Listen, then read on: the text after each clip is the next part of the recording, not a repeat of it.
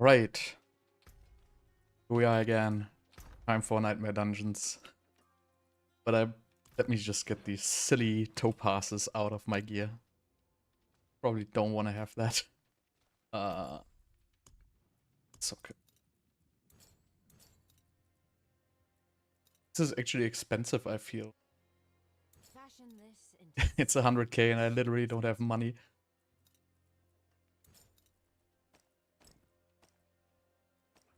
And actually untucked it as well. Alright. So, does it cost money to make Nightmare Dungeon sigils? I hope not. Oh god, it's 50k. I gotta go Helltide. No. God damn it.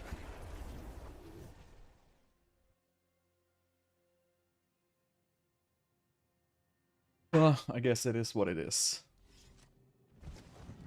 That's the price you have to pay.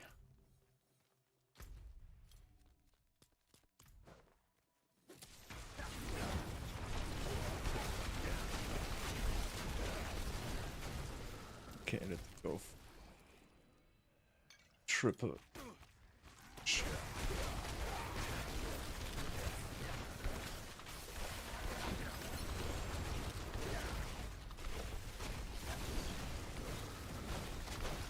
I have to trade some stuff away so I have money.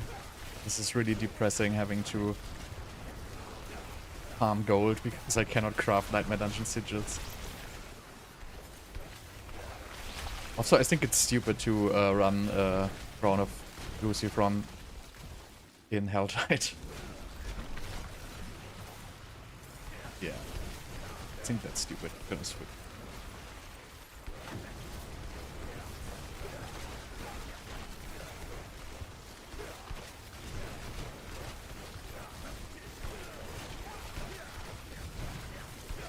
So yeah, tier 100 was fun. But it was silly. Like, they kind of reverted the pit to... I don't even know to when they have been reverted. But the bosses, literally, like, the one-shots are already back at, like, tier 70 pit. So, the pit bosses do the full damage again. And they also have, like, 3 times the XP, the HP. So...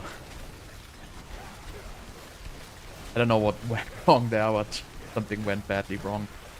But, you know, I kind of found a use for the Axel Conduit. That pants are actually pretty dope if you want to have more resources.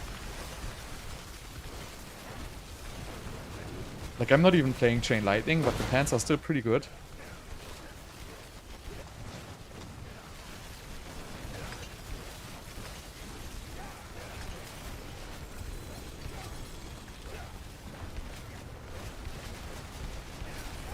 So I just gotta do one Helltide. Gonna get the Glyphs.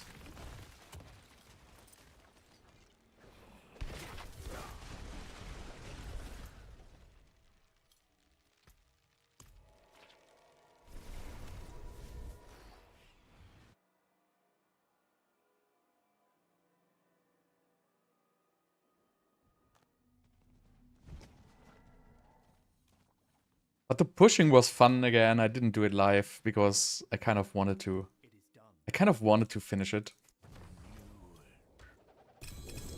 Kind of challenged myself. But yeah, so if you get an extra conduit, you get like a crazy amount of resource generation and maximum from that. So I think it's not active in town. Right now it shows 150, but if I go out of town, it goes to like 220 or something like that. 218. So that is actually like with the crown. So with Frozen Orb, you have enough mana regeneration to run the crown.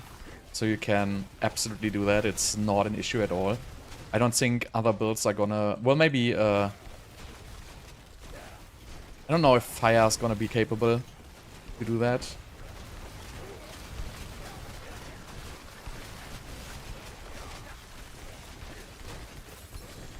What boss damage for farming Uber bosses? Well, I think the strongest one will be without crazy gear is still Blizzard. It's always Blizzard. Blizzard has basically the best boss damage with literally no gear investment at all. Like, you really don't need any gear. Just some basic tempers and some 4 out of 12 gear, and you're gonna be absolutely fine farming tormented bosses. And then it's probably gonna be Firebolt or Fireball even. I don't know. I didn't check how strong Fireball actually is versus bosses. I didn't really watch too much other stuff yet. Definitely not Frozen Orb. Even though it does significantly more damage, it's just not a boss killer.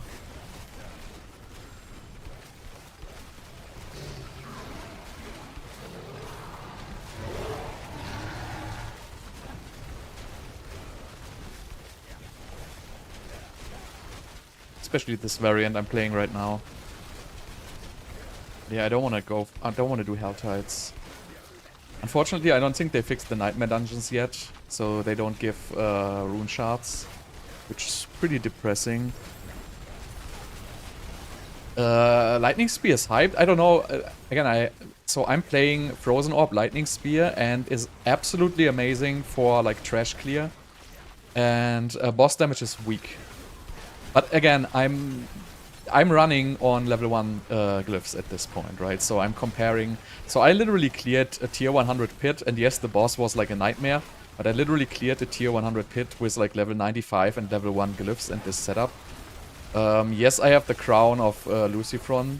How is that called anyway? Lucion or Lucifron? Lucion. So I have the crown of Lucion, and you know, that's kind of like an extra good amount of damage I had there, but you know, it would work without just fine. So yeah, I mean, Lightning Spear is very, very strong for AoE clearing, but it has a very little boss damage. It's probably not even worth the aspect. So if you would replace the Lightning Spear aspect by just like a 30% damage aspect, you would probably do more boss damage.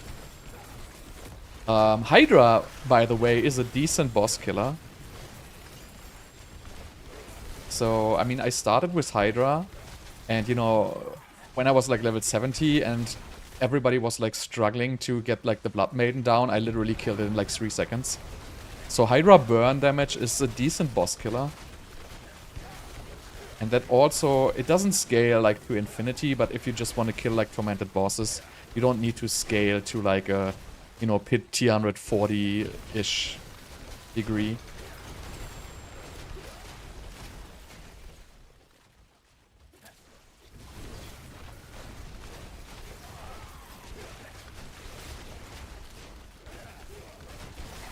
So, but I literally have to try the other builds, right? I'm literally just trying the first build here. And again, I still think Lucky Hit and Andariel's damage over time with Hydra heads and fire damage, burn damage is going to be the strongest build. Like, I'm almost 100% sure that it's going to be the best build, and that's the next build I basically want to do after Frozen Orb is that build, so I just need the Andariels.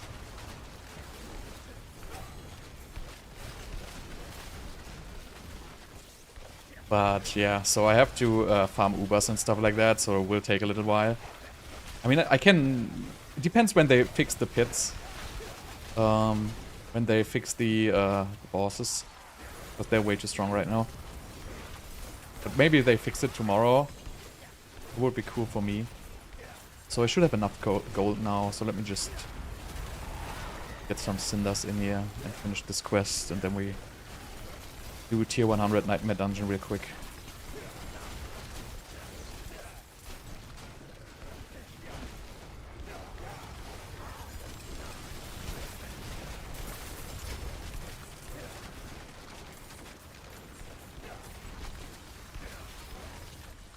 Where do I go?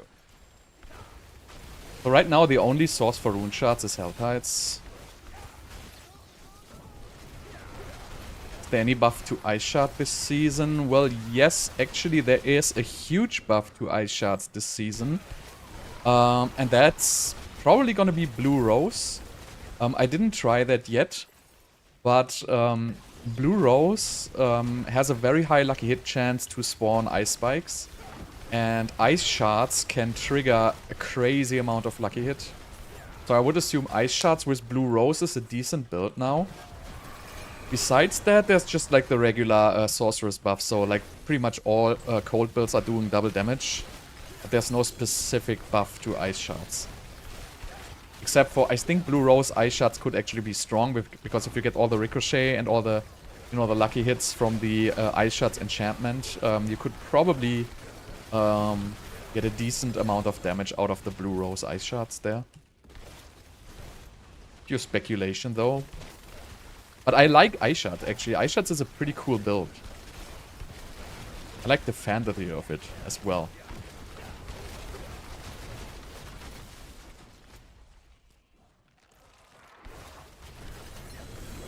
The lightning builds I didn't try yet. I mean, I'm pretty sure other people are going to figure out the lightning builds. I feel like you kind of, at the beginning, you have to focus on some kind of a build.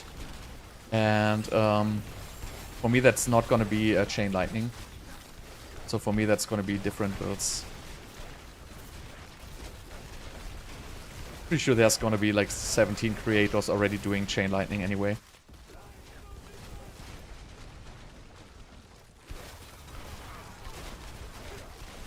So I really want to go for Andariels.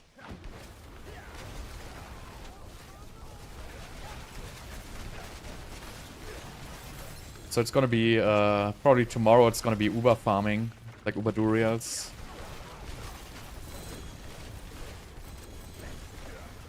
Gotta sell some stuff. And then, you know, get some summons going.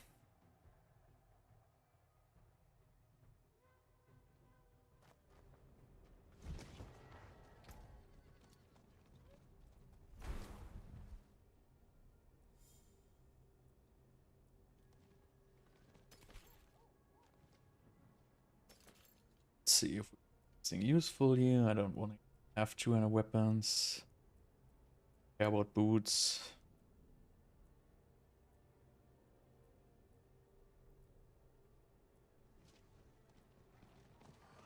Oh, nope, nope, nope, nope. All junk.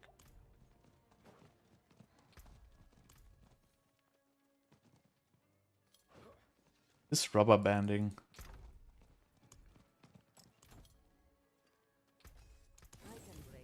Oh damn, I should have sold them actually. I need money. Well, guess not. I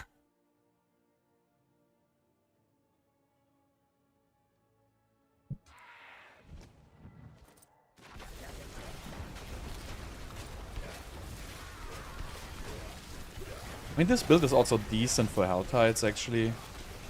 It's not horribly slow.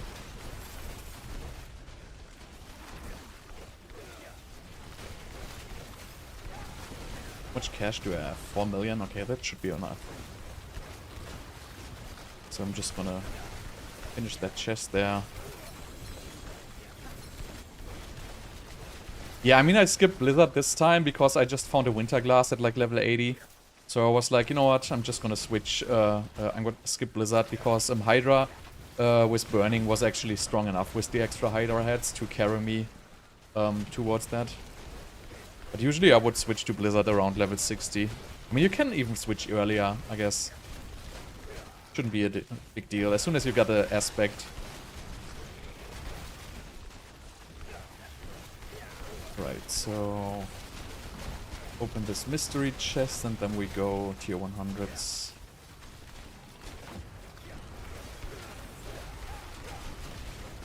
Do I have on my helmet? Lucky hit? Yeah, that's probably the worst, but anyway. How's it going in Brazil? I've been in Brazil for the World Cup. Germany versus USA. I don't even know what year that was. Long time ago.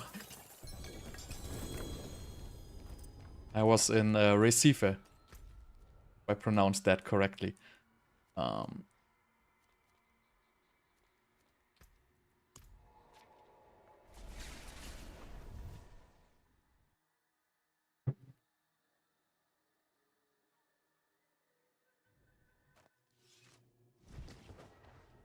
Alright, so... sigils. So you cannot craft Shouldn't you be able to craft the compasses? Didn't they say you can craft these? Anyway, salvage these ones here. Right, let's do some tier 100s. Oh, I can actually afford 2 of them. Nice. What do we have? Carrion Fields. Oh, they are both pretty good, actually. I don't like Shocklands. Let's do it. I don't know if I want to... I think I want to throw another defensive aspect on before I do this. Let's go for concentration.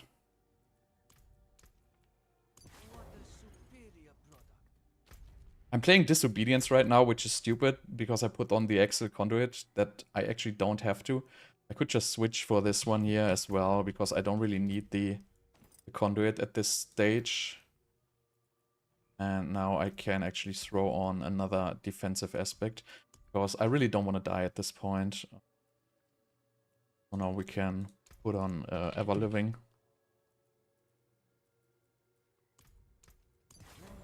So I just need 2 more rubies. There is power in these stones. Well, I guess it's just gonna be 1. Fashion this into something So I'm not playing this combo right now. Like this combo, Crown of Lucian, Axial Conduit, is very, very strong. It's gonna make you sustain the mana. But I'm not gonna play it for Nightmare Dungeons, because literally I just want to stay alive at this point. And I'm not gonna have a damage issue in Nightmare Dungeons tier 100.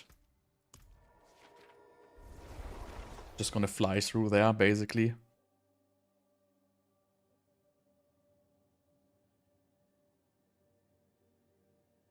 And I guess if we get some glyphs going.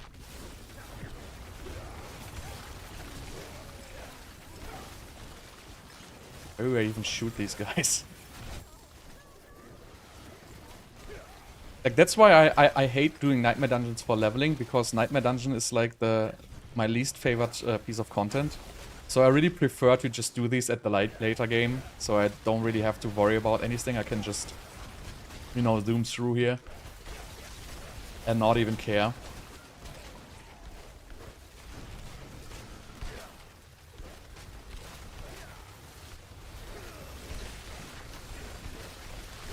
I honestly don't even know if Blue Rose is gonna be best in slot for Blizzard. I haven't tried it.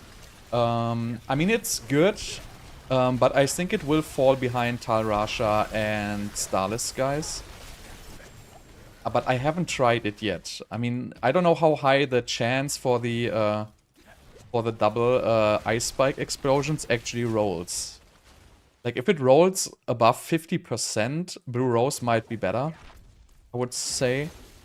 But it has, I think it has no attack speed on Blue Rose, which is a pretty significant advantage for Starless guys. And also, well, Tarasha is gonna have, you know, 80% damage. But I think it's gonna be close. I think they're gonna be viable.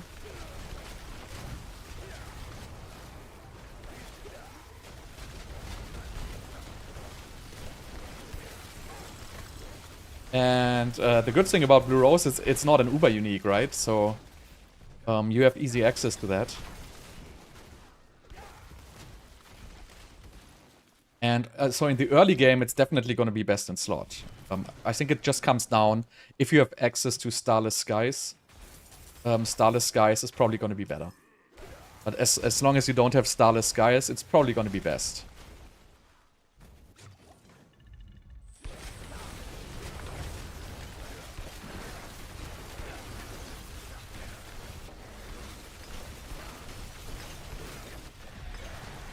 So let's see if they fix the drops here. Actually, I should just... Nope, no rune shards. Alright.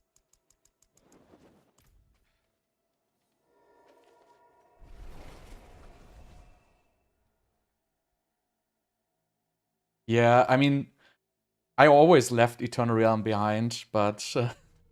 you know, this time there's really no option. Like, I'm not gonna do the whole not trading mistake again.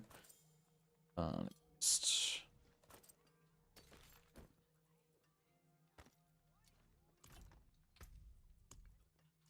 Wait, what do we have? Shifting City.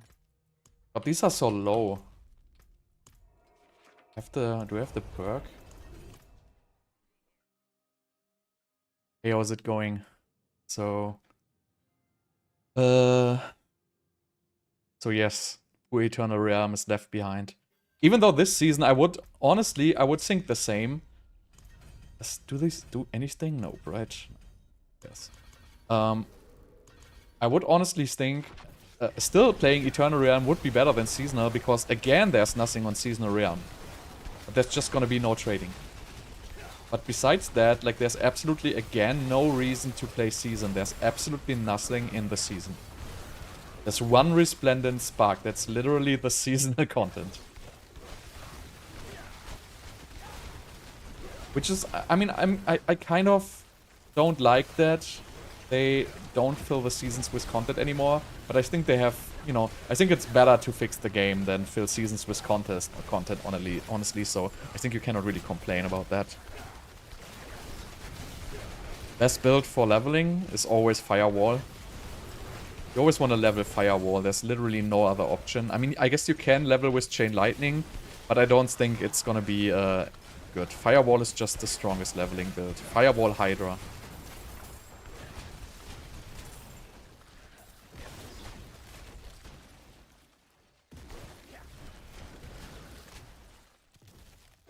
But these Nightmare Dungeons take forever.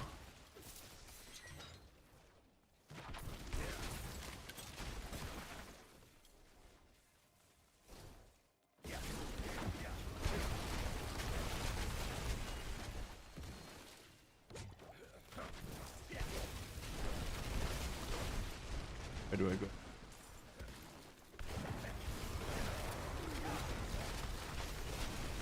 Kinda need Sigil Dust so I can craft more of them.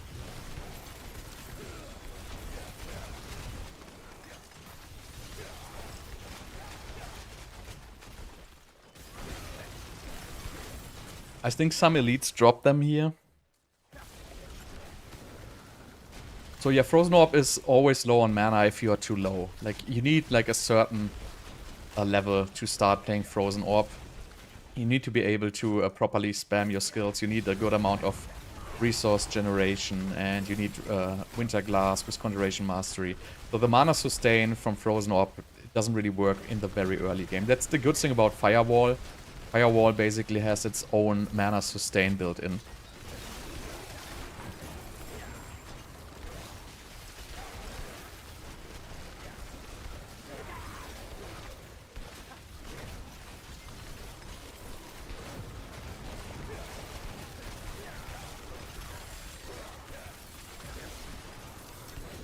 There's another Vampire Lord.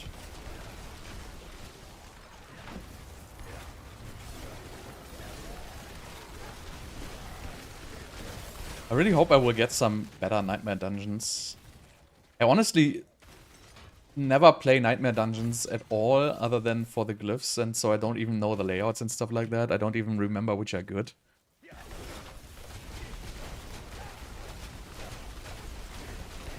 Yeah, Chain Lightning leveling has always been mana problems because the mana regeneration on Chain Lightning is just relatively weak.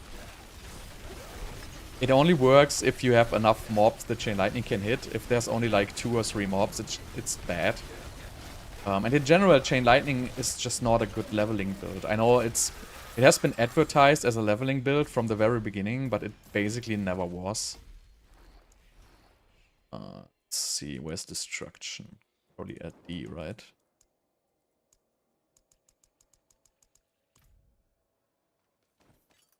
So is the chest even there? No, right? Doesn't even exist. Right. I don't have access. God damn it. Yeah, the mana... I mean, if you are like in Helltide and you get like Aspect of the Umbral or Umbral, however you pronounce that, that's gonna fix your mana, no problem. But you gotta have that one. So... that is actually pretty easy to fix mana with if you have that aspect. The recharging aspect alone is just not going to be enough. And since they destroyed Chain Lightning enchantment basically, This is a good dungeon.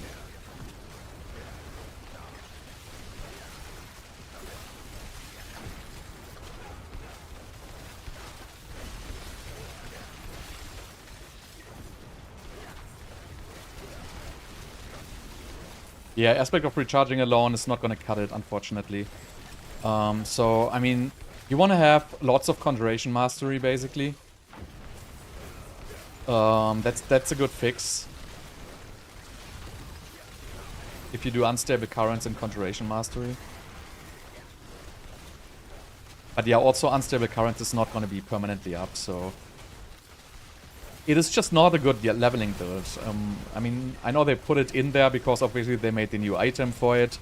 But I felt like if you have the Axle Conduit, like, you only need to fire a single chain lightning, which is probably gonna even kill everything. That was at least my feeling from what I have seen. But that's probably falling off at some point as well.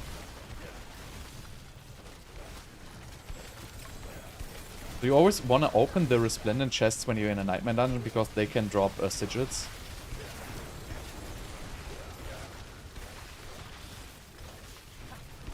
Yeah, Fury Surge is good, but again, Chain Lightning is just not a very good self-sustaining build in the early game. In the late game, it shouldn't be an issue. Pretty sure there's one.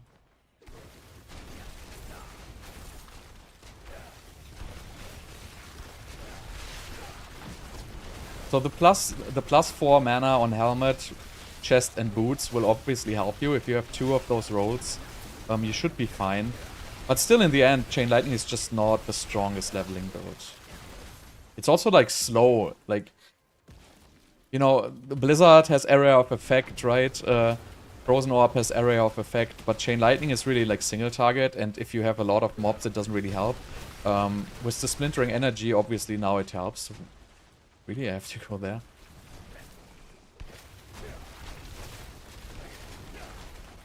Yeah, I mean, I never commit to a build at all. I just, you know, keep farming until I drop the uniques. I feel like for me, that's the fastest way. I always find the uniques. Maybe I'm particularly lucky, but, you know, I also drop, like, a lot of uniques in Helltide and stuff. Also, you have, like, a good chance to get these in the this seasonal reward chest or whatever they're called.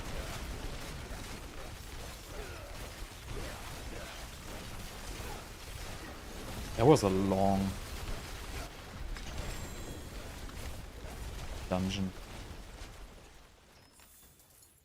Of course, I forgot about the ovals again. Right, let's do these real quick.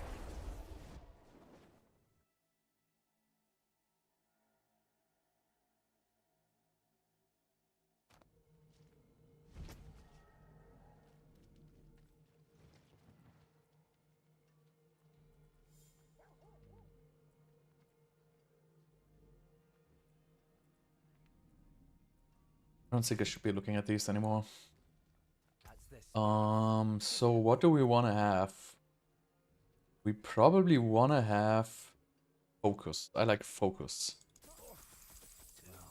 Hello, shining beauty. All finished, are you? What's still got some good in it? Yeah, have a wee gamble. Hello? Shame that. Not a bad pull, that. Shame that. Hello. Yeah, I guess it's time to stop looking at non-GA items. Too bad, friend. Get this live on hit. Why not? Keep it.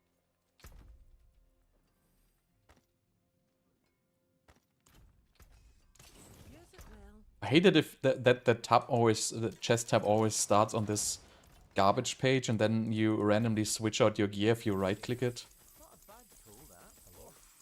Too bad, friend.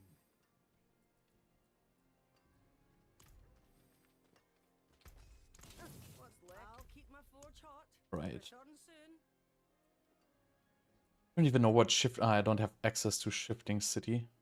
I don't even know what these dungeons are, honestly. Get another resource one here.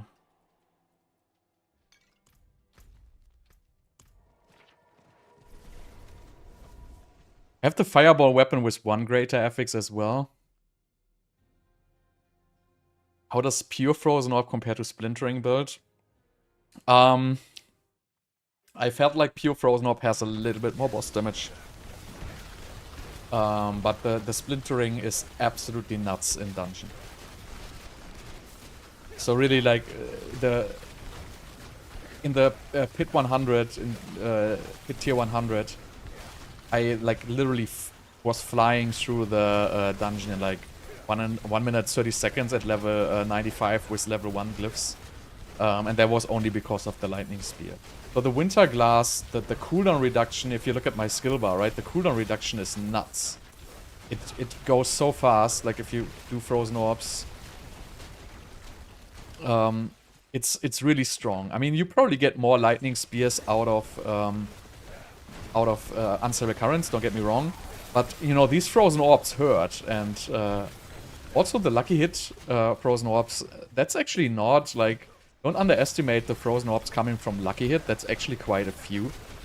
And I guess if you have, like, a perfectly rolled Fist of Fate later, and you can also temper, like, you know, the lucky hit chance on your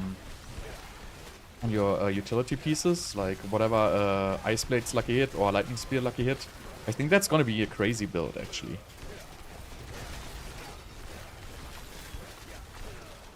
What am I doing here? Searching for Bloodstone.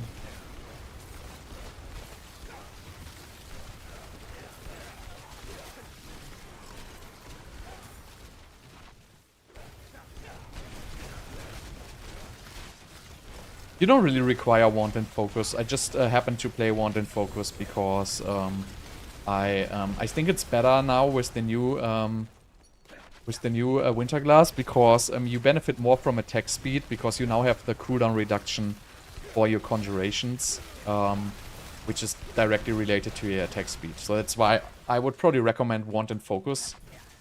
But it's not going to be very far behind, honestly. But also, I believe I don't even know the implicits on the two inner weapons, but I think they are bad. I don't even remember. I think like a stuff has overpower damage or something like that. I don't remember exactly what it is. I might be completely wrong by now.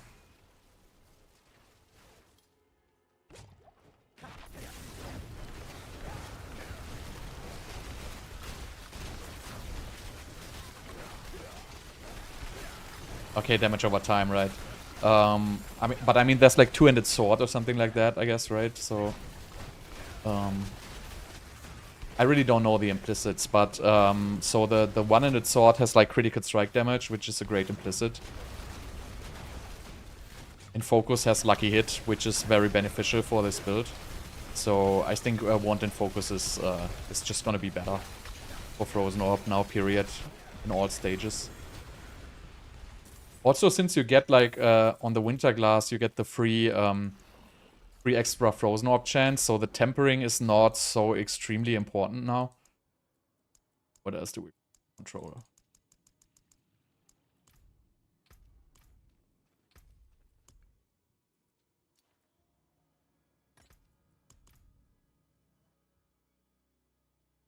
Yeah, so, I'm really disappointed there's no damage over time temper. I kind of had a feeling that there was a damage over time temper, but there isn't. Because I really need a damage over time temper for my Andariel's build. And that's a little bit disappointing, because I don't know if it actually works with damage too close. I would have to test that. I kind of have a feeling that damage over time is not affected by that, or somehow not affected by that. But I don't know that. I have to confirm that first.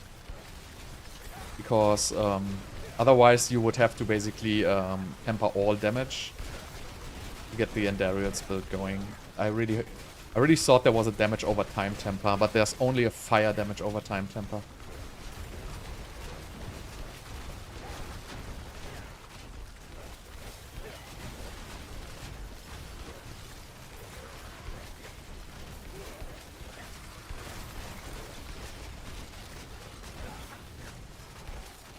Wow, did I just make the round robin here? Absolutely I did.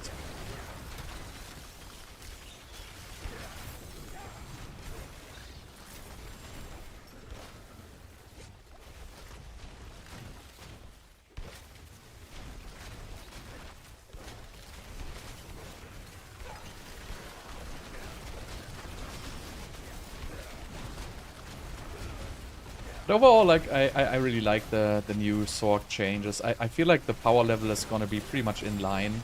I mean, obviously Barb and Broke are still gonna be stronger. But, you know, Sorc is gonna be better for, like, speed clearing certain things, definitely. But we still won't have the crazy single target damage.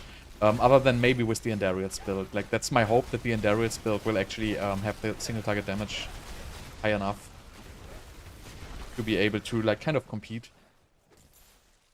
But we have to wait until they change the pits again. Right now, pits are, like, unplayable anyway. I mean, they're not unplayable. You can farm, like, you know, tier 80s or something like that. But the bosses just get too strong.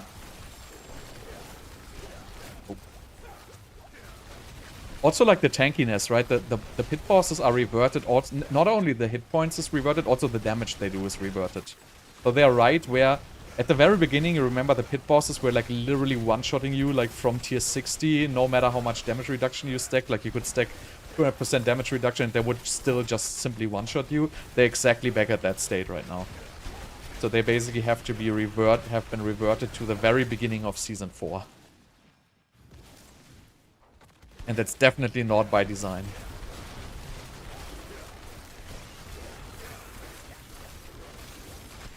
No, my plan is poison, spark. Spark, poison, Hydra, burn damage. That's my endgame build. My plan, at least. So I want to have Hydras with Hydra head tempers. Then I want to put damage over time on all of my gear. And then I want to scale Hydra burning damage together with Andariel's damage. And I want to use Spark and Hydra to apply the lucky hit.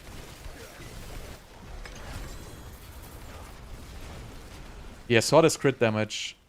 Correct. So Sword is the best one, basically. But, you know, it's not, like, extremely important, right? You can really use either one.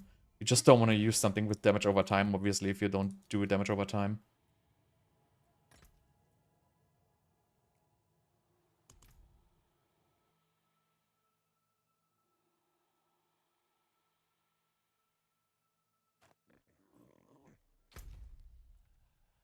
So I really think you can get upwards of 250% lucky hit chance or something like that with the Andariels. And you can get crazy amounts of basic skill attack speed. So you can reach very fast attacks with that. And that's not going to be the fastest dungeon clearer, don't get me wrong, because Spark, you basically have to focus, like you have to target mobs. So the Poison Overs come out. Hydra's are going to do that fairly good automatically. But it's not going to be the fastest in the dungeon. But for boss damages, it's got to be very, very strong. Because you just basically have to spark that boss. And targeting mobs in the dungeon with Spark is, like, stupid. Like, it doesn't even work properly.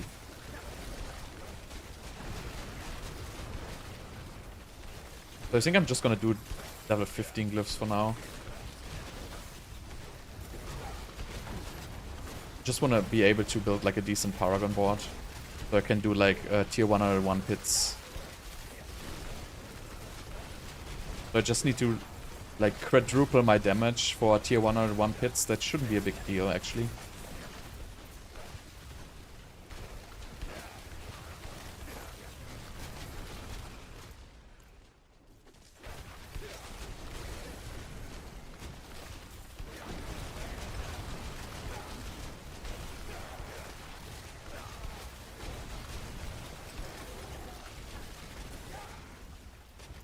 This.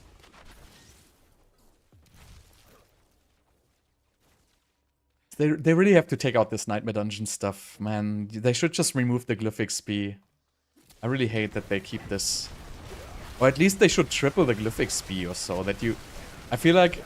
I mean, it's okay. I know, I understand that they want you to play the Nightmare Dungeons because they have the Nightmare Dungeons. Blizzard always does that. Whenever they have a certain piece of content, they will do everything players are gonna play this. But I feel like they should just, you know, do 5 times the Glyph XP or something like that. I feel like 5 times would be a good amount. Then you still have to do, like, probably like 20 or 50 Nightmare Dungeons to max out your Glyphs. But not like 100. It's just way too much.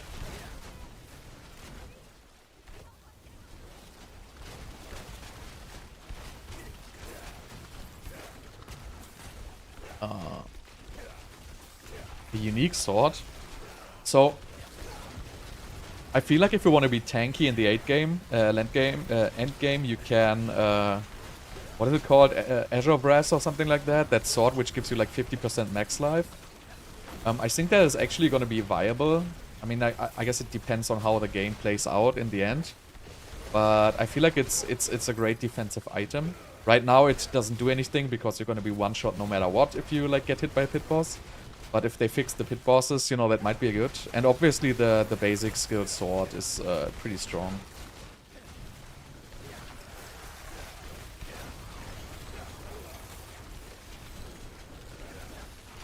Yeah, the Shard of Verasiel. The third blade, I don't even know what that's the rogues thing, right?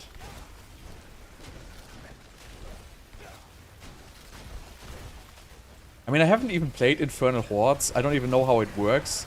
So do I need to take my level 3 sigil? Because I haven't found like a sigil for Infernal Hordes at all.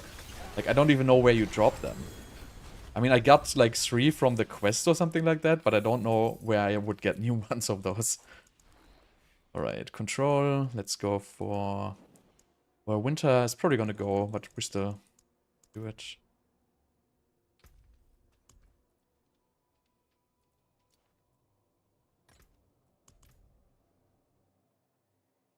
Because you get them from nightmare dungeons? I didn't get a single one. Abyssal scrolls. So I have one abyssal scroll. I don't even know where I did that got that from. Then I got one infernal compass. I got that from... I don't even know where I got it from. But I haven't found a single one.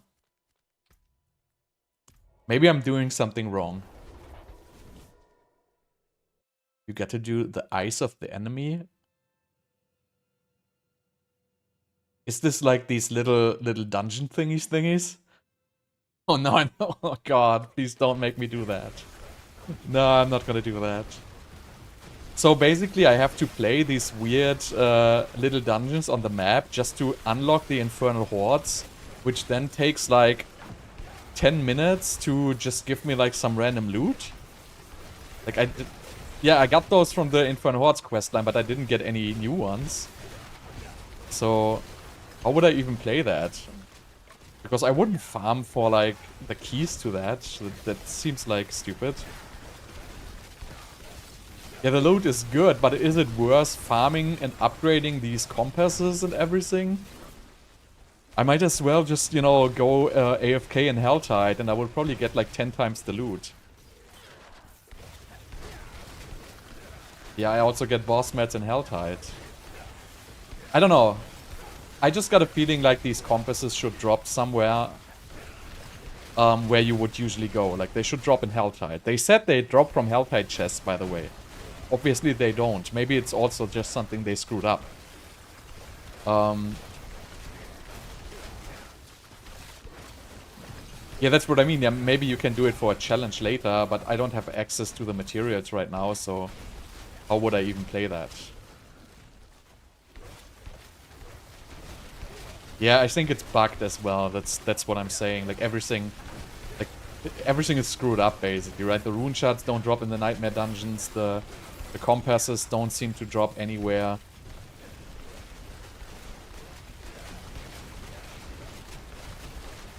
I finished the quest line, so why wouldn't they unlock? Or do I need to play one before they drop?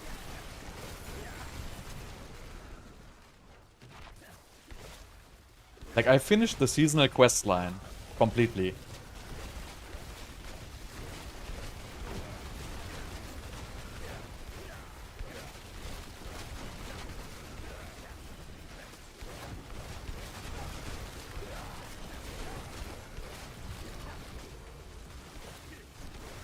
I would check after this dungeon.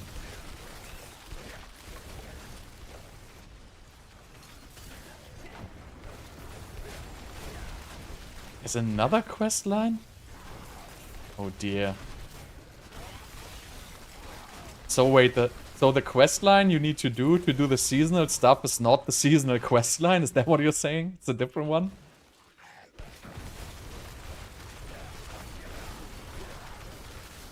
Yeah, probably. I mean, if I do... I didn't do any other quest line there. Oh look, there's probably my third winter glass.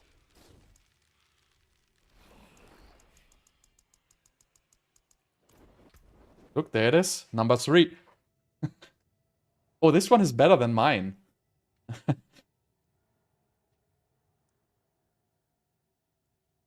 I have so many of these. So, wait. So the quest line is unlocking the Horn of Trials. Is that? No, the Eyes of the Enemy? Eyes of the Enemy.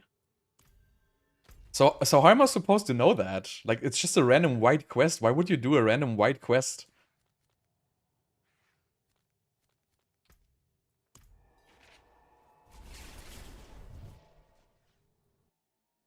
No, I'm not gonna trade that one. I'm gonna use that one. Because it's better than mine. It has +1 ranks on Conch Mastery. So I have to complete this random white quest here. To gain access to... whatever. Oh, this is the quest from the PTR. I remember that.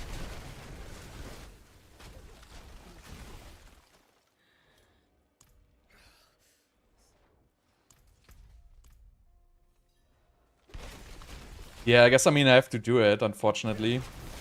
Because it's stupid to do the Nightmare Dungeons without dropping the sigils, right?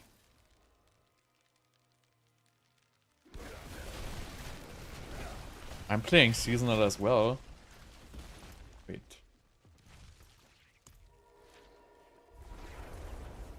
So wait, the sigils drop from Nightmare Dungeons? Like the compasses, they drop from Nightmare Dungeons as well?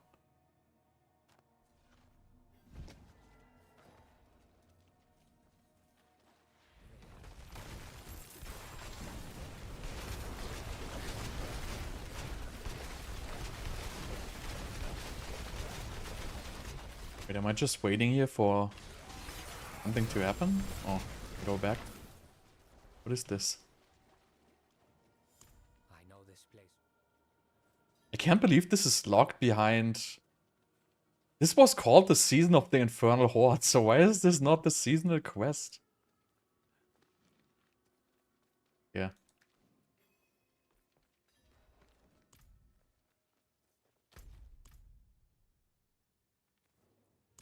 They came for... No, I feel like this didn't take so long. Kind of remember. Okay, so they maybe just drop from everywhere.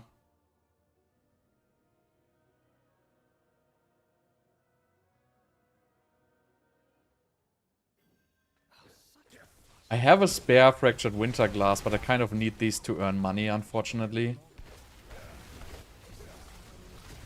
Like, I will do trading tomorrow. I kind of gotta get some gold. And like a plain Winter Glass is probably gonna be worth like 50 million or 100 million even at this point, maybe even more. So I kind of have to trade these away.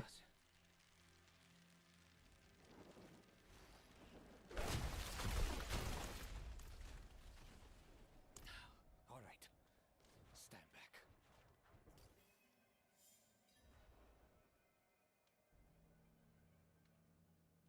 Basically what I'm gonna do is tomorrow I'm gonna put up all my Greater Affix gear on like a Diablo trade so I can buy materials for Uberduriel summoning.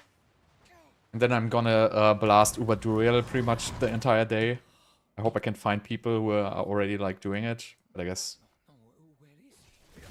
because I really need the uniques. At this point there's like nothing I can do to improve my build. Here's our tool. A relic. Wasn't it just... Isn't this questline like pretty short? I think I just have to like go through like 2 of these dungeons and then I get to like the Infernal thing directly, right? This questline, by the way, was pretty good. Like, I feel like this is the best questline they ever designed. Because when I did this on the PTR, it was actually a little bit challenging. The guy is obviously following you way too slow, and I probably have to walk back now. No, I don't.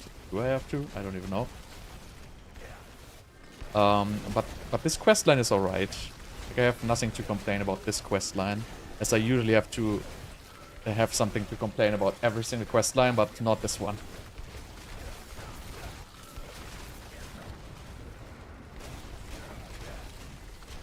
Well, actually I have. You have to click stuff which is not highlighted. Like this stuff, clicking this stuff. I don't like that. Yeah, but that's kind of by design, right? You're supposed to like feel this whole quest line and go together with like the guy and like, you know, experience the story and stuff like that. So I guess that's alright. I don't really like these kinds of quests anyway. Like I really like the way quests were in like Diablo 2. That the quests were meaningful and they had together like they were like scaling with the difficulty level. But pretty much when you do these quests, you're already like 15 iterations above this content. So you basically, what happens is you don't really enjoy the quest at all because, you know, you're just standing there and smashing stuff. And I feel like I don't like this entire concept of the whole quest. I also don't like the whole leveling. I really liked it way more in Diablo 2, where you just have to do the campaigns and the quest and everything, and then scales with the character level. This whole overworld Helltide leveling in 6 hours to level 100. I don't know, I don't like it, but I guess it's kind of, you know, how stuff is at this point. But that's if there's one thing I'm missing right now in like D4, that would be meaningful progression. Other than, you know, I have to level Helltide, so I get my rune shots. And I have to do my nightmare dungeons, so I get my glyphs. Then I have to do this to get this. And then I have to do this and get this. It's like, I don't know, I don't like this overall process, really.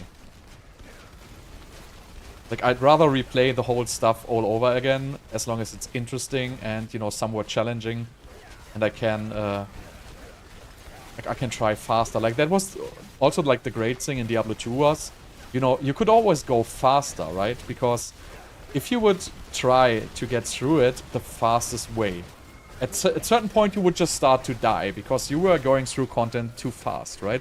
If I skip the first 4 zones in Diablo 2 and I start fighting with level 1 in the 5th zone, I'm gonna die. And so you kind of have to develop a balance, how fast you want to progress. And that was a very interesting part of the game. And in D4, basically, that doesn't exist. So you just basically spam Helltides, and then you call it a day. There's really nothing else you can do. I mean, of course you can level in Nightmare Dungeons, but it's really, you just do something repetitive. And I feel like that's a shame because, you know, they probably spent like thousands of hours designing the campaign. And honestly, like, I don't even remember the campaign. Probably nobody even remembers how the campaign was. Because literally everybody just played this campaign once. And I would feel like it would be much better to just add replayability into that. Like, if it would be my game, I would do that. Same like Path of Exile does it, for example. Like, Path of Exile does a great job doing that, because the campaign, it's exactly the same thing, right? You can try to get, like, a build which is extremely fast and can progress through the campaign, and at some point you're just gonna start dying, and you have to, like, you know, farm for certain gear pieces so you can progress through the campaign faster. It gives, like, so much more meaning to the start, like, of a season or a league or a cycle or however you want to call that.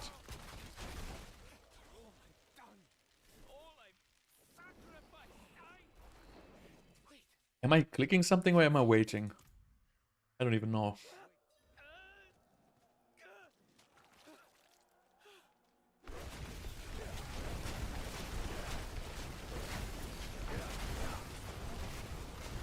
I don't know what I'm doing. I have to click something again. Oh, I guess I'm just waking. Hey, Glockrun's Eye. Maybe I should read. Where the hell is that? Okay. See, that's what I don't like. I don't know if I have to wait or I have to click something. Like, this whole quest is like so unintuitive. Follow?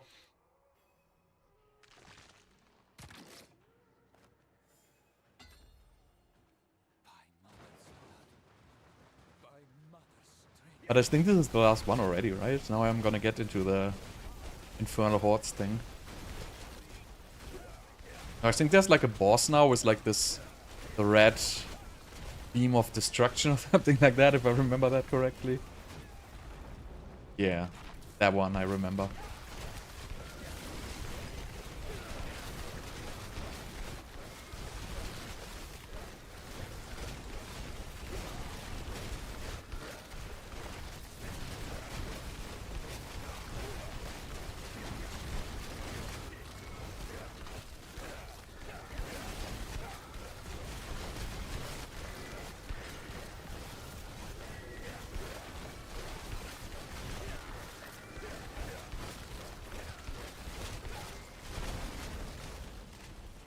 Right, so now, please be gone.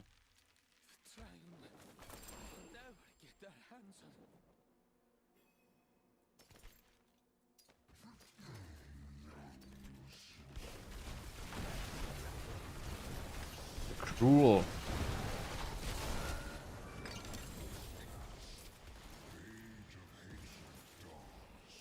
Yeah.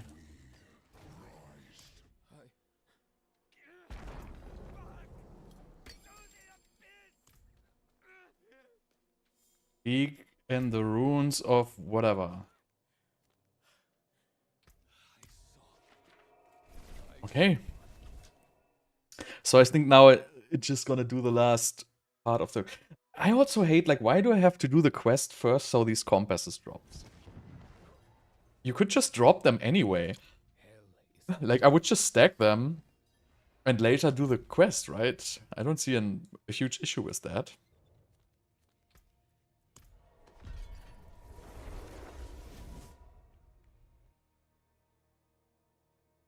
But yeah, I feel like this quest should have had at least another color, like make it red or yellow or something like that. Don't make it white, like all the other quests you don't do. I was ready the day. Right, this is it, right?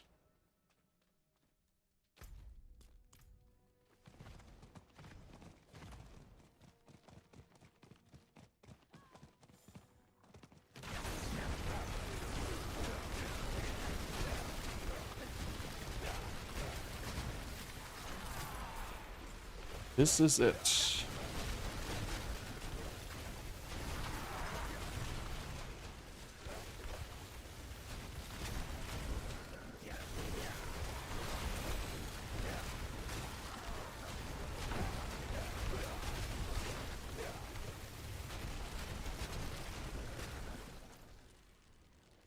I have to wait for the guy. Look at that.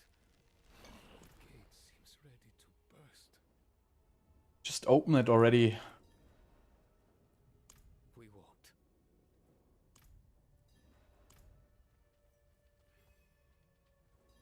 Like this whole story, like you have to click this, you have to click that, you know, just open it already. Like, what's the point? Like, I just don't understand why would you put work into this? Why would you place like some kind of a thing there that I have to click, then I have to walk here, and then I have to click again? You know, just make that guy, like, just make the story like follows. The guy goes there and says, "Oh, I'm just gonna use magic to open this door." Pff, open door. Story done. Like, nobody has to pick up stuff from the ground. Like, nobody wants that. I really don't understand the whole concept of doing these things.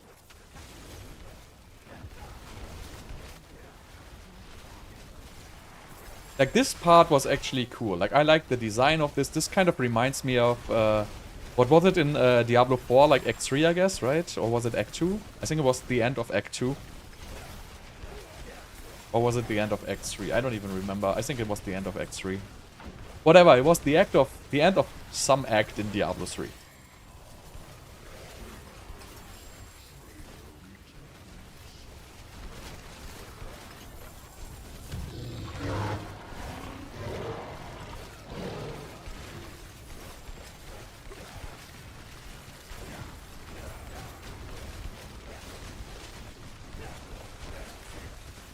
Okay.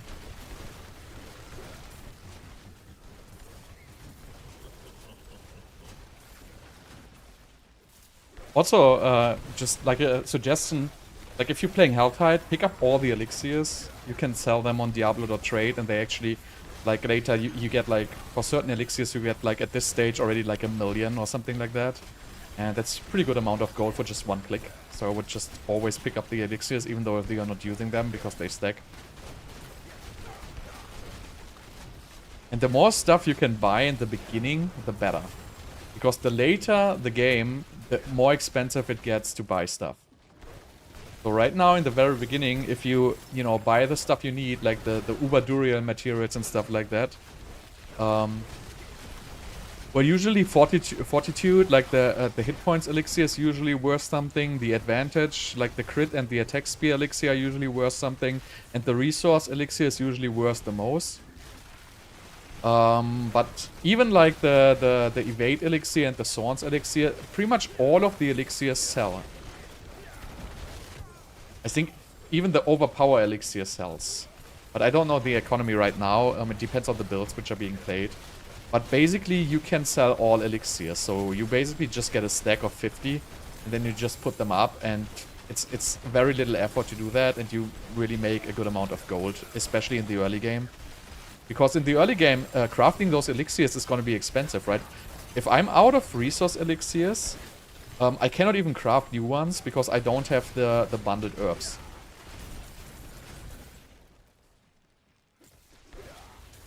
It's not really tedious, honestly. Like, they just stack. Like, see an elixir drop, just pick it up. Like, just imagine, like, if you pick up, like, legendaries or rares or whatever, it's the same story, right? You just pick it up, and you know, in the end, you know what? It's gonna worth 50 million. So, it's much more efficient than actually crawling through legendary items.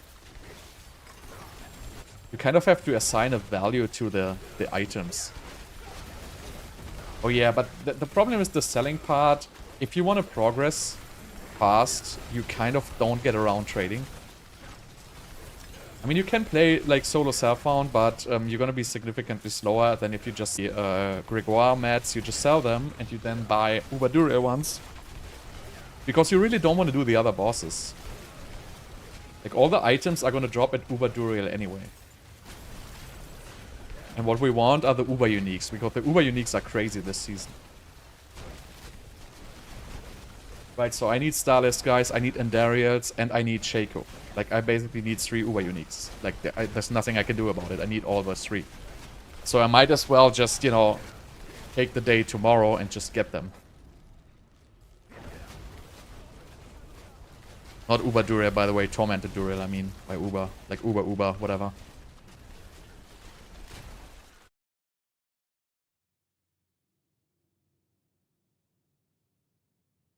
Alright, so I hope it's gonna be worth, like, doing this event. Okay, so now I have to finish it. I hope they're gonna drop me the compasses now after this.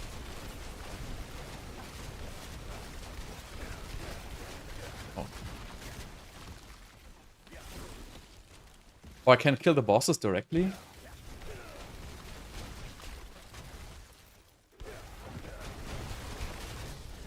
No, this is gonna be the main event, right? No, this is gonna be the boss room, I think.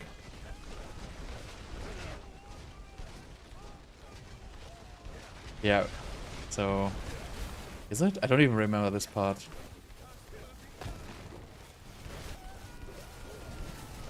I guess I'm shooting a boss which... is not dying. Oh, look at this sweet little pink hydras.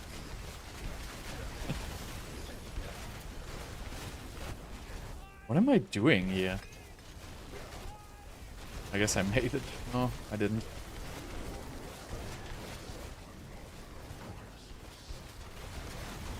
I have no clue what I'm doing. I'm just like shooting on the ground. Like, that's the only thing I know.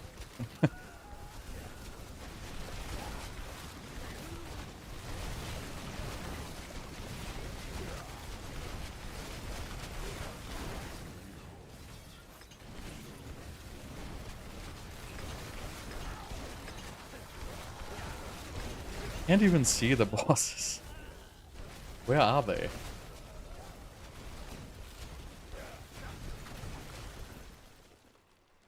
Ah! Alright, this is it, right?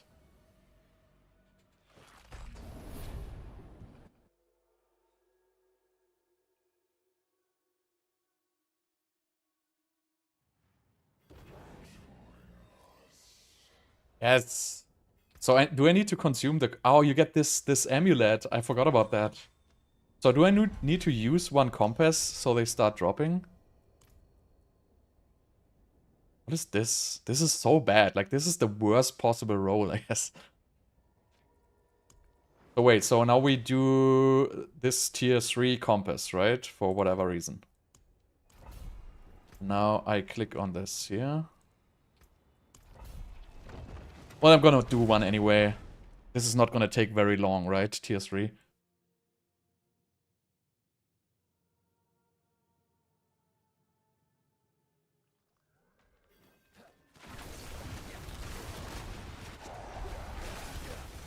What is this monster level?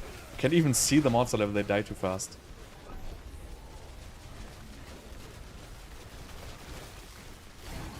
Oh, it's just like level 100. Yeah, this is pretty low actually.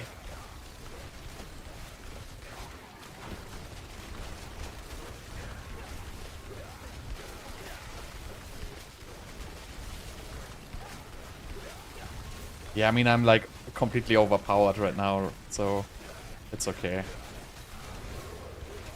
Just finishing this because I might have to do this for the quest.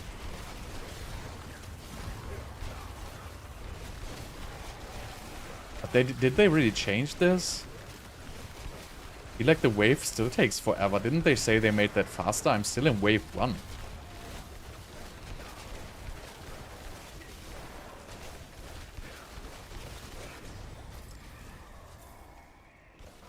Alright, so what we do?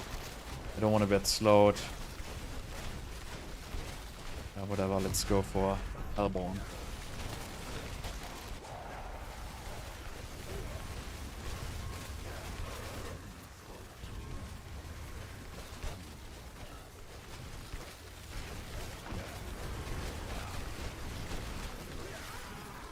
So do I get like greater apex items at the end? Like 5 of them?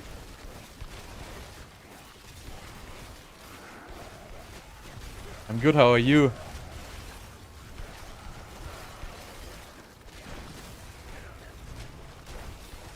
Wow, this takes so long. Like, if every wave takes 90 seconds, this is gonna take like a full 10 minutes. Like, this is never worth the loot in the end. I don't even know how much they buffed the loot, but it's never gonna be worth the loot.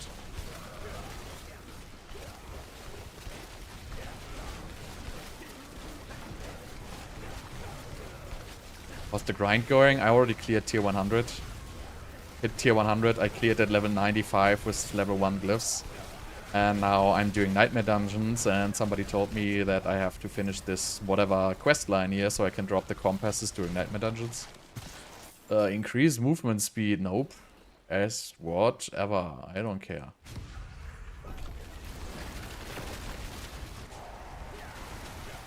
So they didn't change this whole boon and bane story. It's just like the same boring thing it has been before. Why do I have Infernal Compass on? Something gave me Infernal Compasses. I didn't activate these myself. I don't know where they're coming from. It's weird.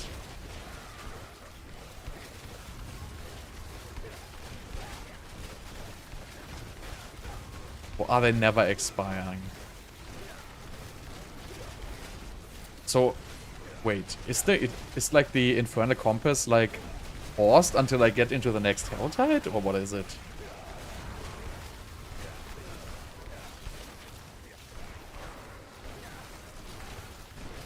I have to check. I think it is. Because I had 2 Infernal Compasses on when I was in the Helltide, I believe. No, I actually had 3 on. That doesn't make any sense. So I just randomly received 2 Infernal Compasses, I guess. Not Infernal Compasses. What is it called?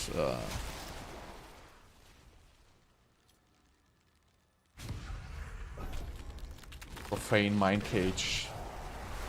No clue how I have this. Alright, this is taking forever.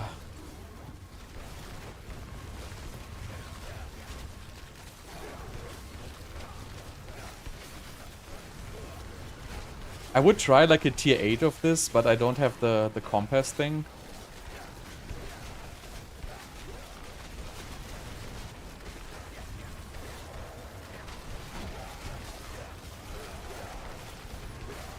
Yeah, but I had 3. So I clicked 3 once when I was in the Helltide, and that's probably like 20 minutes ago or 30 minutes ago. And now I have 2, which are probably like, what is this, 10 minutes? So I don't even know how do I have that one. Maybe it's just something bugged. Who knows? It doesn't make any sense.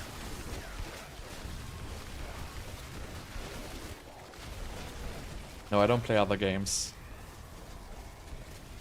I don't even have time enough to play a single game. Okay, Hellbourne when spawned. I have no clue what these are doing. Just randomly click one.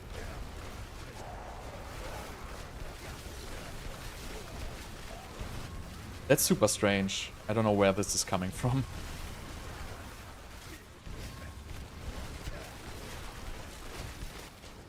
I mean, if this really would give...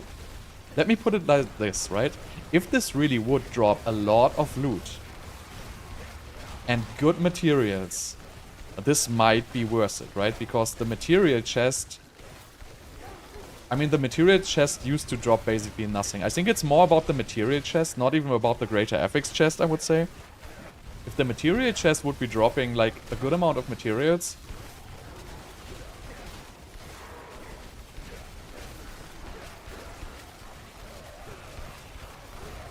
Why wouldn't I be able to do tier 8?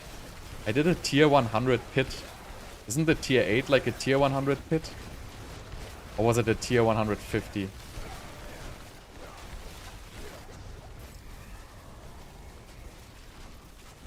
Probably the boss would just rape me. Okay, Masters, Spawn, and Aether Lord. Whatever. Yes.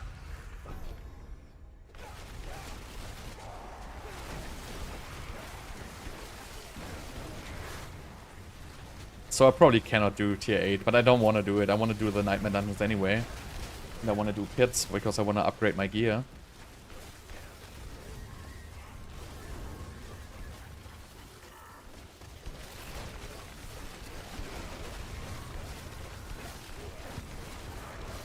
I'm excited how, like, what I will get out of the chest at the end, because I have kind of like a lot of these whatever things. Aethers or Acers, whatever they are.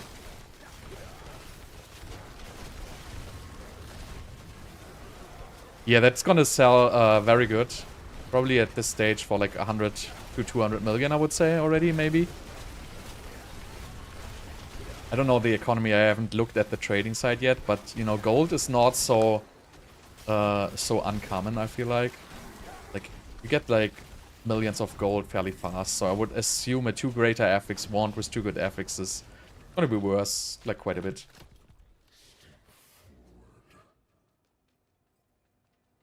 Alright, I got 374.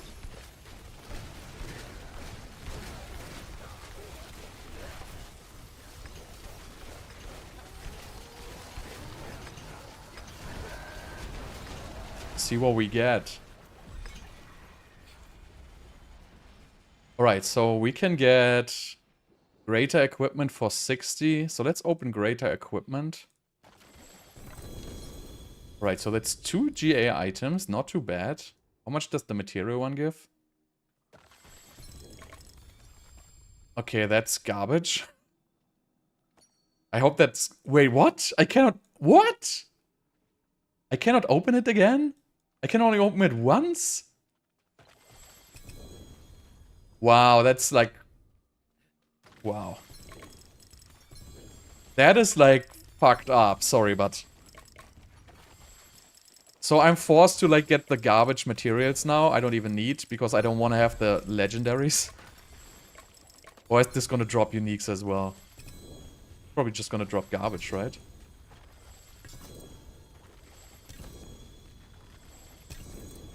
Okay, it drops the scrolls for upgrading. I mean, I thought you could open the big chest more than once at least. This... Or at least can disassemble all these things here. Salvage.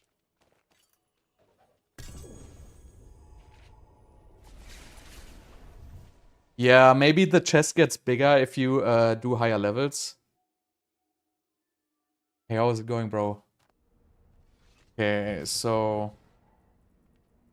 Whatever, what do we get? Junk. Can actually keep it. Can actually keep it. Junk. Don't even know if I want to keep this. Probably not. Well, accidentally clicked this. So anyway, so now I will be able to drop these. I mean, I guess, you know, the amount of loot wasn't terrible. But I don't think it was worth the time investment. But since this was just like a tier 3, I don't know if it would give more materials if you would do a higher tier or not. We might buy this.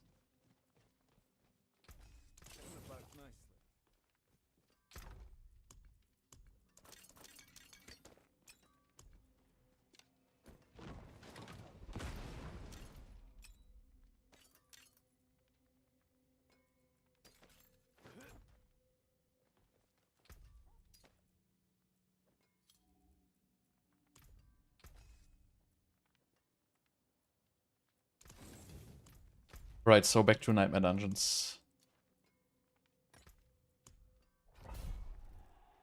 Yeah, I know I can upgrade the compass, but I don't have a new compass. So... I don't even know. Will I just drop tier 3 compasses no matter what? My stream is going good. Thank you. Okay. So... I'm excited for these compasses. So they probably just drop as tier 3, no matter what.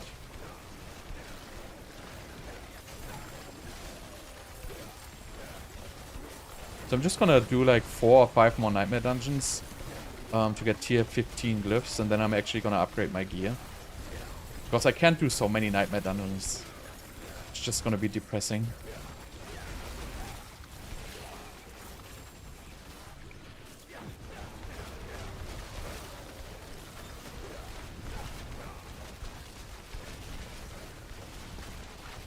But you know, Infernal hordes might be cool. Like I'm not gonna say that I don't like it. It was much better like than on the PTR, but the rewards were, I don't know. I mean, if the rewards scale with the difficulty, it might be worth it. If the rewards stay like this, you know, you stay away from Infernal hordes basically.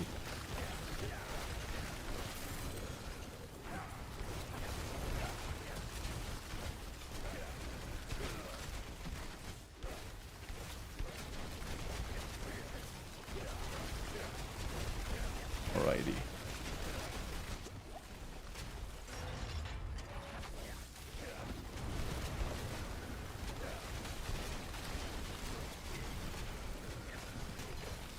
This is a fast Nightmare Dungeon, I guess. I also can pick up like all these seasonal bounty stuff, like I haven't really opened them. I think you get like there was like the boots with cooldown reduction, right? But somebody said they are not in the game yet. Didn't really follow up on that.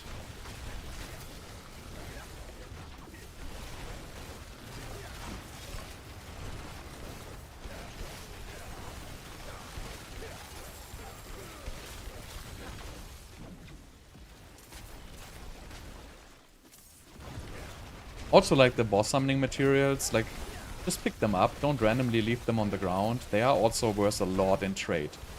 Like especially Varshan sets at the beginning of what is it called, a season, are worth a lot. Because everybody wants the Varshan stuff.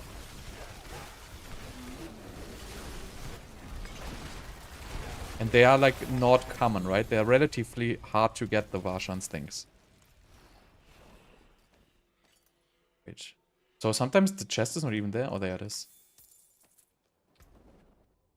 Look at this. Pain Gorgeous. Junk. What do I have?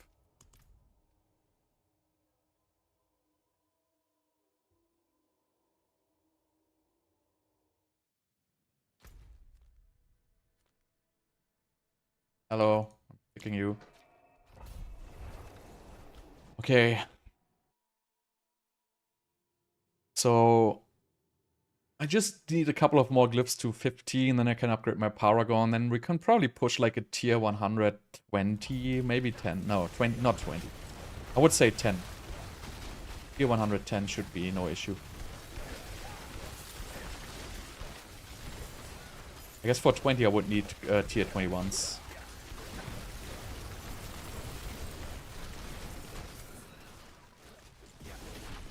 How much money do I have? 8 million? That's not even gonna be enough to masterwork like 2 items. My biggest problem is I need gold for masterworking. I didn't expect that would be my bottleneck, gold for masterworking. I thought I would have different issues than that.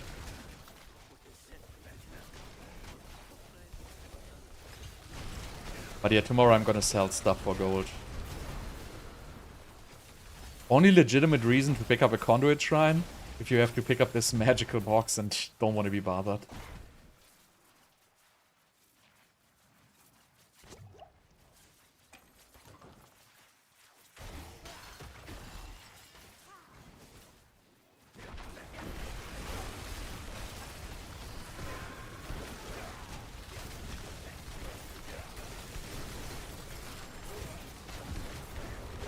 Oh.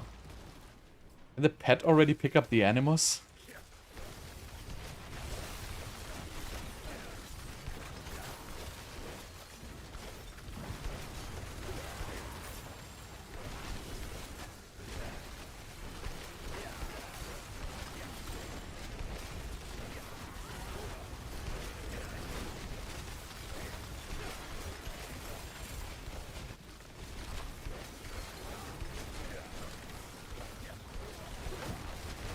Get this. Yes, I missed one in the back. I know I missed one in the back. Oh, I didn't. Lucky me.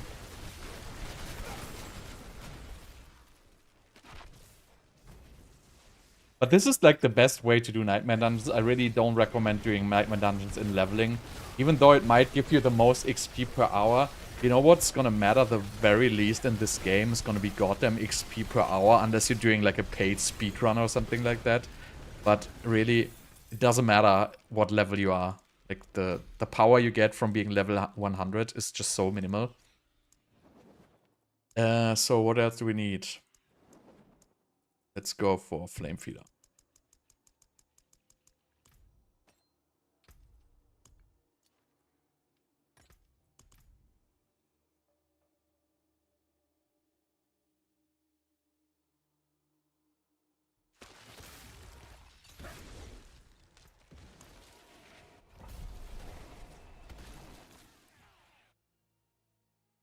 I have to pick up all the Battle Pass stuff. I want to see the cosmetics, actually.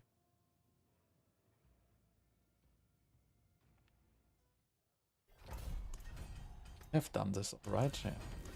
Oh, I should have done these before doing the Infernal Wards, I guess.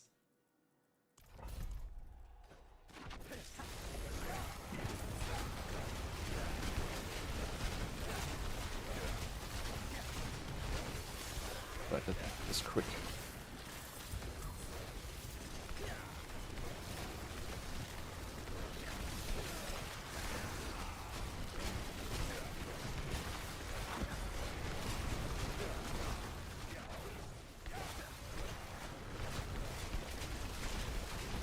So I guess I need 2 or 3 more glyphs. I don't even know.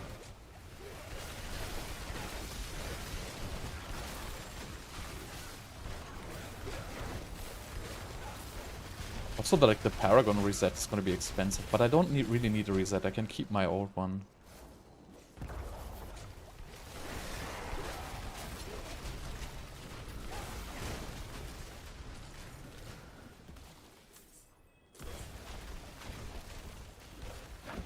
Right.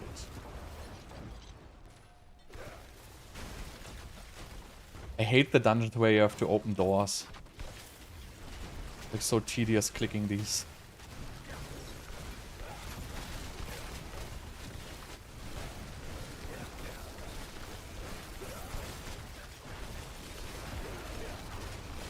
Also, did you notice how crazy expensive enchanting is now? Like, it costs like 15 or something like that of the materials you get from salvaging a legendary. It's like actually out of control, the cost there.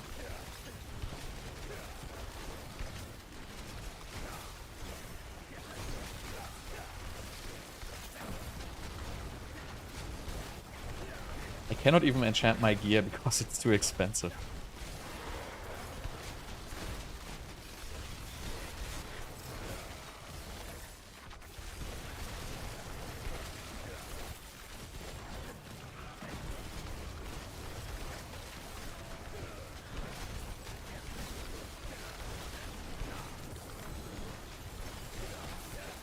But I can get the good gems soon. That's gonna be a good upgrade for me. It's gonna give me like much more life. It's not gonna help me because I'm still gonna get one shot. I mean, I'm pretty tanky. I have like 23k life actually. Like that's actually a lot. And it literally doesn't help.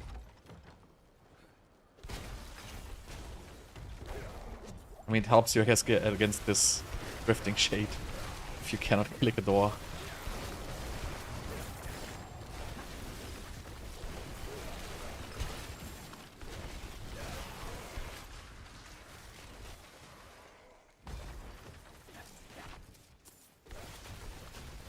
I'll get 8 million gold at least, so it's kind of getting a little bit better on the gold end here.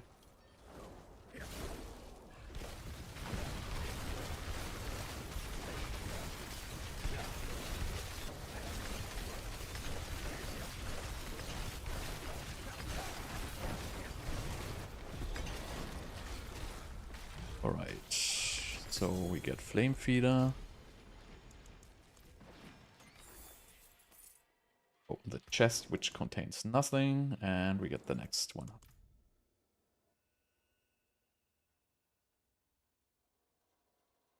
So, I don't even know if I want to do Winter, because I'm gonna be bottlenecked at boss damage, so I'm probably gonna ditch the Winter rune there for something else.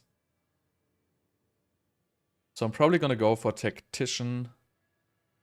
I don't think I need the Unleash. I will have to try with the Crown of Lucion, and if I can get away without the Unleash rune.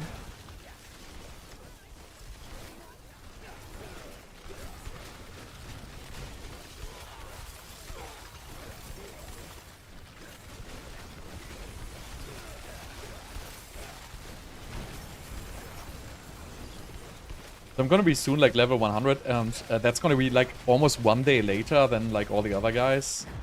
But I feel like I have way more than the other guys anyway. Like I slept the night and stuff like that. Like it feels pretty smart to me. And level really doesn't matter in this game at all, because you need to get all your glyphs to level 21. You need to get the masterworking materials. And really you just need level 100 at the very high end. Before that, you're literally just missing like a couple of Paragon points, which equal to like, I don't know, 50% or 100% additive damage. So really not a huge deal not to be like level 100. I wouldn't rush level 100 at all. Makes no sense in this game.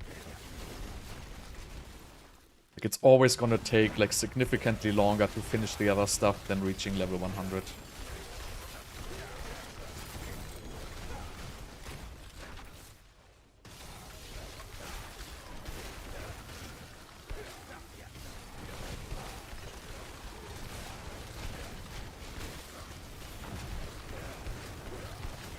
I don't think that's true, honestly.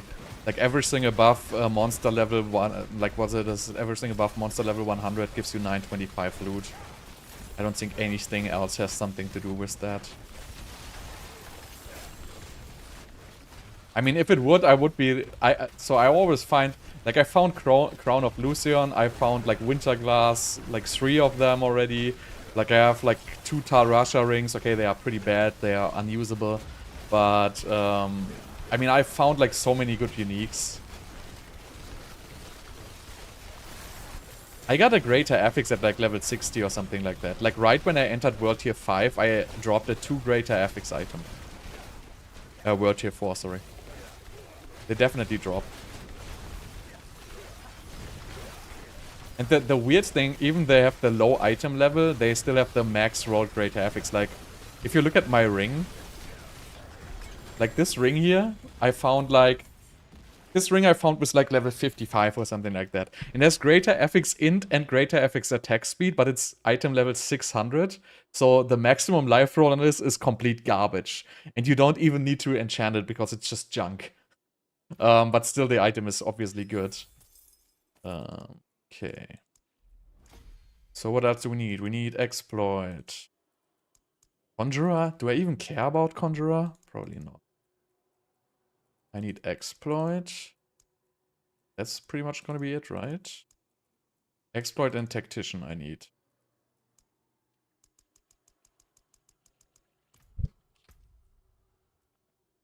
Oh, look at this. Greater... But garbage stats.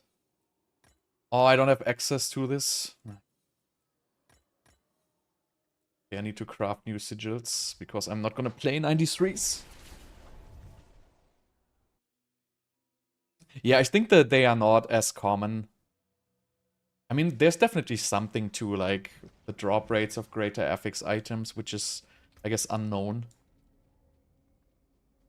Just gonna keep this. This might sell.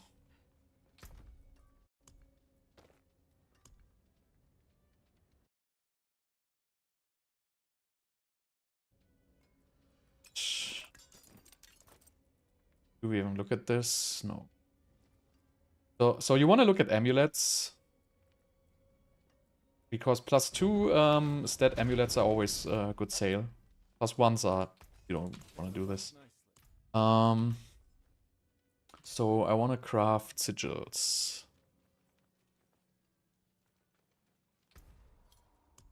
Okay, now I can craft... So you can directly craft Infernal Hordes compasses out of sigil powder, so I guess you don't need the scrolls. What are the scrolls for, then?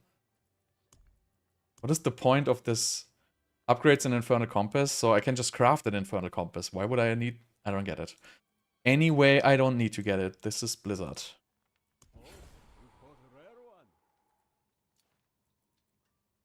So we can just salvage these, right? I don't need these. I have tier 5s, though.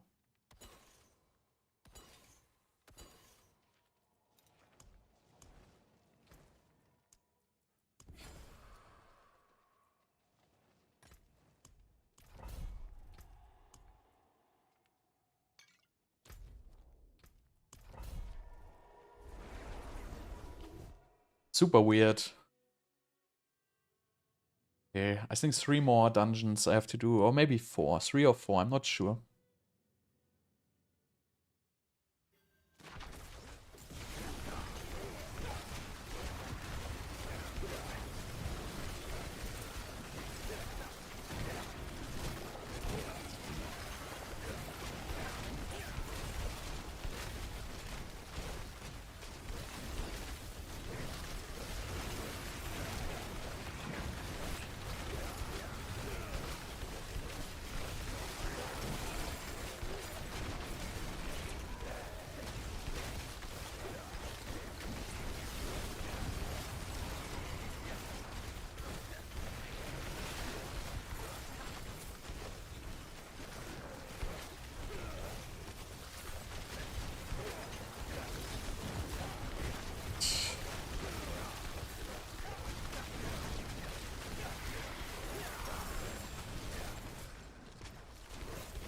Don't tell me there's one in the middle. So should I do the Infernal Compass tier 8? Obviously there's none in the middle.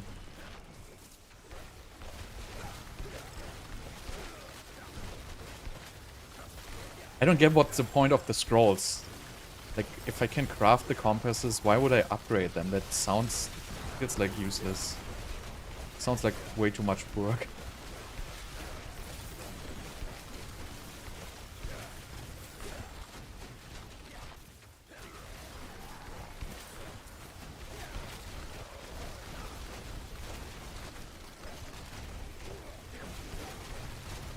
Ah, these layouts.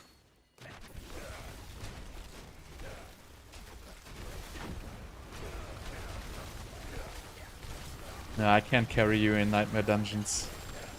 I gotta get out of these nightmare dungeons as fast as possible.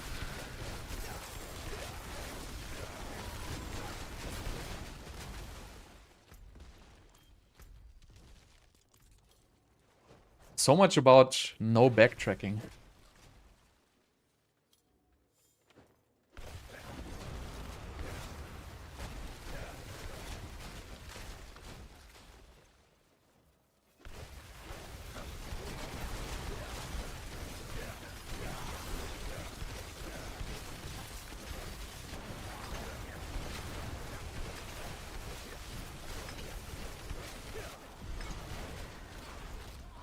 Alright. Exploit.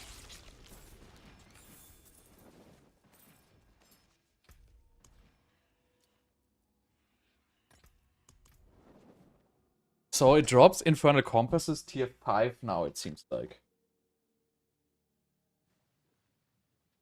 So in the end, I didn't have to make this quest at all because you can just craft these compasses anyway. Wait. Where did it go?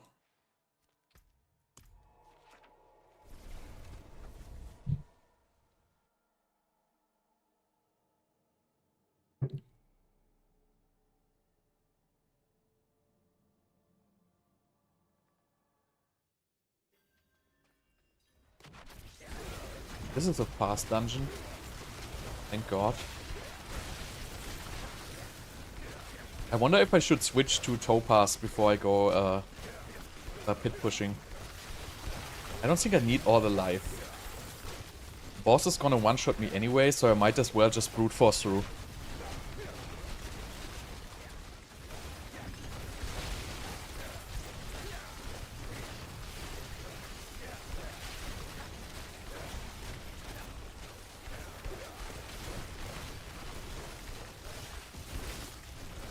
Don't get the conduit shrine. Oh, unique item.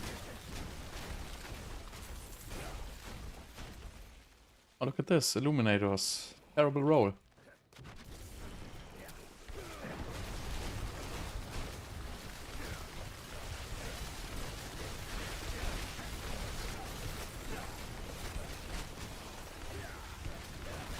They still didn't...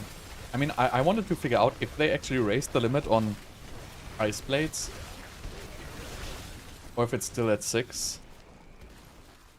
Because they made like a chance for ice blades to cast twice, which would make no sense at all if the maximum would be still at 6.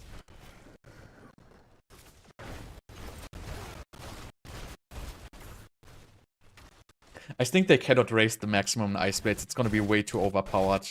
You're gonna have like 15 ice blades out and you literally have 0 cooldown on everything. I feel like that's opening like Pandora's box there.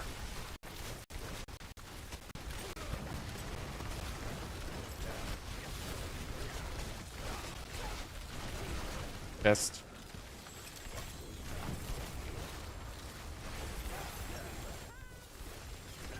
What?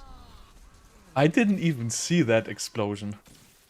So apparently the Nightmare Dungeon tier 100 explosion goes through like 20k life plus barrier. Wow. That's crazy.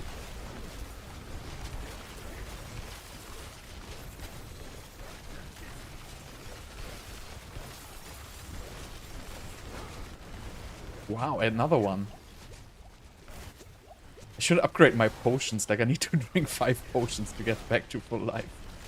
Oh dear. That's ridiculous.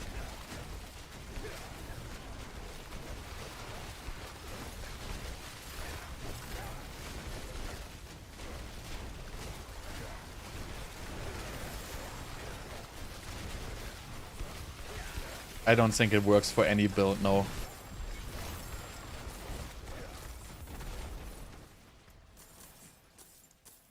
Right, exploit, and now we need tactician. Guess that is the last glyph I need here.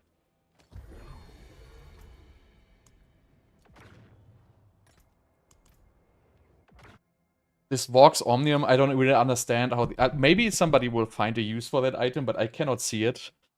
I have no clue what that item is supposed to do. It's just trash.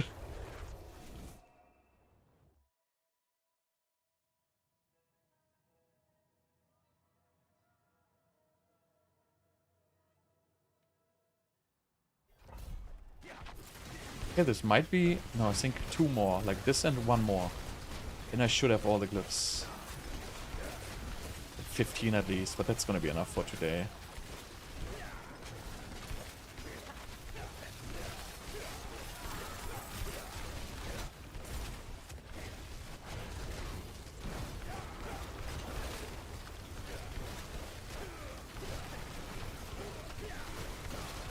I think this is the fastest nightmare dungeon of all of them.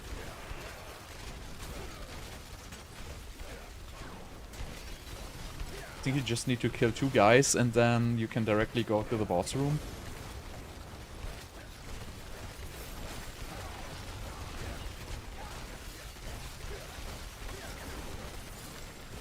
Okay, you need to find a key and then you can go directly to the boss room.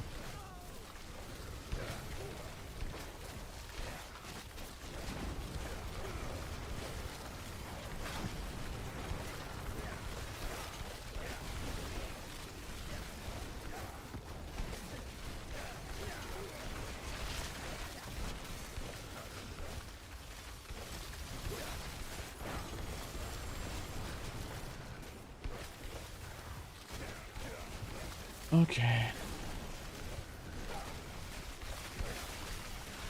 I don't know if I want to play 7 or 6 Glyph actually. Probably I'm gonna be defensive with 6 Glyph.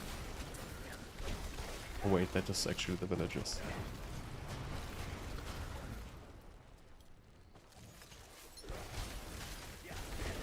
Yeah, this is the best nightmare dungeon of all. Right now you just gotta travel to the boss and you're done. Oh, it's actually not. I got this wrong. There's one which looks like this, which is faster.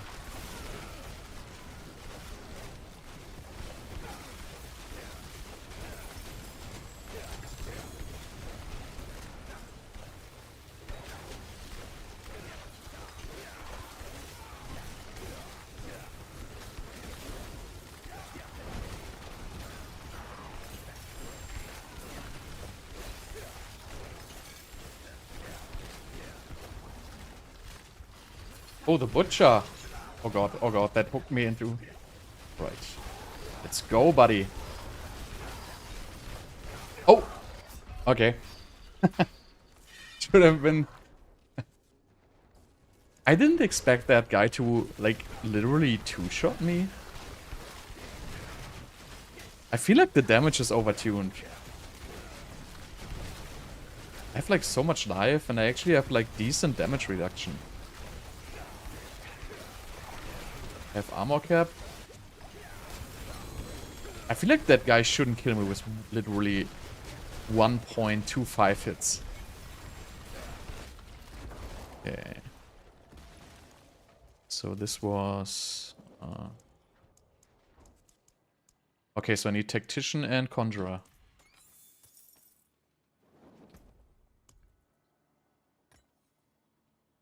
So I now have 2, which I don't have access to.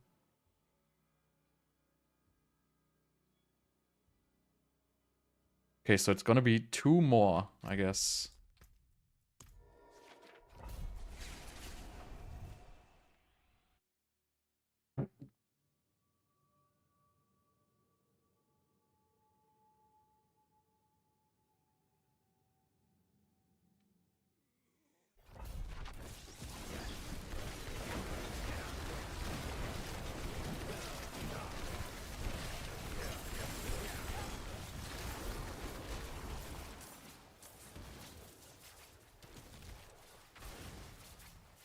Oh, I hate it when that happens.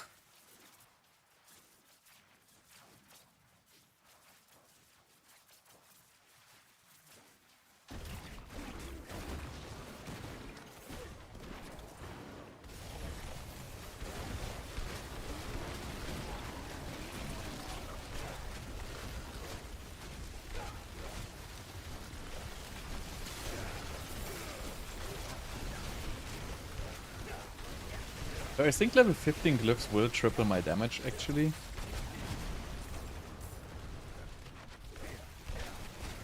I also have like 39 Paragon points unspent, obviously. So I can add 2 more boards. And I can add like 3 or 4 more useful glyphs with multiplicators. And I can add destruction. Maybe it would be smart to put destruction up to level 21. That's really the only glyph I care about at the level 21. For most of the others, I really just care about the radius. Way.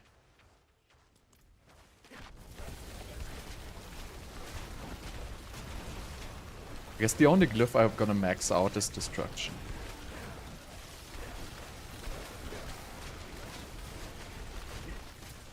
I mean, it's nice to have a little bit, you know, if you get like Tactician maxed out, you get a little bit more damage. Yeah, I know. Elemental is same, but, you know, that's like just a little bit of additive damage. So in the end, that comes down to like maybe 5 to 7% total damage output, somewhere around that. So it's really not so urgent to max out most of the glyphs. I guess the one you have to max out is destruction. Because that really directly translates into damage.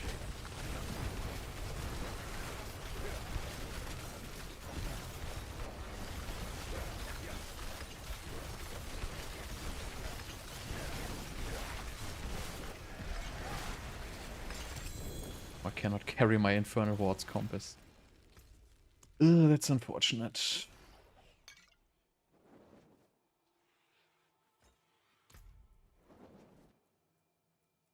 Alright, where was I? Level 14 Tactician.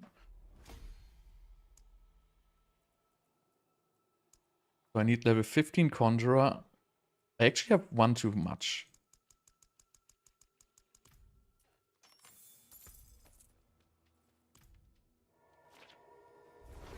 So level 15 Conjurer, level 21 Destruction. That's gonna be my goal.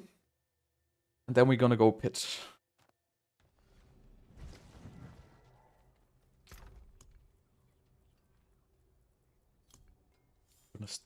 Compass.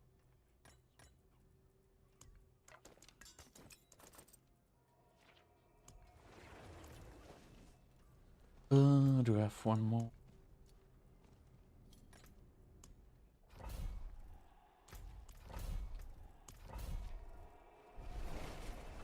So you might think it would be beneficial if I would put my glyphs in my Paragon board and spend my 39 unspent points. I really don't care, honestly. Like, this content literally doesn't change a thing if I triple my damage in Nightmare Dungeons.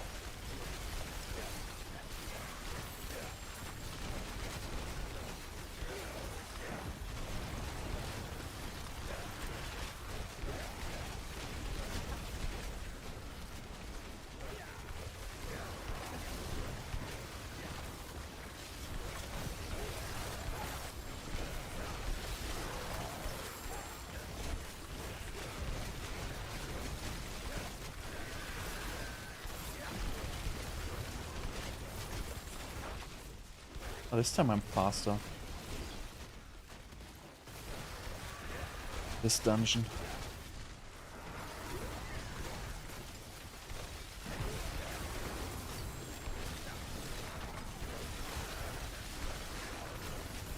There's the second one already. Flying.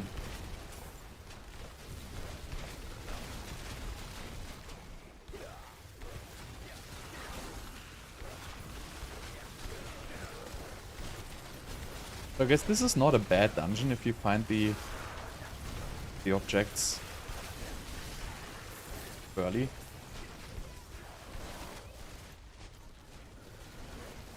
Probably always looking the same anyway.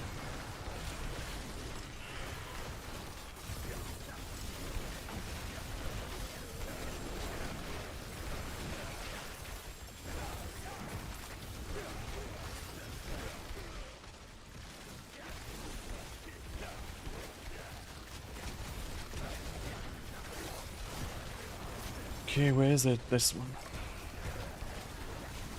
I hope I have enough stuff to craft good gems after this. I really want to have royal gems.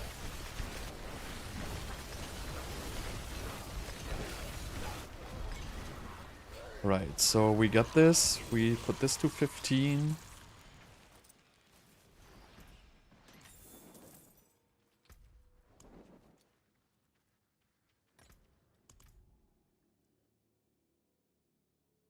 Like 5 Duriels? Like 5 Tormented Duriels or 5 regular Duriels?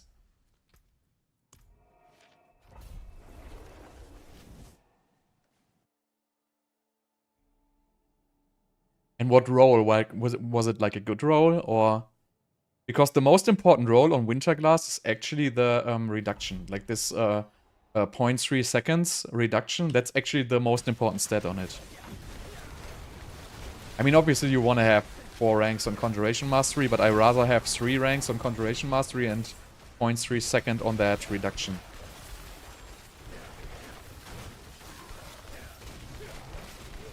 I don't even know like how strong it's gonna get once it's masterworked. Like if you get this up to like 0.5 or something like that, it's probably gonna be like, I don't even know if it's gonna be stronger or not. Because honestly, if you lose the cooldown on your lightning spear too fast, you're gonna just cast lightning spears and you're not gonna do any more, what's it called? Frozen orbs. The build is in the description of the stream if you want to see it.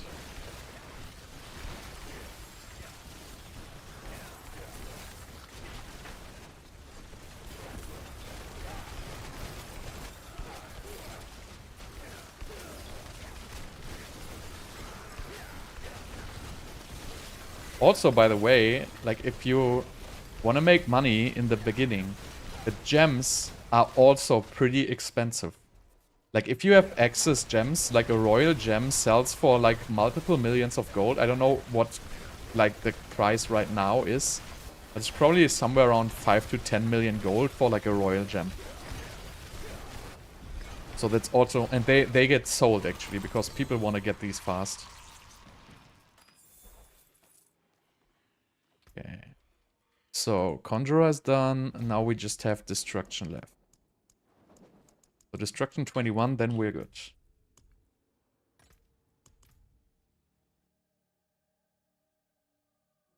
With greater affix and 3 crits, it's 12. It doesn't have, yeah. So this 0.3 seconds cooldown reduction. I mean, I don't know how high you want to have that, honestly, because I mean, I have to test that out in the later game. If you really even need it that high, like, because at some point it's not going to be beneficial pumping out too many lightning spears, I guess. So it might just be the best to just go for like the Conjuration Mastery.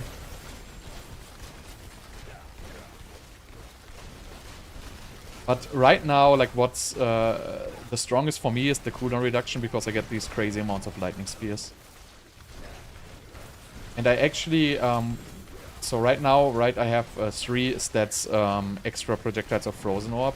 And I think in the late game you would go down to like 2 extra projectiles and put 1 extra lightning spear cast on your gear, because then you're probably going to be at roughly 70 to 80% extra Frozen Orb, and I think it's going to be more beneficial to add the extra lightning spears instead of maxing out the double cast of Frozen Orb to 100%. It's just my assumption there.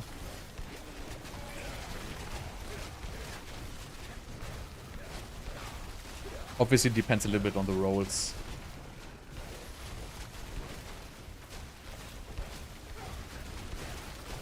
But I don't, so I tested on the PTR and the lightning spear, like the extra cast was not working on the Winterglass one. But maybe that changed or something like that, so I didn't re-verify it.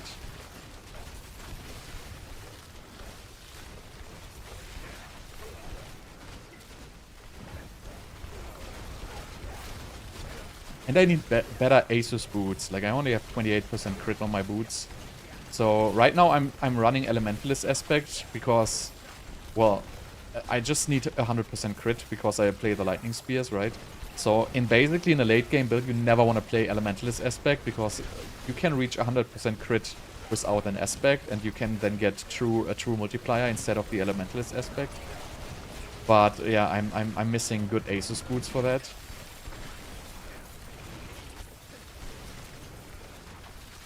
If I had good Asus boots and decent items with crit, I could get rid of the Elementalist Aspect.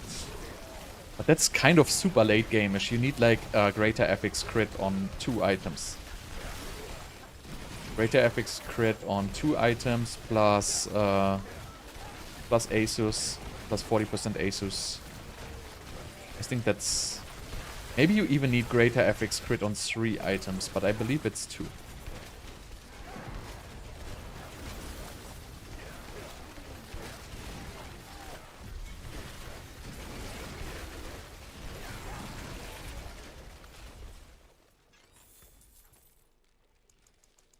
Right, I guess... Or 1 or 2, I don't know. Hopefully 1, most likely 2.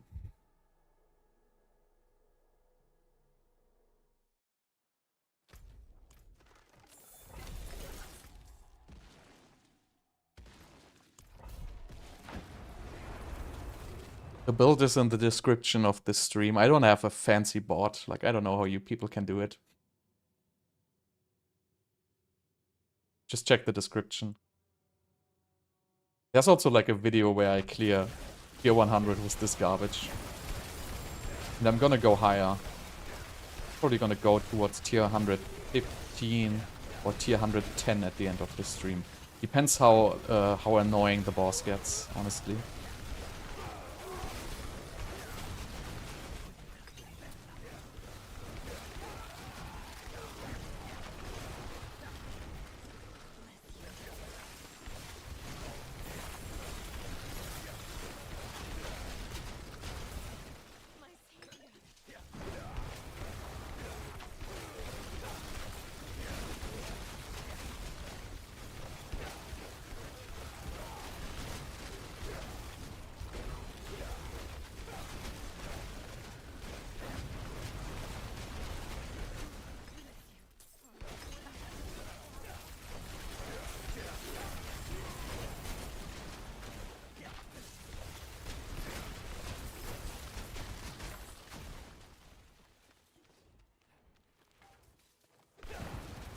It goes up to 0.7.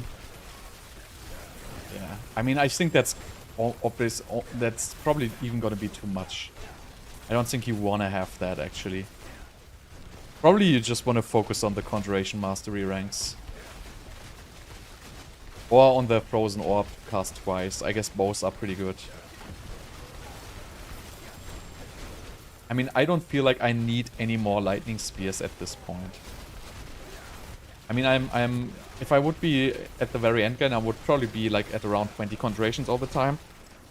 And even if I could squeeze out like 5 more, that would be, in relatively spoken, a relatively minimal damage increase. Like going from 20 to 25 Conjurations is, you know, I don't even know what it is. It's probably just 15% or something like that.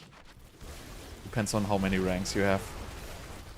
It's less of a relative increase than probably having more Frozen Orbs, because Frozen Orbs also spawn Conjurations by themselves.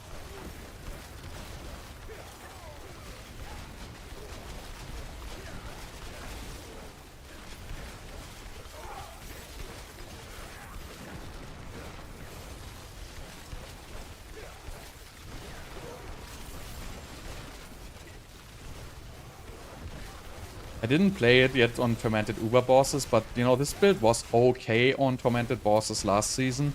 So I guess since the damage of this build probably has tripled or quadrupled, it's probably gonna eat Uber bosses in like, I would say like 30 seconds. Maybe a little bit longer. So this is definitely not the strongest build on Tormented bosses. Because the Lightning Spears, they really shine in like an area of effect scenario. They are not so good single target.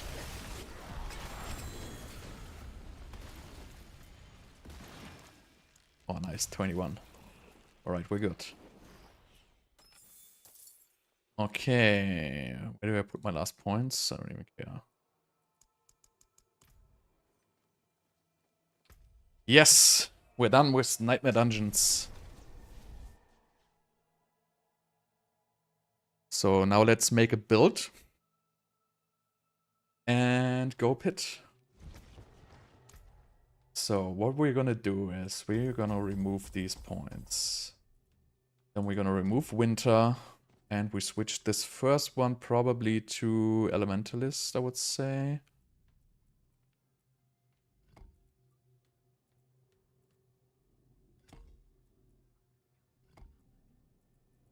Right. So where's 5 more there? That looks good. Okay, so this one we want to have... Well, I can either get Tactician on the damage reduction from burning, or I can get it here. I'm probably gonna get Tactician on damage... I don't even know if I want that. Let's see. Okay, I need this board. Let's just remove these boards for now.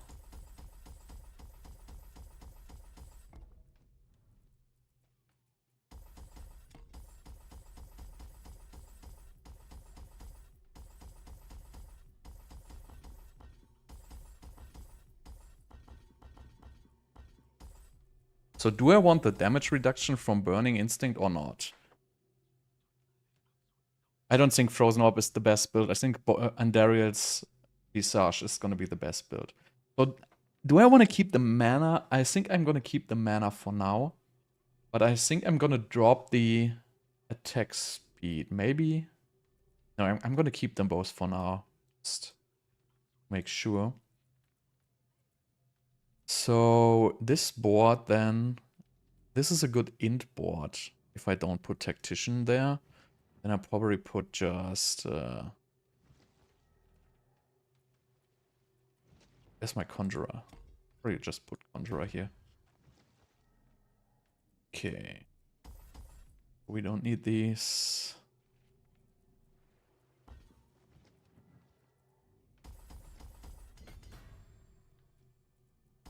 $45, that's alright, I guess. Okay, so then we wanna have... I wanna have a Burning Instinct.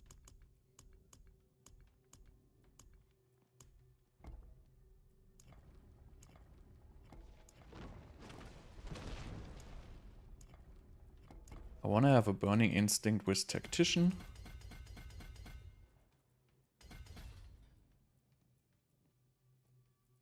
It's not that strong actually in level 15, you know. Pretty standard setup. We want to get the... But we're still gonna go for the damage reduction. I'm not gonna do a crazy offensive board at this point. Right, so there's our Burning Instinct. Then we want to have... We want to have a Frigid Fate.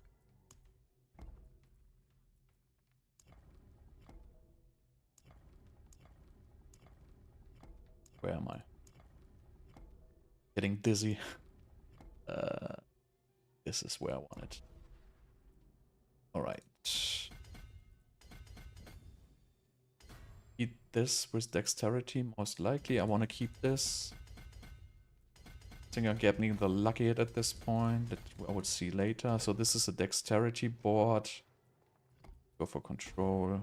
Wait, this is an int board actually. Do I have another int glyph? I don't have another int glyph, right? I only have dex glyphs at this point.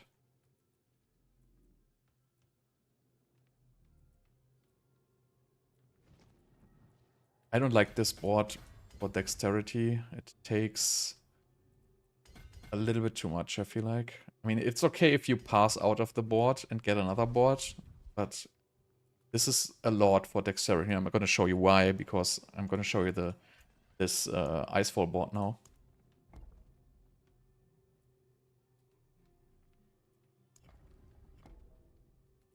the right way. So we want to go to the frost damage side, so this one here. So if we're gonna go for the frost damage side, we're gonna enter from here, right?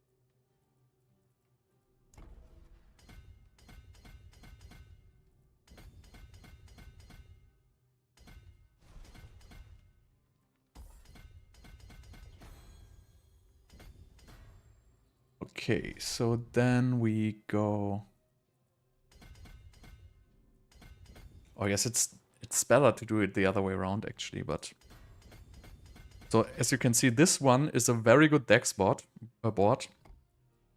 Because if you put exploit here, you really just need these points, and you have maxed it out, so you really need, like, minimal investment to get this board. But I don't have destruction yet. And this board cannot really take destruction. So I guess I gotta ditch the tactician. Let's go here for destruction. And then we can go for the tactician here, I guess. I think this board can carry decks.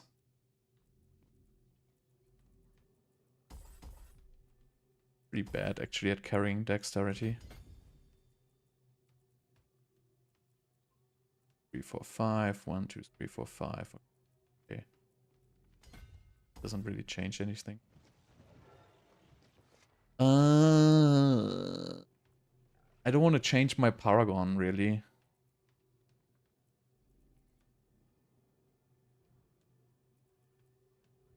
Can I just put the Elementalist there? I'm gonna lose a little bit of non-fist damage. Honestly, for now, that's okay, I guess. I don't really care at this point. Well, actually, I can put the Conjurer there. Put the Conjurer there and put the Elementalist here. It's good. So, I want to get the auras back. This looks much... So I can actually replace these by 3.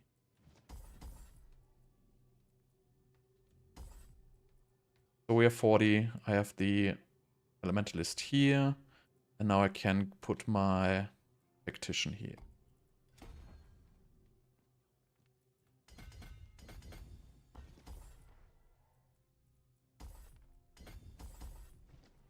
One more. I guess that's alright. So we have a 6 glyph board. We got decent survivability. I mean, this is not the perfect board because I'm still using the mana here, but I'm gonna show you why I'm doing that. And I'm using defenses here, obviously. So I can just get some more crit damage at this point.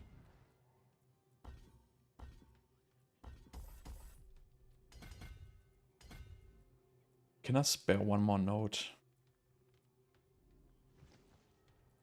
Let's just remove this. Alright, this is max. That's good. Okay, so this is done. I don't need the lucky chance helmet. Anybody else is gonna need that.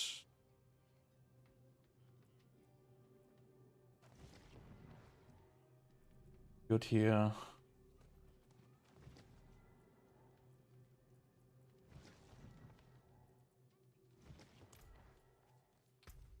Nobody's gonna need this, right? This is just garbage. I mean, it's garbage. Nobody is gonna want.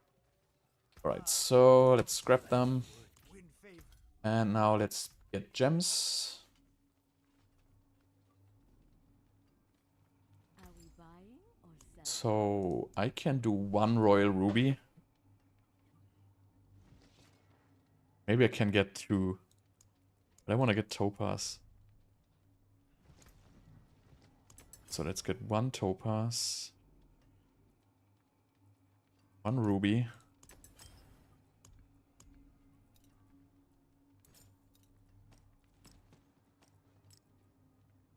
I guess this is alright. Let's make an emerald.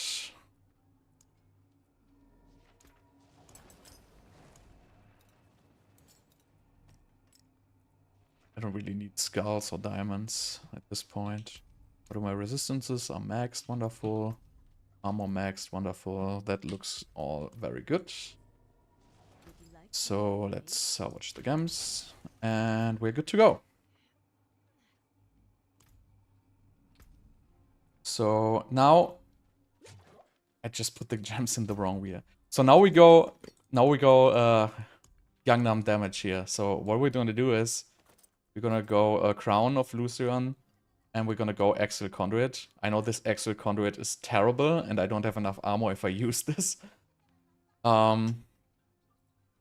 Maybe I should just use the other one here. This is 925. I should just use this one. It has a little bit less resource generation. I mean, it actually has a lot less resource generation than this one. But this has armor. So if I put one of these on... So this is the damage setup.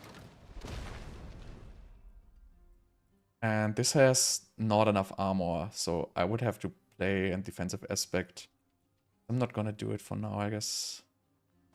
I'm just gonna farm some ranks before without the super setup, call it.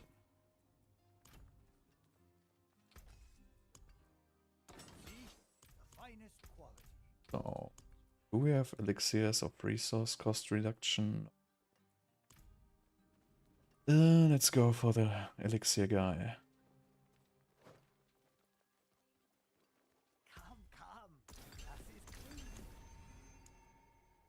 Where's the elixir of resourcefulness too? Just gonna upgrade these for now. Alright, let's go. We're gonna start easy with like 85, I would say.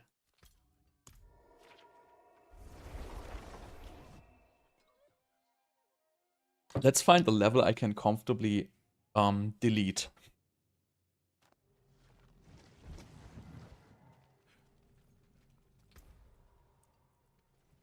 Start with 85.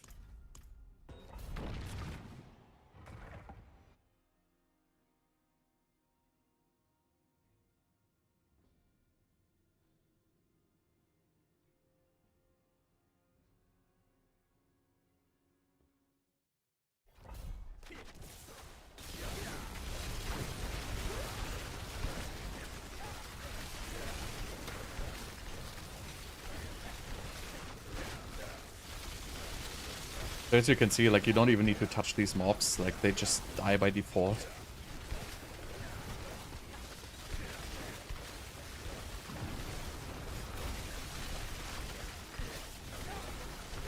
I still have good 20k life.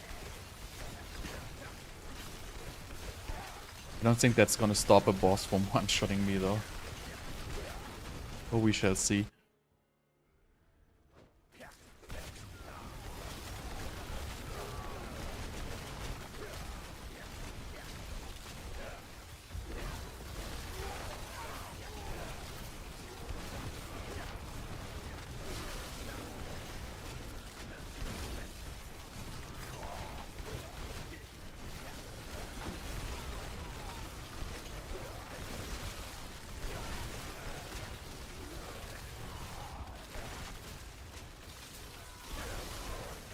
Alright. I mean, this is a decent time, right? For day one, pretty much.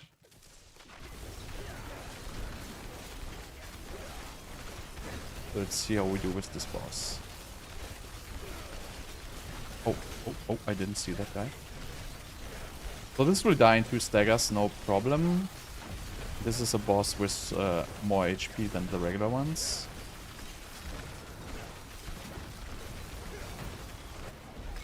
So this was 85. This is pretty easy. Oh, I need to gamble. Frozen Orb is awesome. Like, it's better than ever. I think it's the best mid-game build you can have on Sorc right now, I would assume. Maybe Unstable Currents will be a little bit better, but I'm not sure. What was I gonna do? Gamble.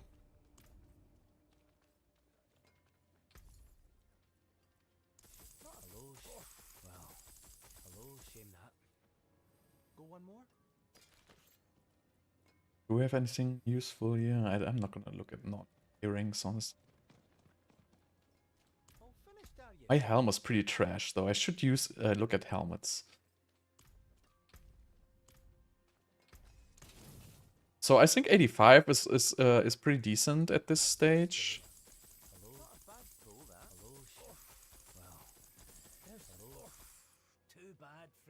Damage, crit, int. I'm just gonna keep like a couple of GA focuses here. Because I need to redo mine at some point.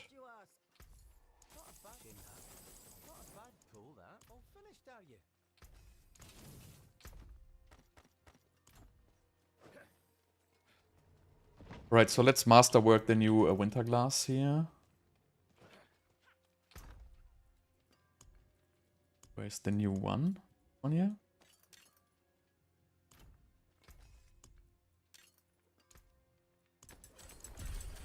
What? Oh, I accidentally clicked it. So I don't know, do I want to... I think I want to go for Conch Mastery, honestly. Oh wow, cost to reset 5 million?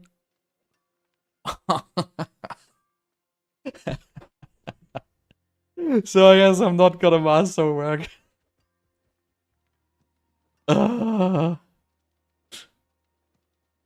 Jesus. Well, we still put this on, I guess.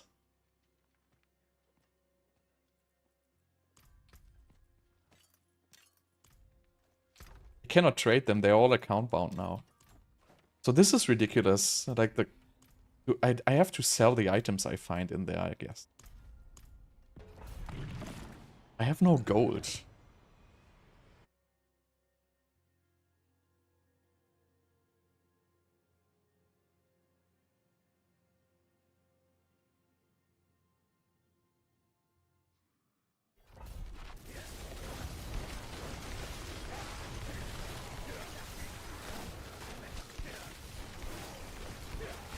I mean, masterworking is okay, but resetting...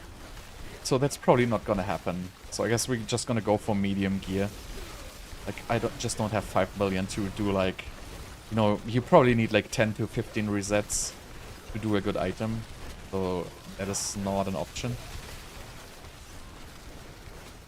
It's just way too expensive.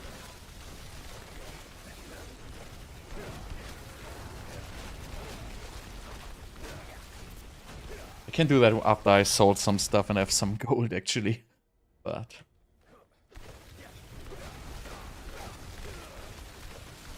Why does it cost 5 million to reset it? Like, the reset cost should scale with the level. Like, I guess it's okay to reset it if it's at 8 out of 12. But if you reset it at 4 out of 12, it shouldn't be 8 freaking millions.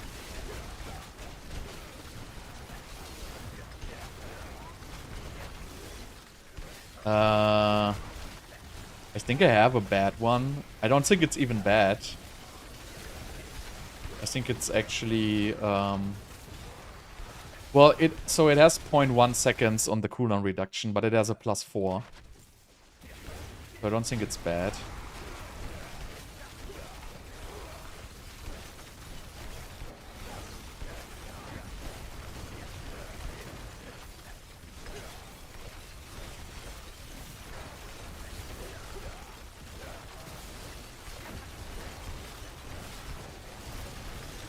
But I mess up here. Big time.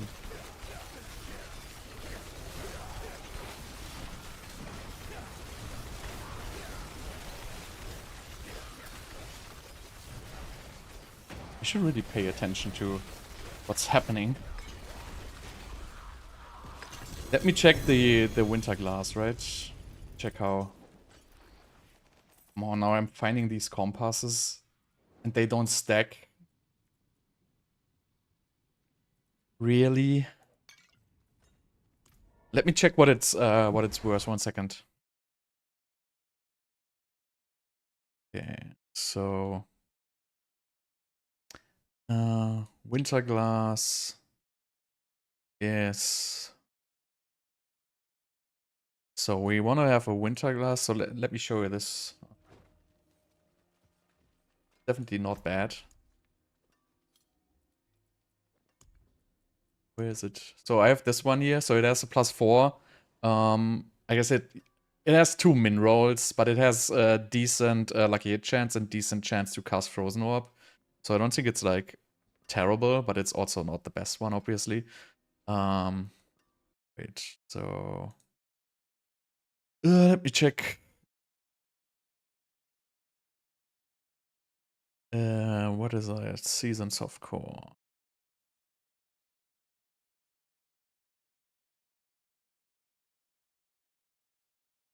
Why are people selling this for 500 million? Let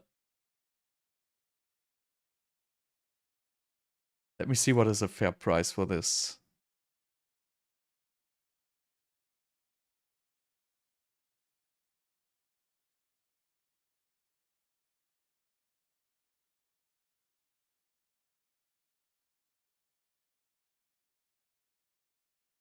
So I guess they go for like 100 to 150 million.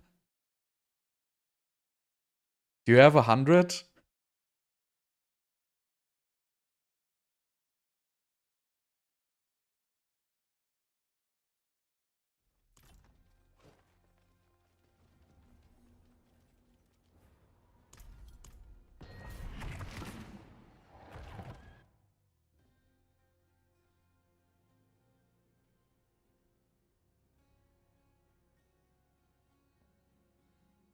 Because if you don't want to buy it for 100, I would just put it up and, you know, somebody's probably going to buy it.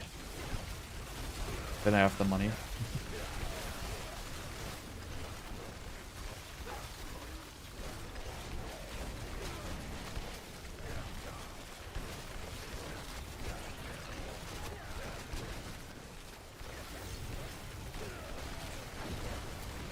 I mean, the cheapest one in the same range is 150 on Diablo.trade. But I kind of feel like it's expensive. So I feel like 100 is a fair price, actually, for this.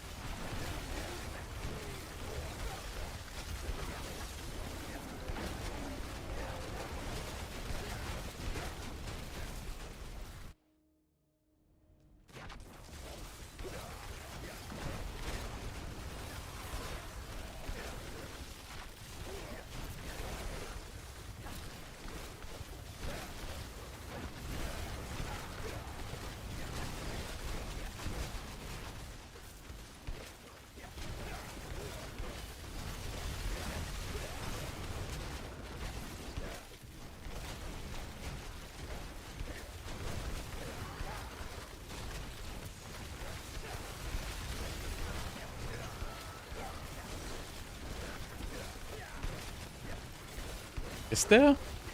Wait. Did I not see it? 1 second. Let me just finish this pit and check again.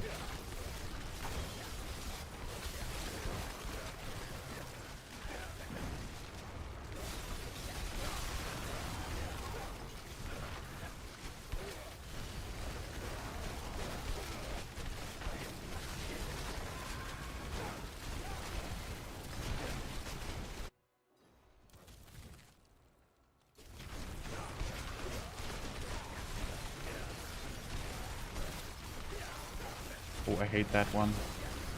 I'd rather just go away because I always die from that one. So I just disengage completely. At this point, like, it doesn't really matter for the kill speed.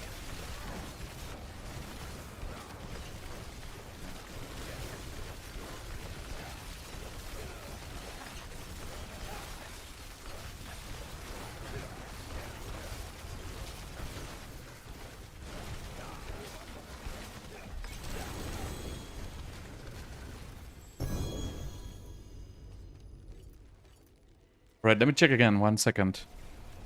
So I see a +3.1 for 90 million. And then there's a +4. Well, there's actually a +4.2 for like 100.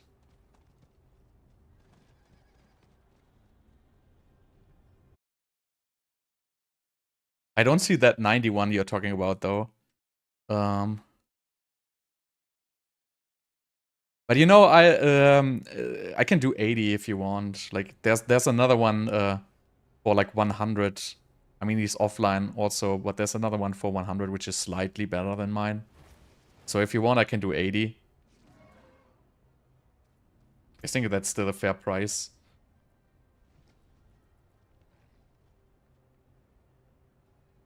This is actually a good one.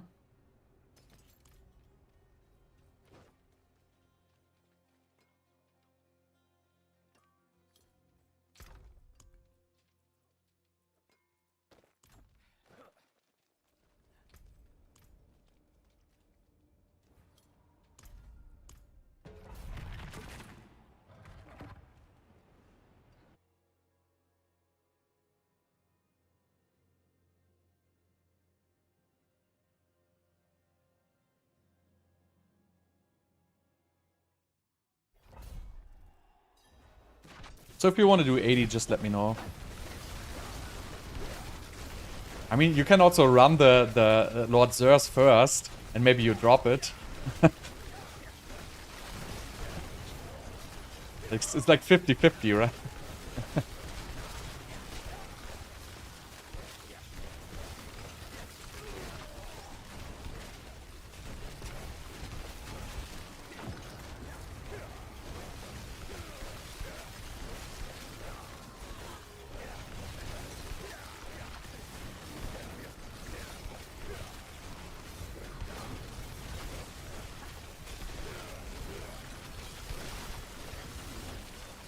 See, that's...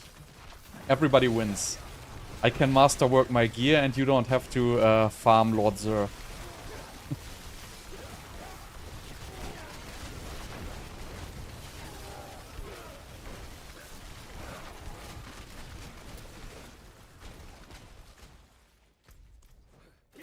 I burned through like all my cash because I kept like, you know, like when I was doing the build, I kept like imprinting and re-imprinting and you know, upgrading here and there.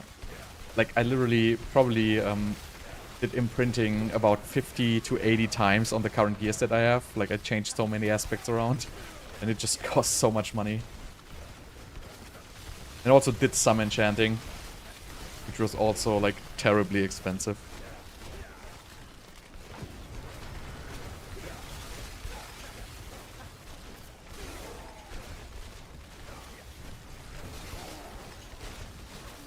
Yeah, I will wait for the... So what I'm probably gonna do is I'm probably gonna sell all my boss materials tomorrow. And I'm just gonna buy Duriel for that, and I'm just gonna do Duriel. Because I really want to prioritize the Uber uniques. Like the other uniques are gonna drop for me anyway at some point. So that's why I'm saving those.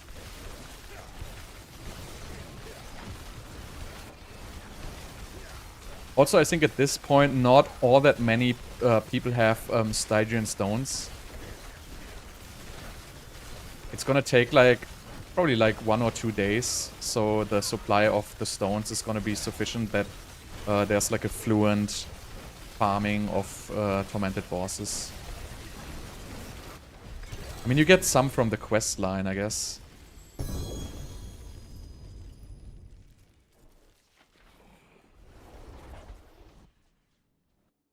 So yeah, if you want it, just post me your battle tag and I do it. What is this? Oh, look at this. Just found another one.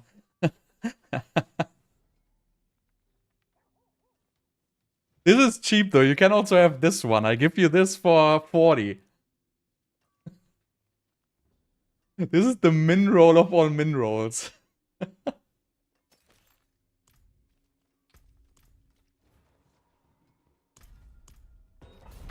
I can literally drop these all the time.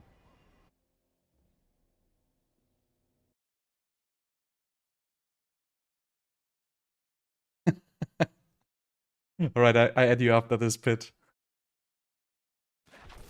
You know, honestly, in the end, probably the min roll is still gonna do alright. I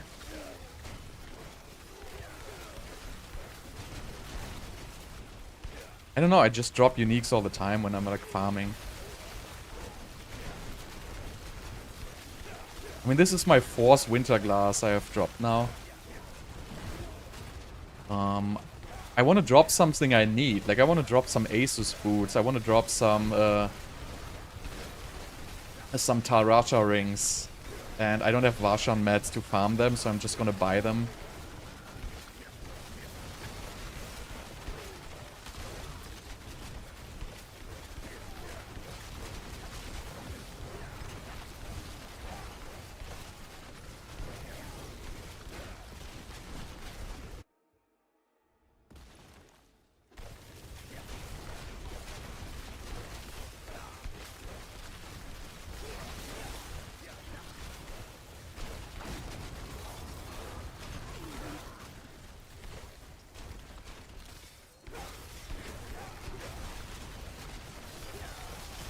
So I'm gonna go higher once I masterwork my gear. Just gotta make that sale real quick and then can do some upgrades. Right now I have no cash. Should get gold for like completing a pit. Like more than what does it give, like 200k or something like that.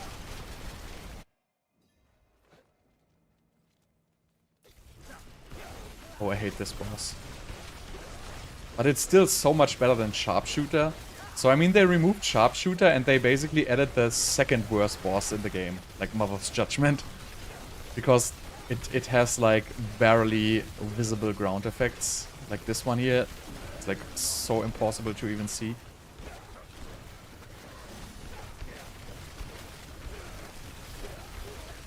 What? How is there an Uber Lilith?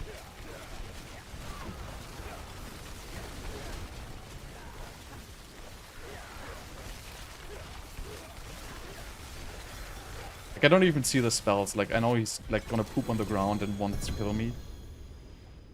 Again, Infernal Hordes Compass? Can't believe these do not stack.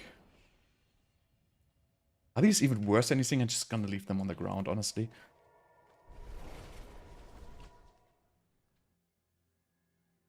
How much gold do you get for the embers? Just...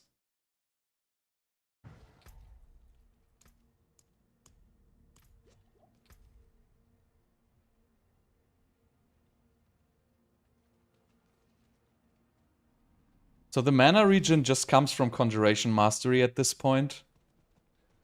So you just need to have lots of Conjurations up. And that's really... So here's what you do, right? You cast Lightning Spears, and the Winter Glass is going to reduce the cooldown on the Lightning Spears, and then you keep spamming these. So you have like 15 to like 16 Conjurations up at a time. And that's just going to give you... infinite mana rack, basically.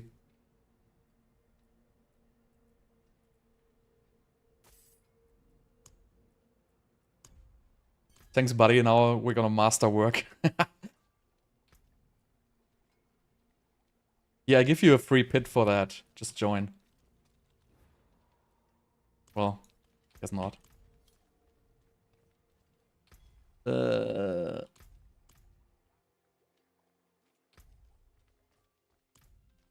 Wait, so now...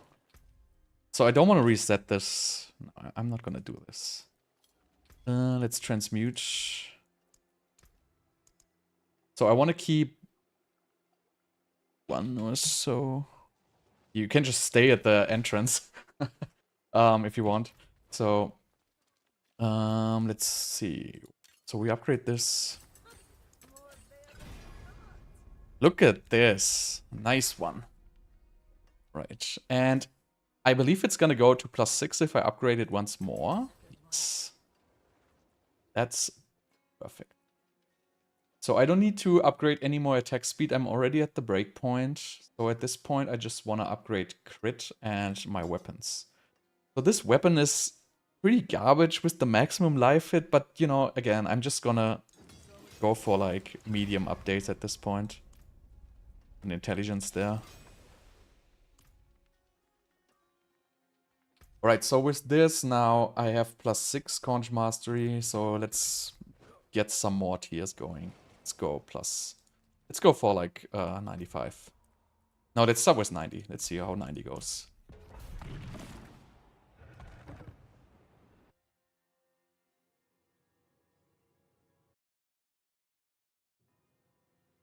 So I have a high damage build with the crown and the pants. But that is a little bit squishy.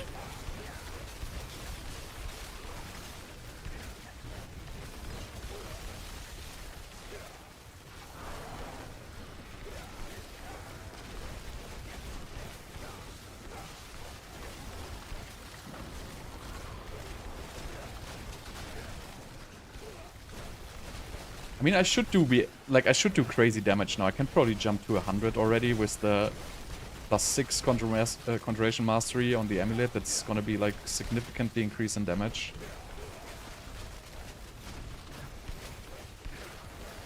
And I don't think it's gonna go to any higher if I keep masterworking. I'm not sure though. I would have to check on like max roll is a pretty good calculator for that. I always check there how high they go.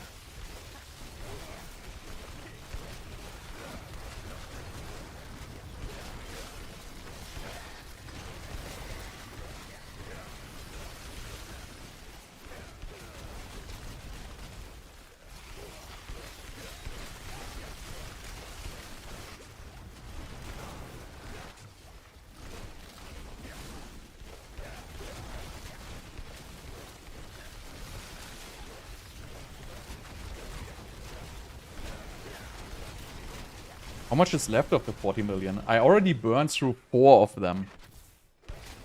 Man, masterworking is crazy expensive.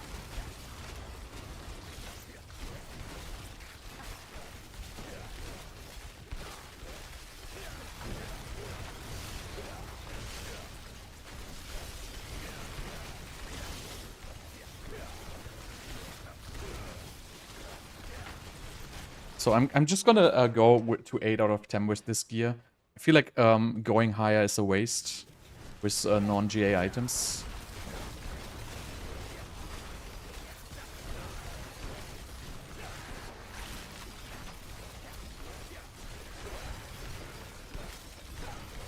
So yeah, this is the tier 90 boss, which also will go down in like 2 staggers.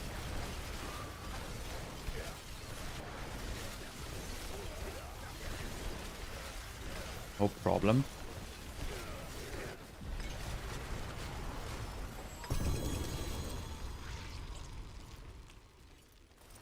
I think I should just scrap these Infernal compasses and just pick up new ones so I at least have the dust in case I need them at some point. Because they seem to be dropping like all the time. Maybe I want to try this Infernal hordes with this build now.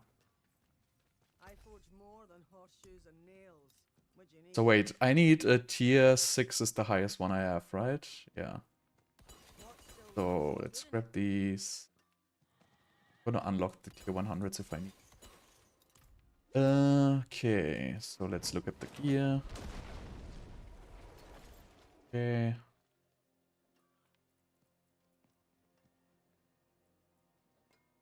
I wonder if somebody will buy these. Lamented Dominance Max Life? Nobody's gonna... Well, I'm just gonna keep... Honestly, if I put these up for like 10 millions each or 20 millions each, that's gonna be huge in the early game and somebody's probably gonna buy them. Like, this one is sick. Warfrost and Intelligence. The other stuff I don't need. I'll keep my forge hot. Return soon. So let's upgrade this so I don't have monies. I didn't exchange them.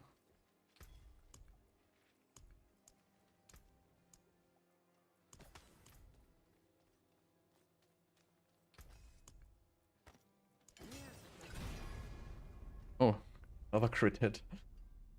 Well, I guess upgrading these... Upgrading this one is still... I mean, it doesn't make any sense, honestly. Just gonna upgrade the armor pieces. More there than I thought. So I'm gonna do Infernal Hordes tier 6 now. Where is it? Do you think that's gonna be difficult?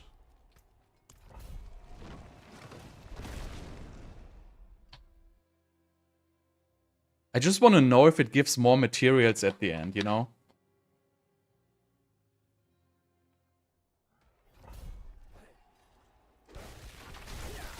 Okay, it's 160.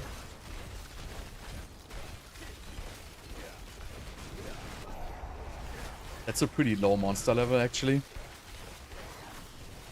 I don't think I'm gonna have all that much trouble with this. I'm probably just gonna stand here in the middle. Okay, I have to go into these soul spires, I guess. No, it's not worth to start this build without the unique. You definitely need it. So again, if you don't have it, I recommend just farm 100 million gold and just buy it off Diablo.trade. Like, that's the easiest way to just get it. Or you can farm 80 million gold and buy the one I have, which is actually an okay roll.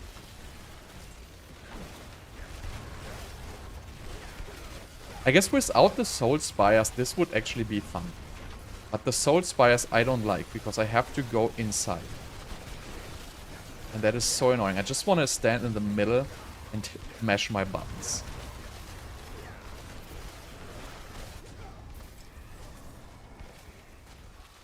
Okay, so what would you get? Elite damage.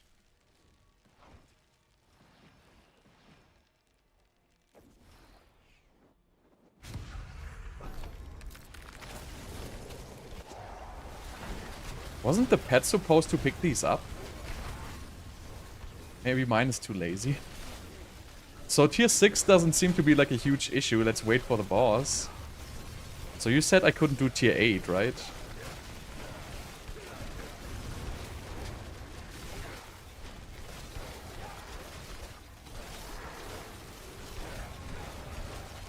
So, but first of all, it doesn't look like I get more materials, like more of the ether here. So it really comes down to if the chests are better or not.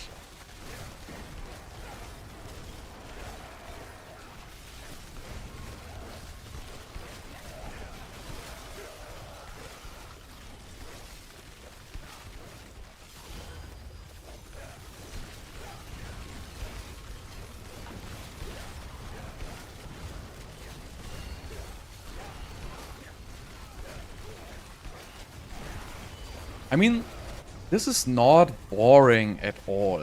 It really depends on the rewards. Soul Spires drain health.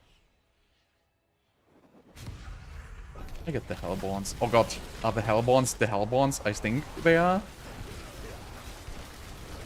I hope they are not as overtuned as the Hellborns and Helltides. Oh, there they are. Okay, they are not.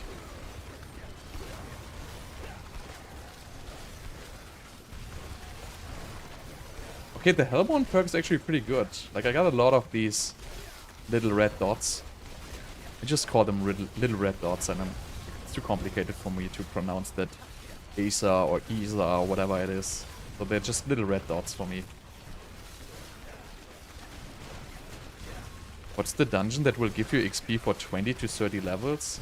Do you mean like you're level 20 or 30 by that? Or...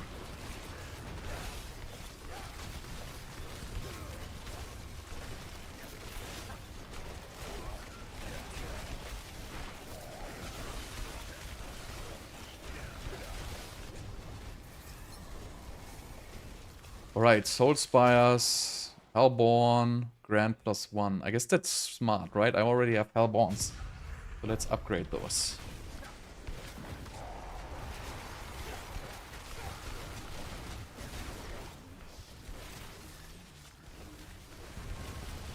There's no dungeon you can do one time, which gives you massive XP, I guess.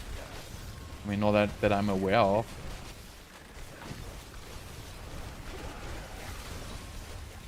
Ifa with F? Why would you pronounce that with an F? I call it little red dots. It's too complicated for me.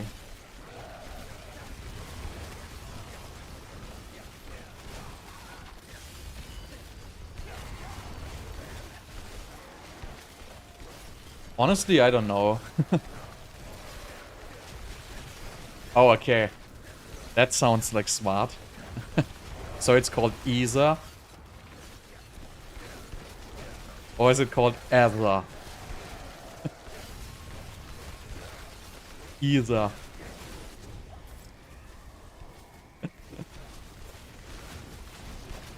Wait. Even more Hellborns. I have like the mad Hellborn upgrades here.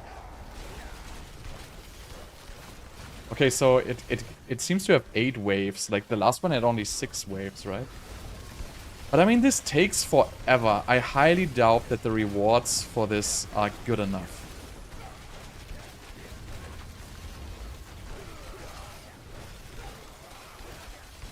But we will do a tier 8 after this.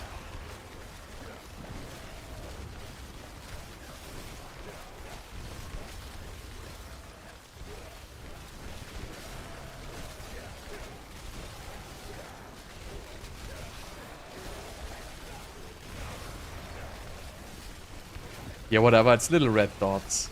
Too complicated for me. Oh, wow. This guy hurts.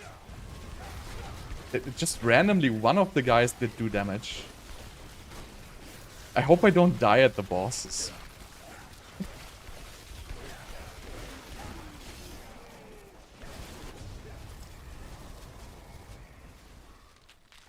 Right. Soul Spires, elite damage.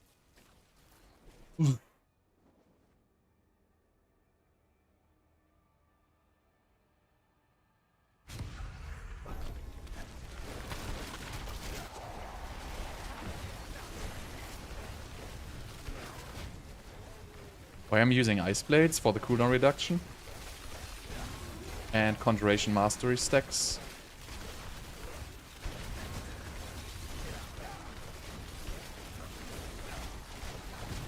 Well, so if you actively use exploits, you know, they can ban you if they want, but, you know, usually they will not ban you for, like, using an XP exploit. But they could do it, because technically it's against their terms of service. But usually they just do that for, like, market exploit, currency exploits. If it's just, you know, quick leveling your first 30 levels, I highly doubt that they're gonna care about that.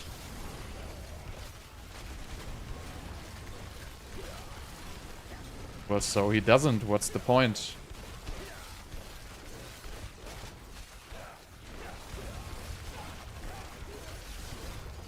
There's a cap on Ice Blade. Yeah, 6. But 6 Ice Blades is still like a massive damage buff and gives you like lots of cooldown reduction.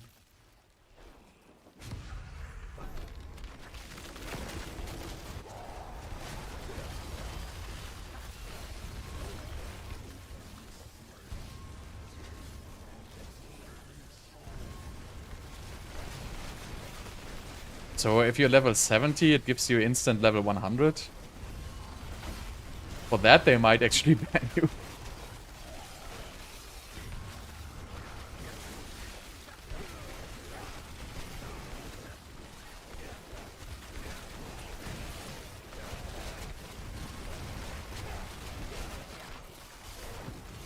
No, I don't need old.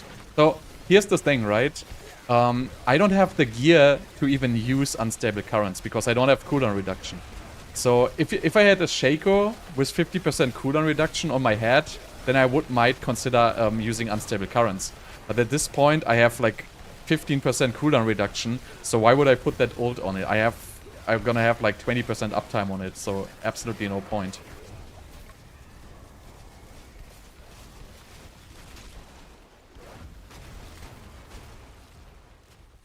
Defeating the council grants plus 15? That doesn't sound good. Huh? These are all garbage.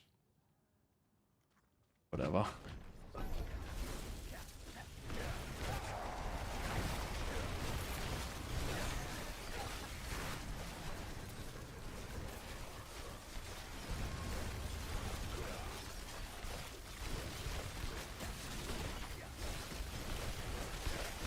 Because you have permanent vulnerables through lightning spears. So there's absolutely no point picking that.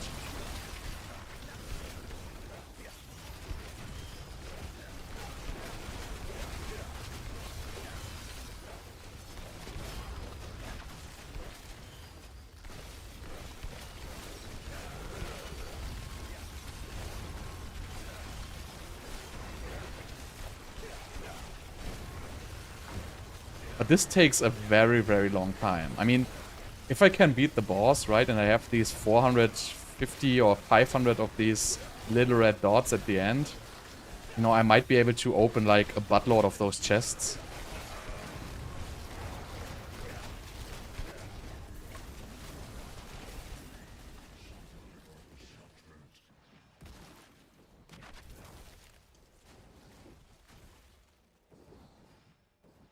Wait, so that's it, right? Yeah. So let's hope this council doesn't insta-get me.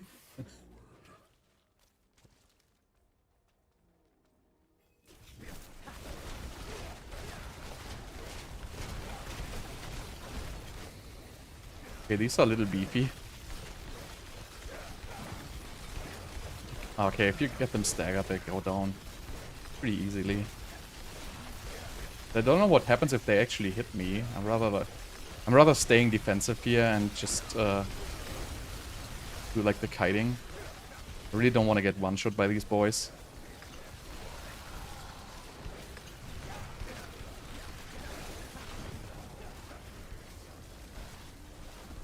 What is the guy doing there in the middle?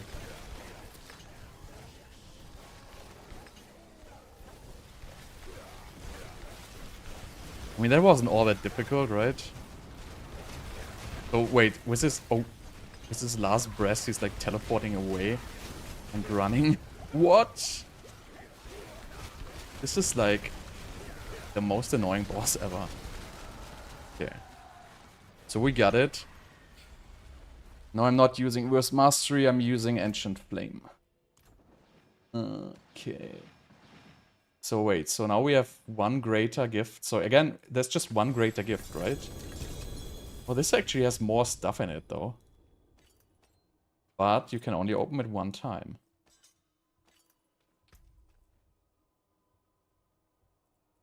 Oh, look at this, the shard with mineral.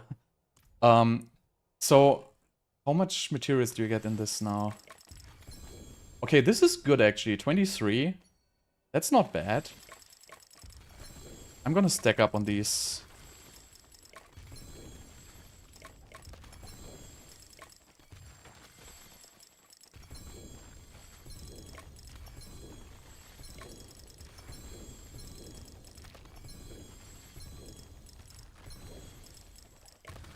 You always have to take into account with builds what access to what gear do you have, right?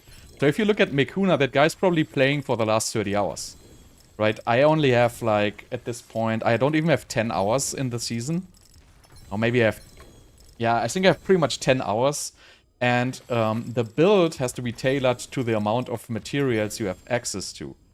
So if you don't have uber uniques and stuff like that, your build might be different than if you have access to all kinds of crazy stuff, right? I mean, this was okay from the rewards. It was like 500 of these. Was this faster than pits? I don't even know, honestly. Let's do a tier 7.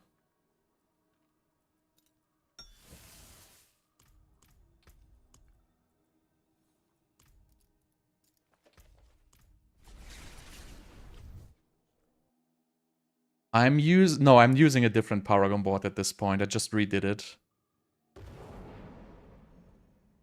This is like, that was like a pretty early Paragon board. I really just made a new, just basic Paragon board.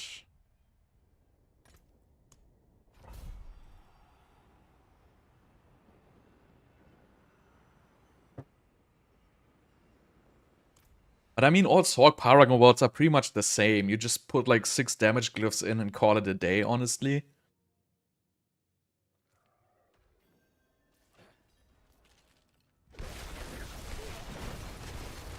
But let's see. Oh, tier 7 is 180.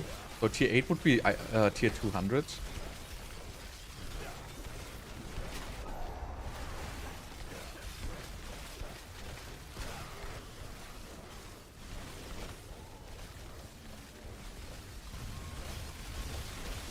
I think this actually gave like an okay amount of resources. I think that was would have been about the same than from a pit, honestly. Oh, this is actually doing significantly more damage. What? What even killed me? Okay, so these seem to get difficult at tier 7.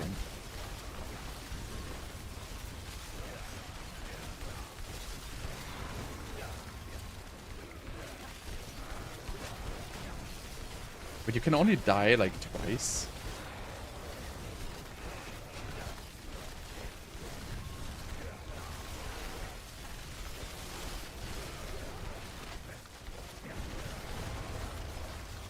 So I guess for this tier you would already need some kind of damage reduction. So.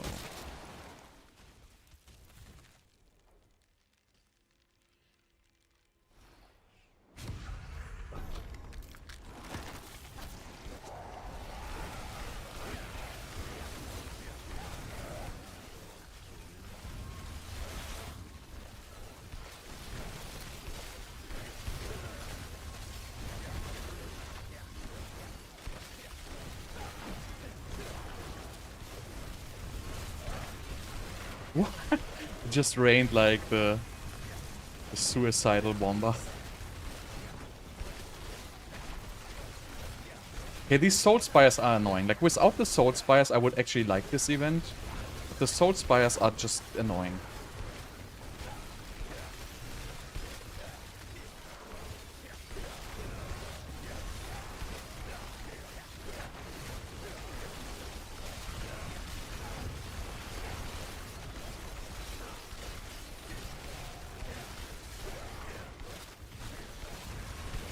Oh wait, what happens if the time runs out? Does the stuff respawn or do you... I guess you gotta kill the remaining.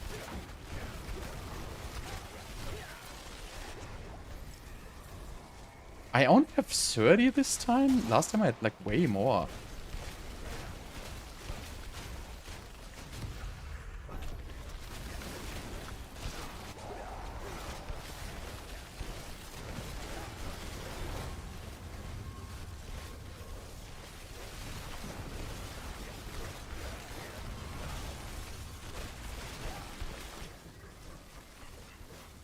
But I mean, the big chest seems to give you decent rewards. And then I guess I wouldn't bother opening the small chest just by, you know, it just being so annoying. I would just go for the materials, probably. I wonder how much gold do you get if you just click, like, with 400 on the last chest, on the gold chest. What is happening here on the ground? Like, somebody is just, like, burning everything.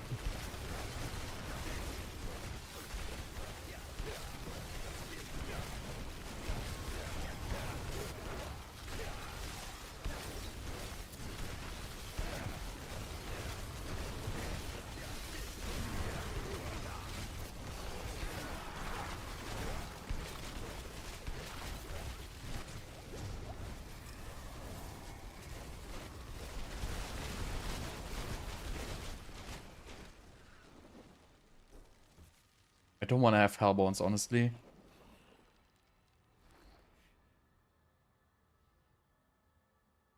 Ah, you know what? Screw it. I might as well go all in on this.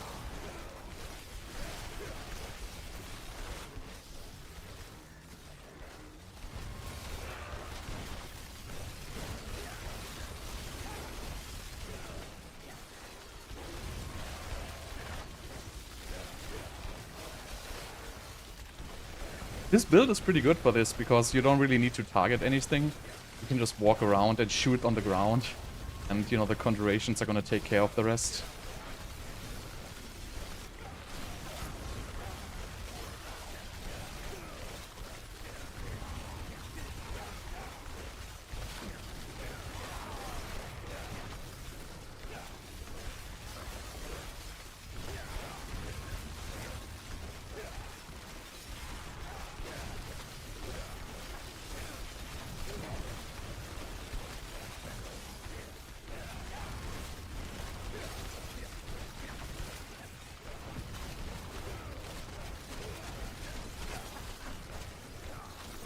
I don't really want to go into like close combat with these Hellborns.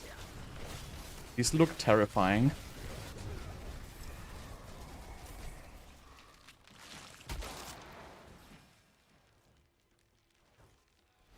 Do like another 25% damage. That's not gonna cut the cheese.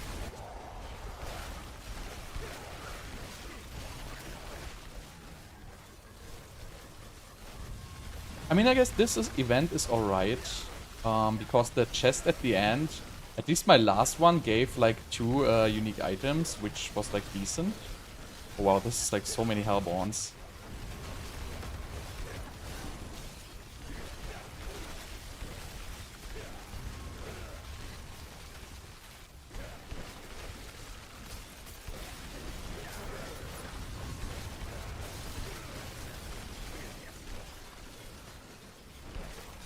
What? No! Okay, so you definitely don't want to choose these Hellborns in the high tiers. This is just way too many of them. I mean, I have like 15 of these.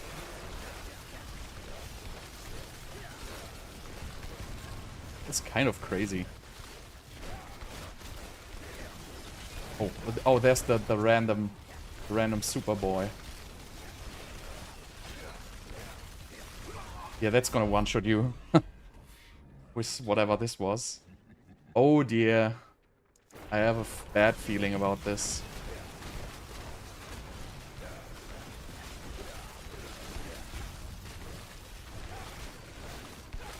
Like, these meteors drop like extremely fast. What? What was that? I was in between the waves and I got like... Okay, so this is really not easy. No, I don't want to have Acer Lords. God, these are all terrible.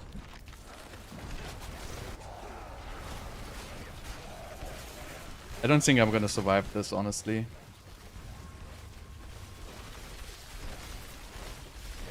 My survivability is just not good enough.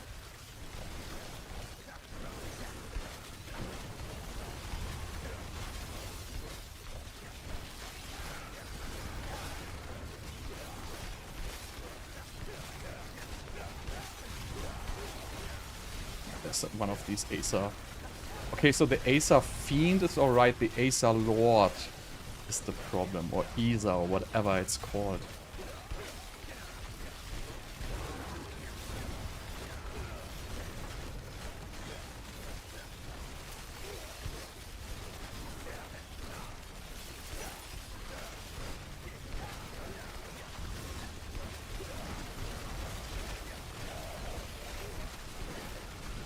Well, this is kind of getting out of control.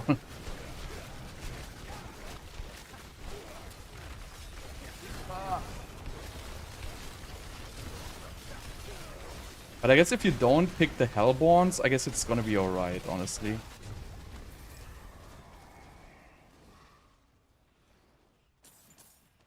Okay, no Acer Lords. I'll counsel damage plus 50. Do this one. Fortunately, I have no revives remaining because I just got one-shot by some random stuff at the very beginning. So I highly doubt that I want to finish this. I feel like 2 revives is a little bit too low, honestly. They maybe should give you like 4.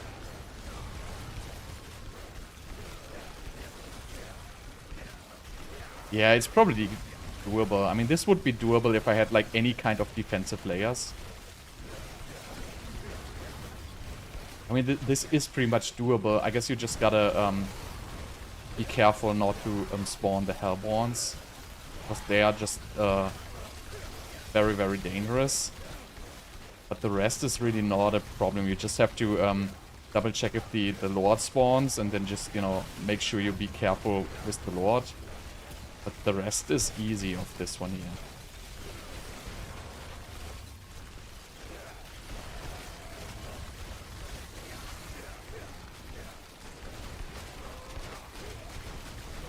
I mean, depends how much damage the council does. Because that was also like the last guy was a little bit dangerous. Okay. Reduce all res -10. Or elite damage, I can deal with that, hopefully.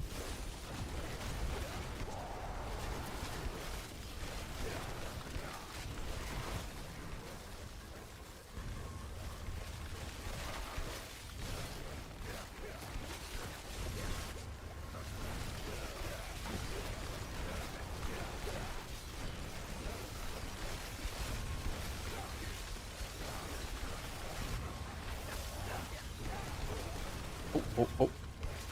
I think there's like the Lord somewhere. At least it dropped like some fire from the sky or whatever.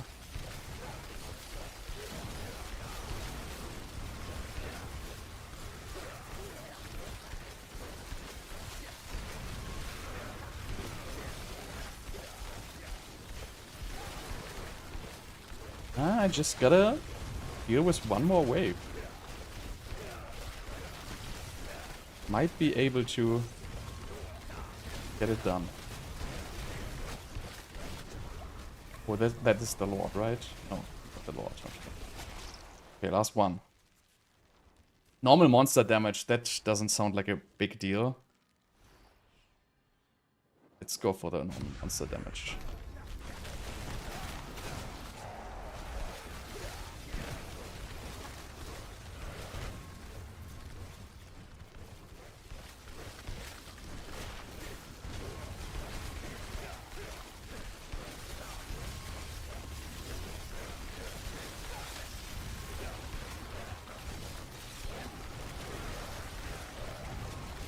I wonder if this tier gives like like a Ness Iron, like the last resource, because that would be pretty efficient actually.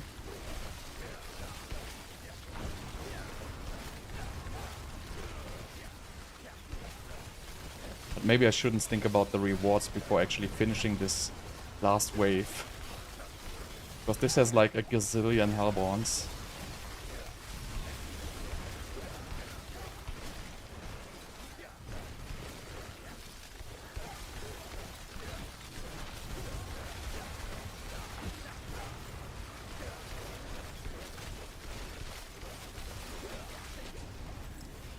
Okay, we got it. Now I just gotta survive the boss. Get a new elixir.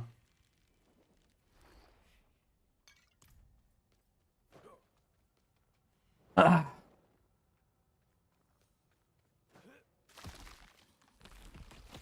Probably just gonna die now and all for nothing.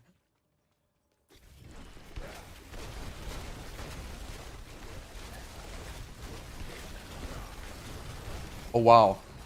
These have like 10 times more HP than last year, I feel like.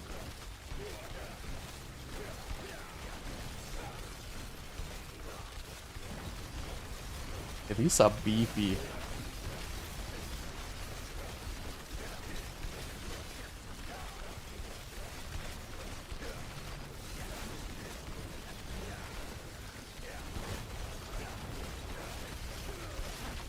These are like pit bosses.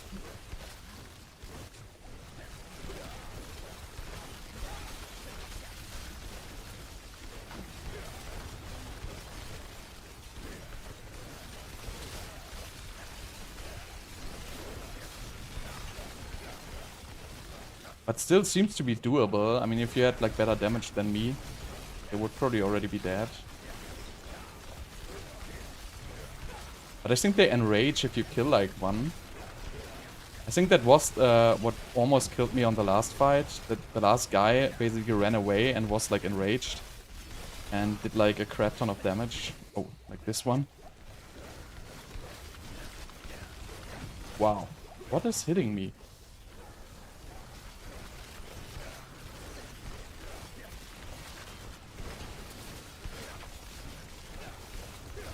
Okay, something is hitting me, I don't understand what.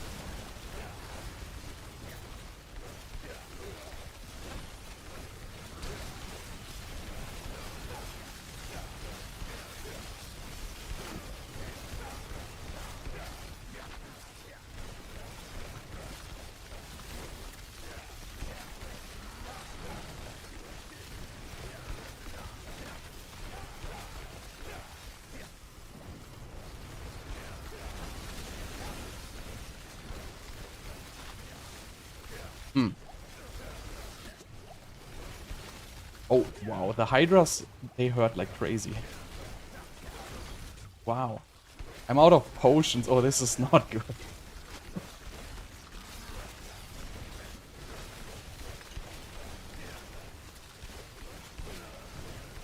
Can I have some potions?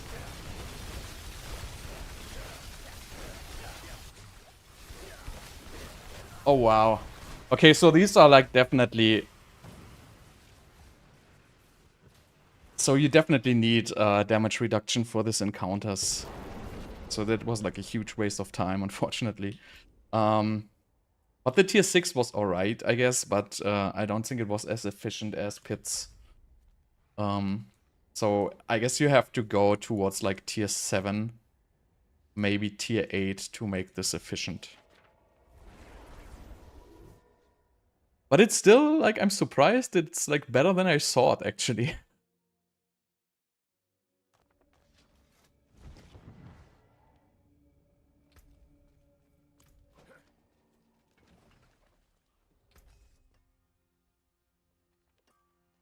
Yeah, I feel like the bosses are they're pretty hard. Yeah.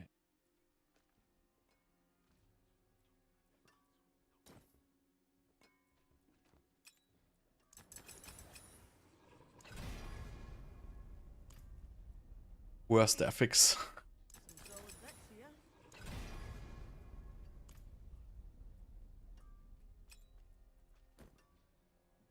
Use it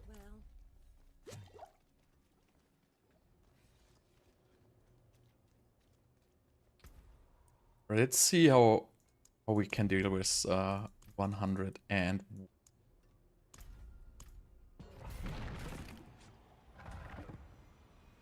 So yeah, you definitely need survivability for that fight.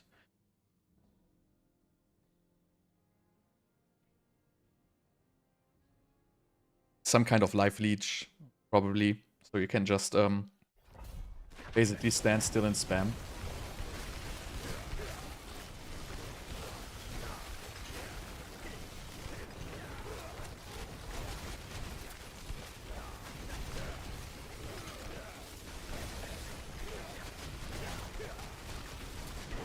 Oh, I have to try upgrading the Axel conduit. Because I want to see how much armor I need to put that on. Because there's a really good synergy between Frozen Orb, mana regeneration, and the Axel conduit and the Crown of Lucion. That's gonna pump out like crazy damage.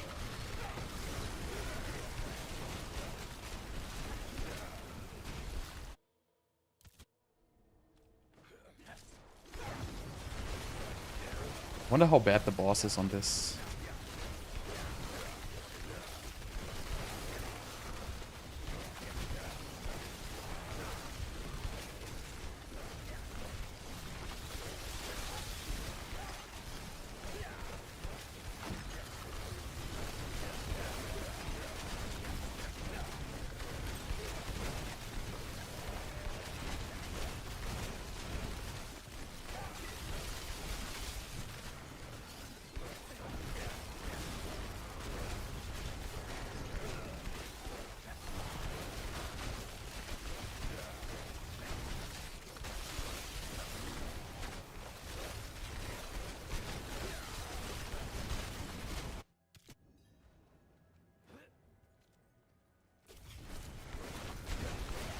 Oh, Mother's Judgment again.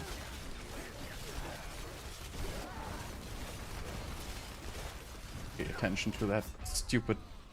I'm like so sloppy. Like I always use my flame shield when I enter this arena, and then it always spawns like the one clone, which is like super hard to dodge. Then I have every time the same.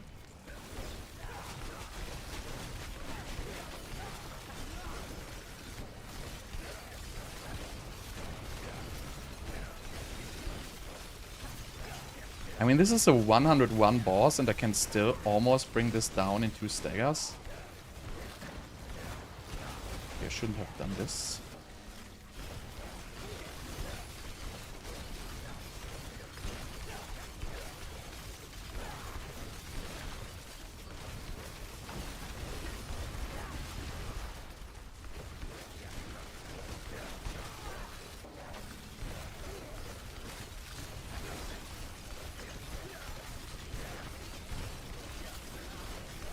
I mean, if I put my my damage gear on, I could easily get this into farming state.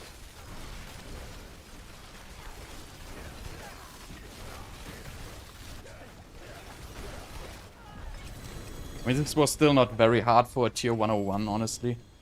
But this 3 greater FX amulet. It might be a jackpot, or it might be utter garbage. I guess it's garbage.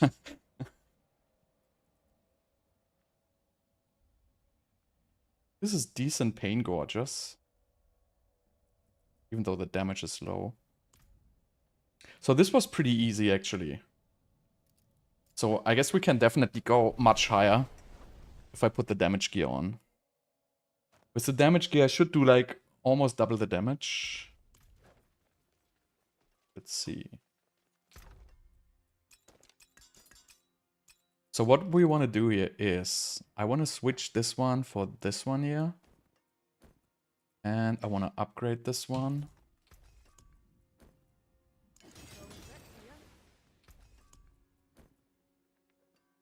What did it get? Chain Lightning cast twice. Well, I don't have money to reset it, honestly. But I guess it doesn't even matter.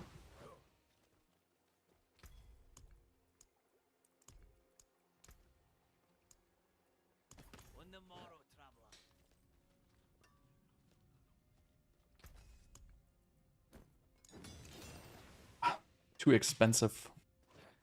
Let's do another 101.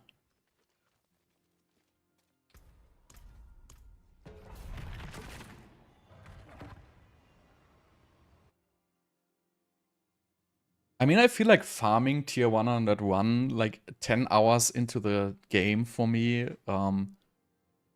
is... I mean, that's not bad at all. I feel like that's pretty decent, actually.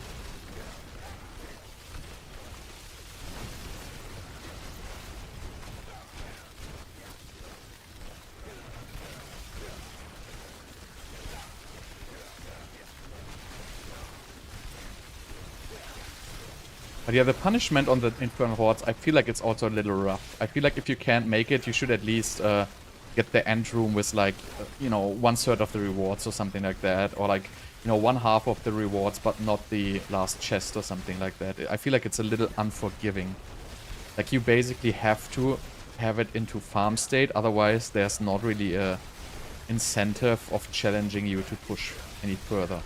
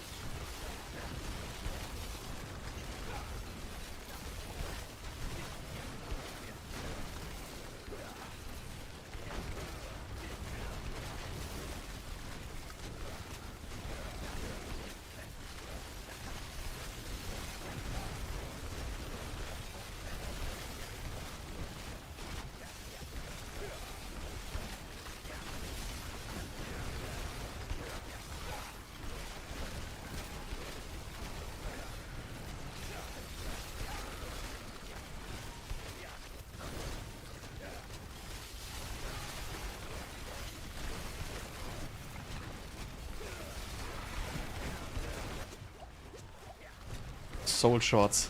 Always the soul shots is what's killing me. Yeah, I'm gonna wait for Flame Shield.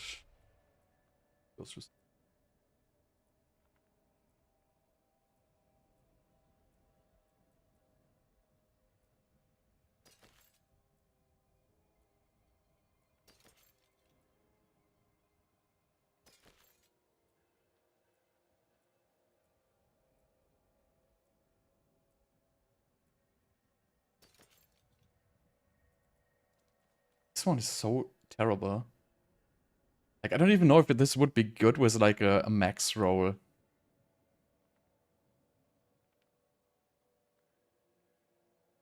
I mean, I think this could be stick, actually. Because, you know, I can reach more than 250 maximum resource, actually.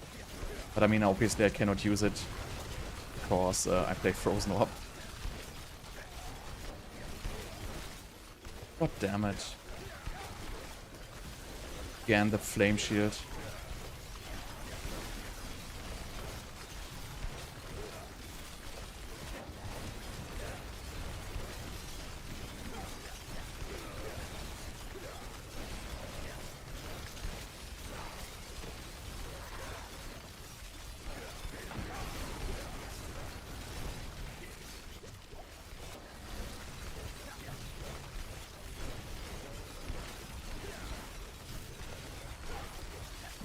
mean, this is still, like, pretty easy. This is a little bit too slow because I don't have the proper gear on.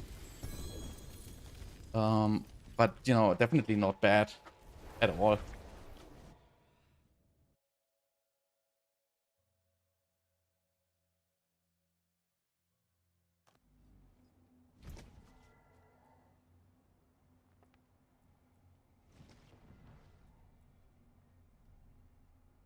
I don't even know. I don't want to keep this. This is.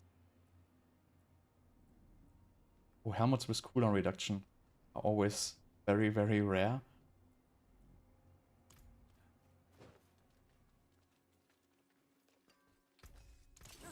Okay, so I don't have enough to upgrade both items anyway, so I gotta do like 1 or 2 more of these.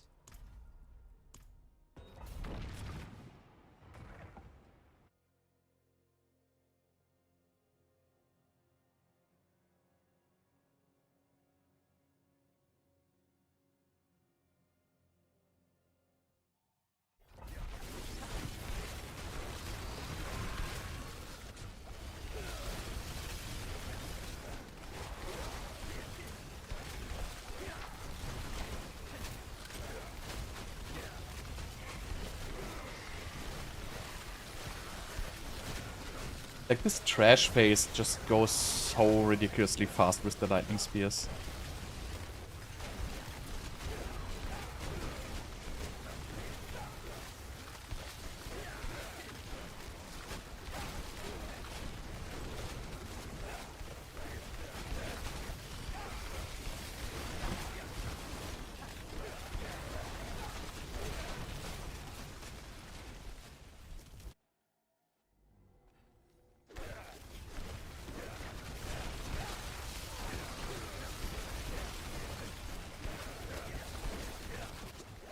What happened here? Why didn't I get my shrine?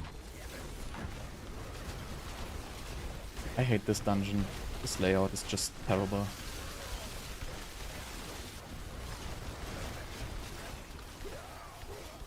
It would be so nice to have like ranks of defensive skills on the pants, just to have the more duration on the flame shield and stuff like that. Less teleport cooldown.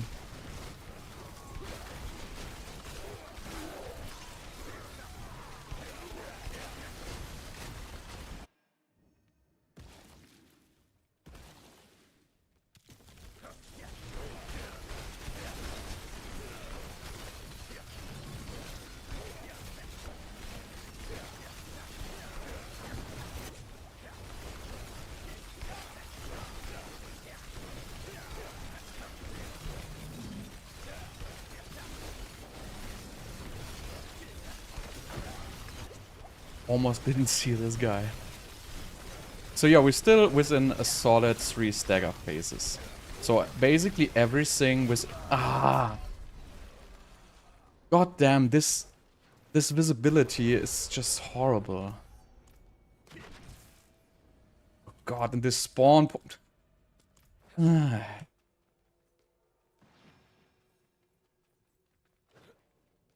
I hate that they just one-shot you. Like, I hope they fix it very soon. That the damage is alright again.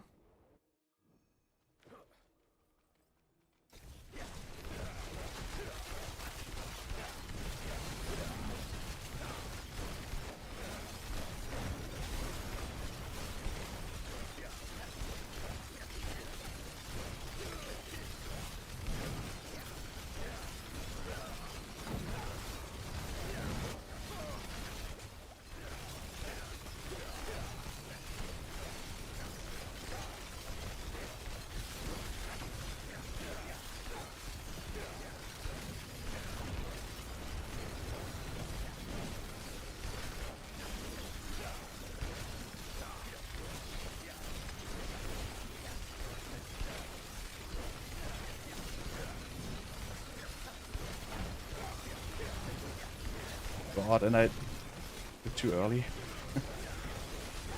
Like 1 second flame shield is really no fun. Like 2 seconds, not 1.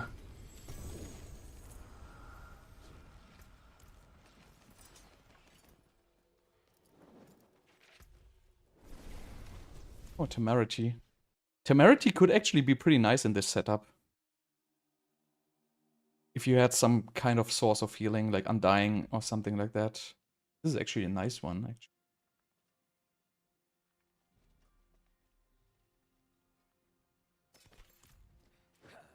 Alright, so now we should have enough here.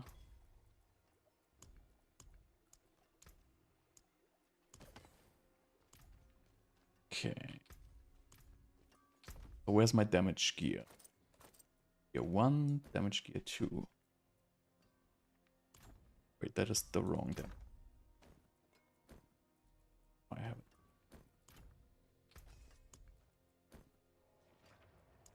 So finish this. Worst rolls I can possibly get. But who cares?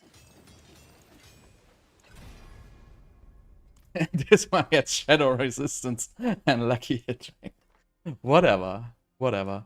So this is my damage setup. I can basically put this helmet and this pants on. And now I have literally no armor. So I can only run this by adding... I could add an armor roll. I guess I can add 2 more armor gems to my gear. See if I can fix this armor without any crazy shenanigans.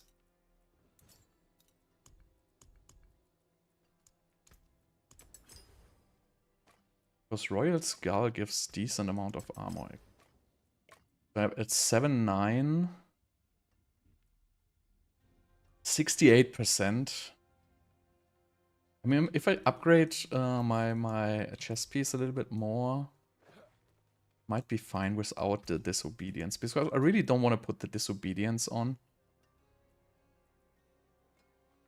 You know what? Let's just make a try. So what happens now is we basically have a mana pool of 230 when we're in the dungeon, and the resource generation and maximum from this pants kind of, you know, compensates for this 150% extra resource, because this is additive resource generation, and all the conjuration mastery basically works multiplicatively against that. So we can actually run this at a crazy high attack speed. I'm not armor capped right now. Okay, let's just... Or from Paragon, get another 100. Good. So I might just stupidly die, but I just want to see how the boss damage is with this setup.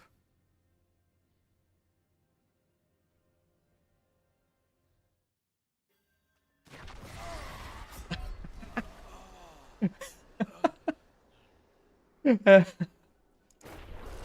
didn't even see that.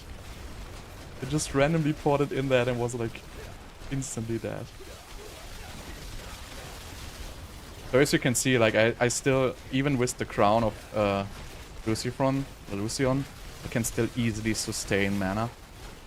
That's how powerful Conjuration Mastery is.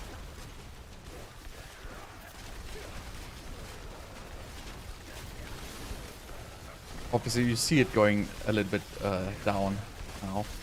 Because like one Frozen Orb actually costs like 100 mana.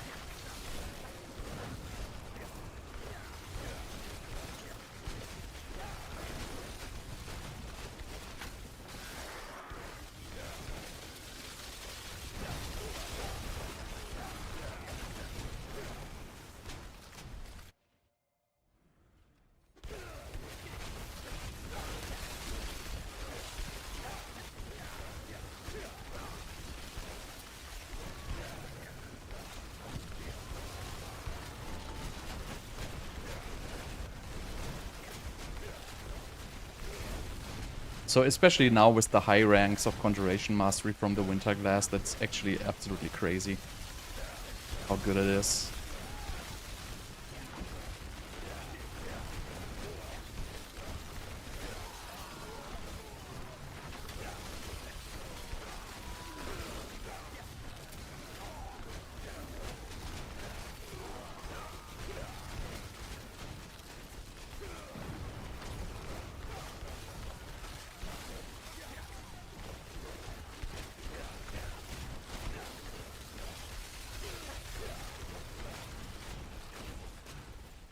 Right, let's see if we can two-face this boss.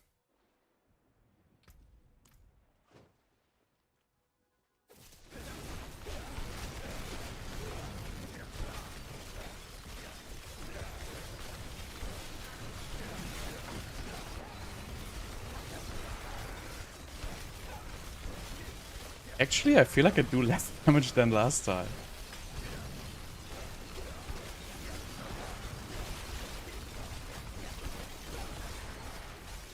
Did I miss something here?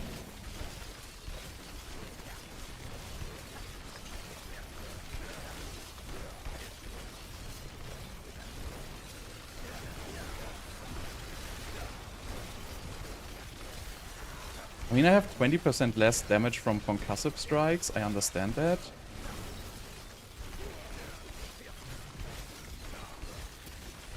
But I expected more, actually.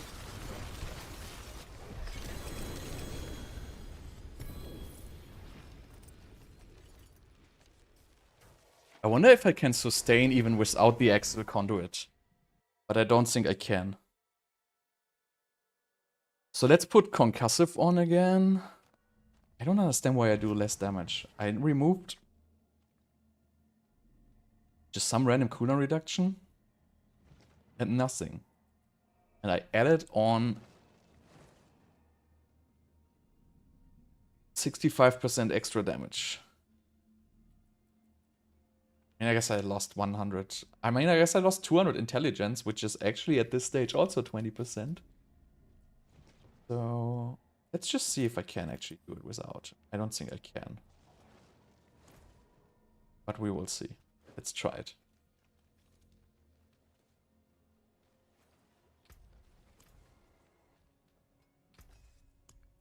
A hammer sings on your return.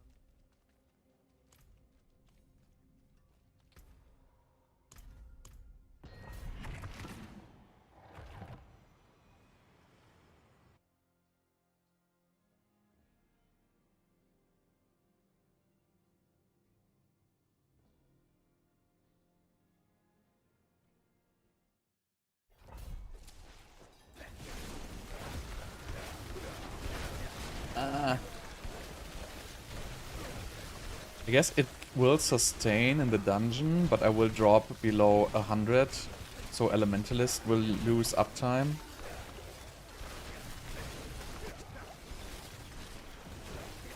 Oh, that's...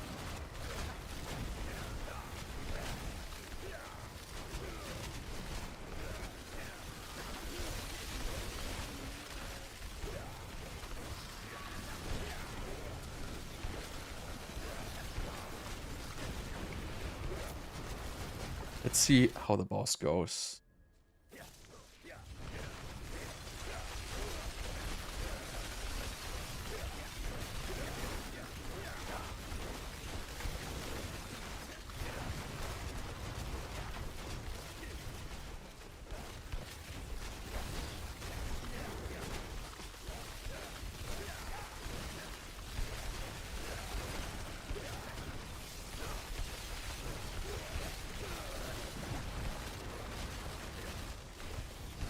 I mean, I feel like it's good, but it's probably behind Shaco and Unstable Currents.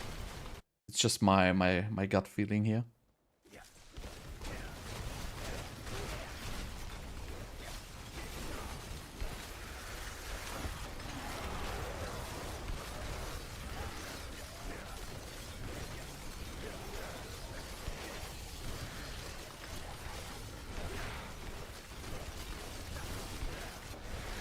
You know, because this boss doesn't have the HP, so you can easily two-phase them. I mean, I guess in the boss fight you don't really drop.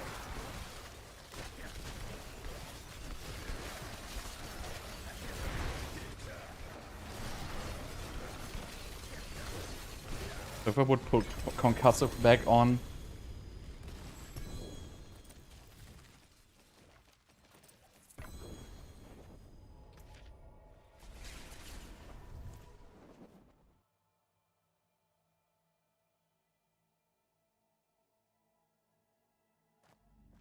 Yeah, but I don't really prefer this because... I mean, I don't know, these pants are actually not so bad. Like, if you put it like this, right? This gives you just massive resource, and it gives you damage reduction. I mean, I have no gems in it, obviously. But it's not so much behind a regular pants. Just I'm missing, like, armor with it. I don't think it's, like, that bad, actually.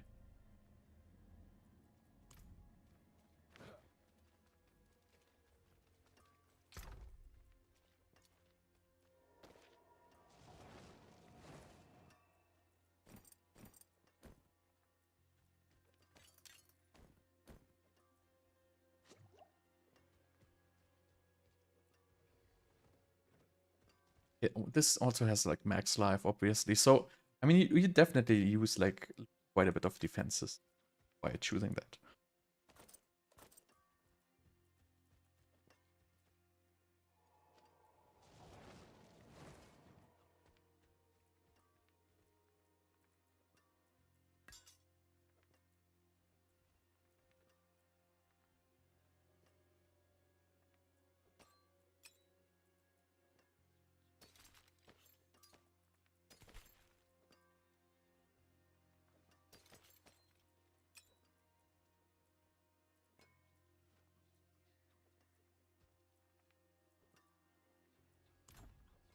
I forge more than use it well.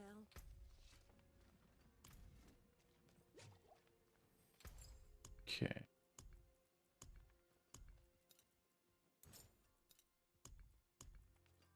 Get ourselves. Can't afford another topaz.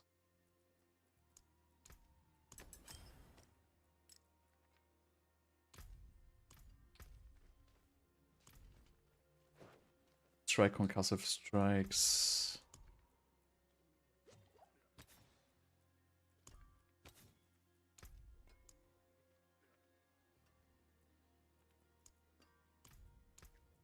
Go for aspiration here. Climb. May your road be filled with wonders. And then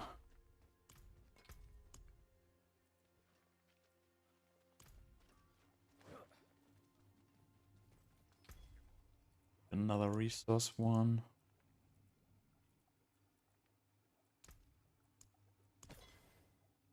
So I probably want to upgrade my winter glass to max, even though I actually hit good stuff on it.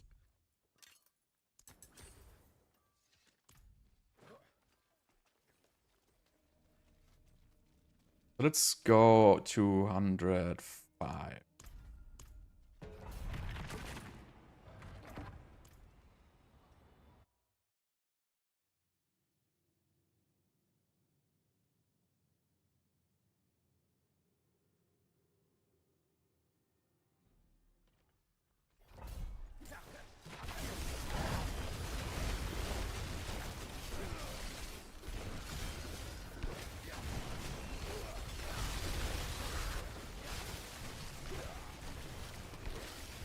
I mean, if I could get rid of the elementalist aspect and just fixing crit by itemization, we would have another 40% damage multiplier here. So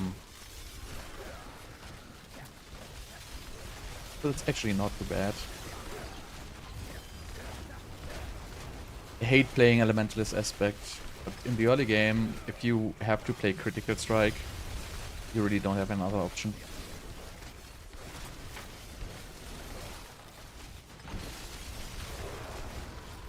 And I don't even have 100% with elementalist, I believe. I only have like 80% or something like that.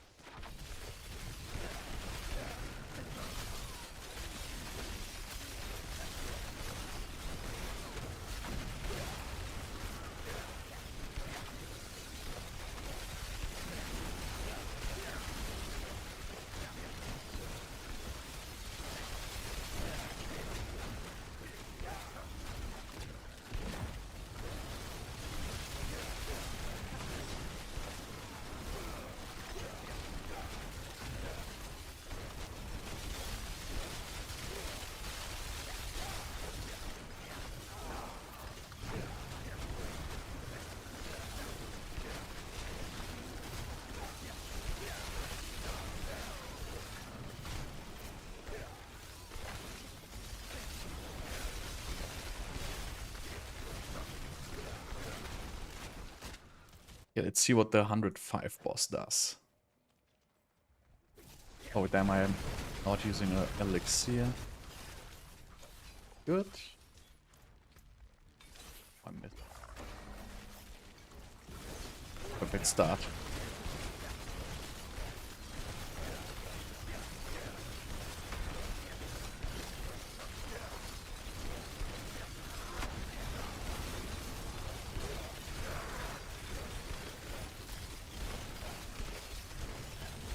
I mean, if I wouldn't have messed up the first dagger phase, this wouldn't be a big deal.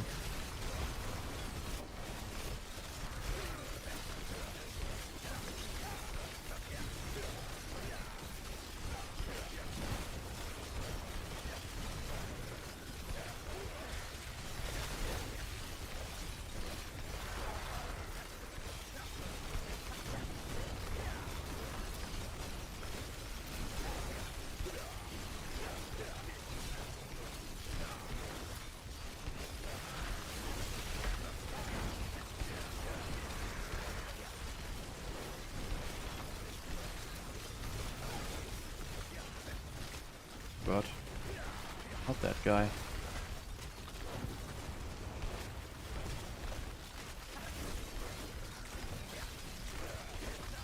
So yeah, you don't want to mess up your stagger phase if you're doing this.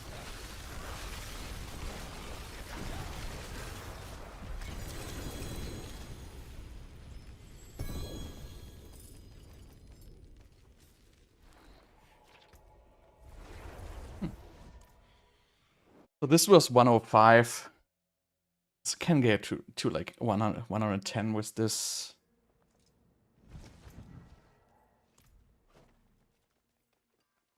Greetings. How shall I guide my hammer? To 110.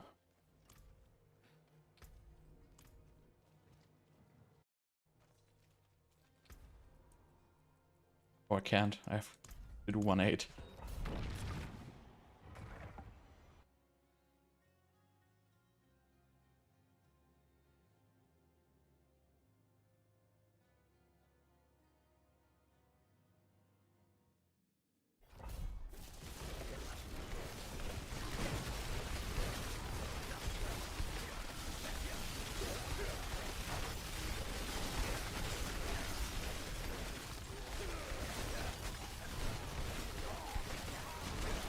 I guess it's not such a big deal if you just sometimes fall short of the Elementalist proc in the dungeon. As long as you're on full mana in the boss fight. And you're always gonna be on full mana in the boss fight because you're gonna, when the boss is staggered, you're gonna regenerate 5 mana per frozen orb hit, basically. So there's absolutely no way you're ever gonna get out of mana versus a staggered boss. So I guess if you want to really push it high and fight bosses in an unstaggered state, then you would get issues, but right now the crown seems to be working just fine like this.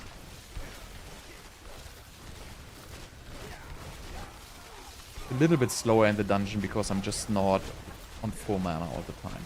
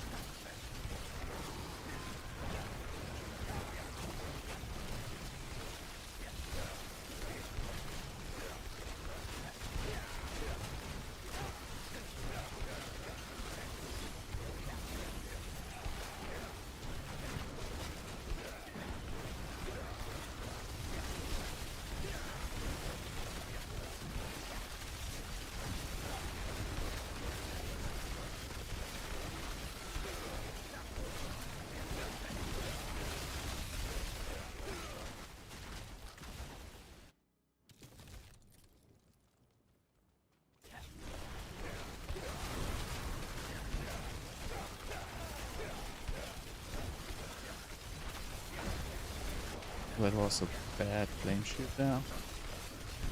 Didn't summon it.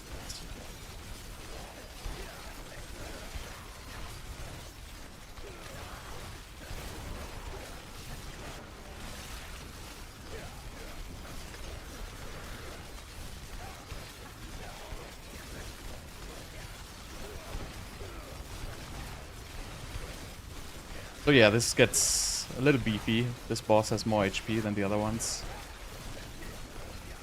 I guess we cannot bring this down in 3 staggers.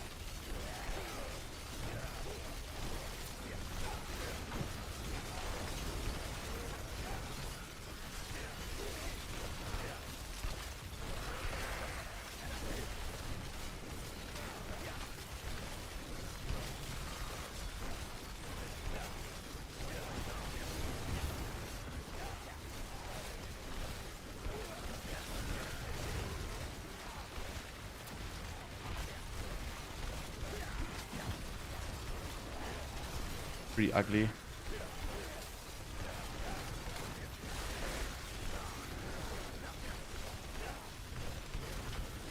Hey, arena is full of shit.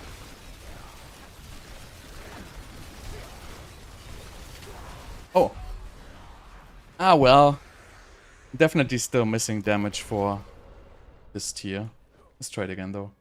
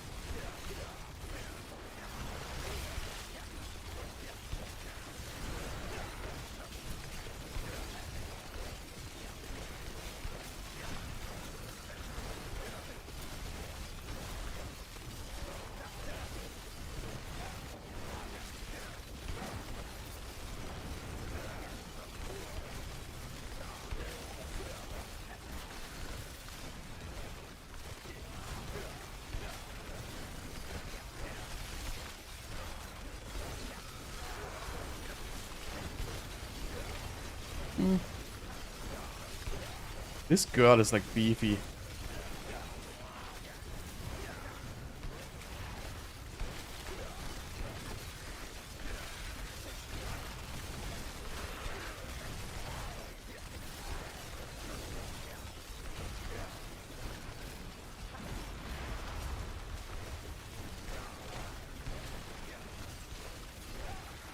So I cannot even bring it down in the force stagger, I believe.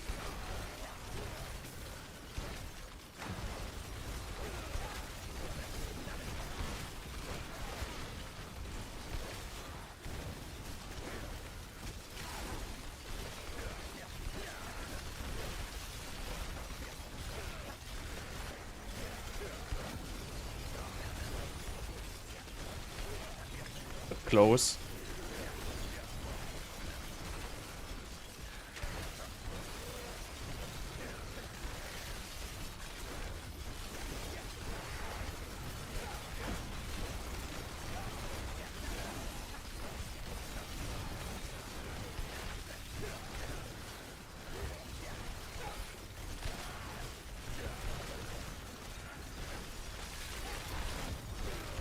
Ooh, I just wasted a flame shoot there. Now comes the Lilith.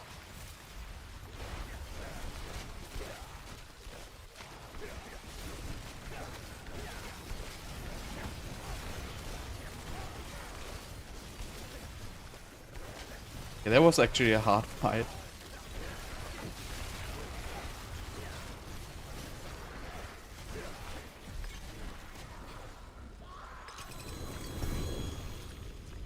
But this is also like a high HP boss.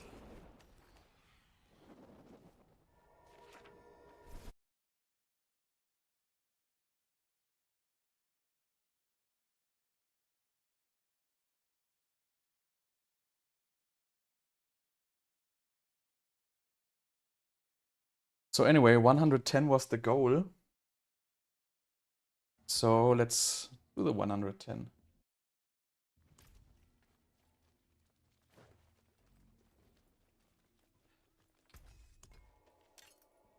Missing 5. I can cure what ails you. See if we can do 100.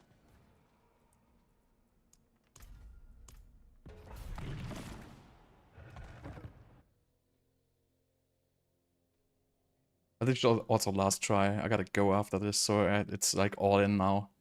If I'm gonna make the 110, I'm gonna make it. If not, then not.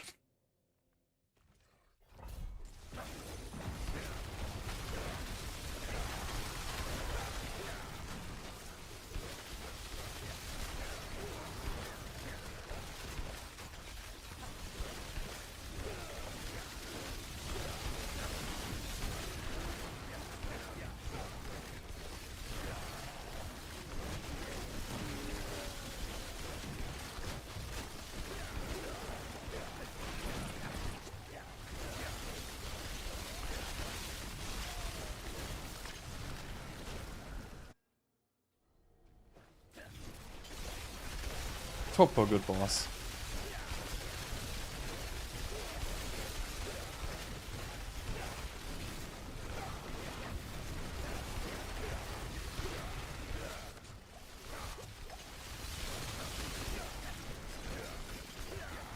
Scourge of the land, please.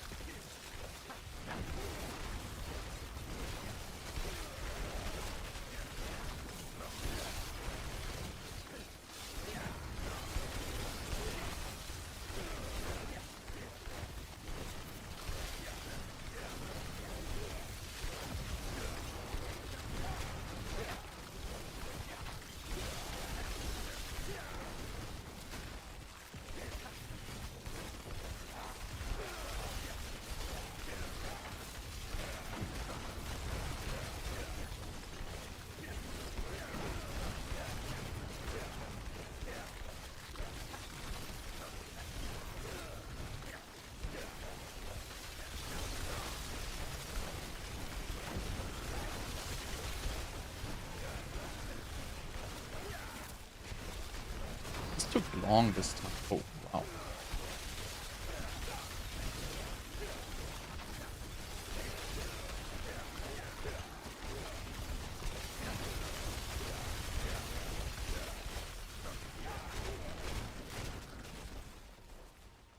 Alright, 110 boss.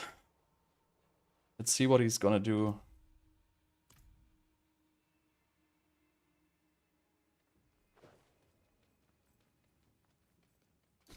Marauder, that's okay. Gonna one-shot me though, if I don't careful. Oh wow. Like the difference between 108 and 1010. 110 is like...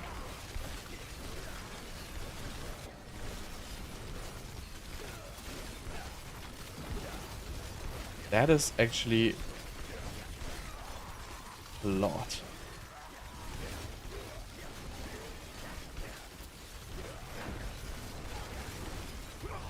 Oh, I pressed the flame shield there just a little bit too early. Right, let's do it again.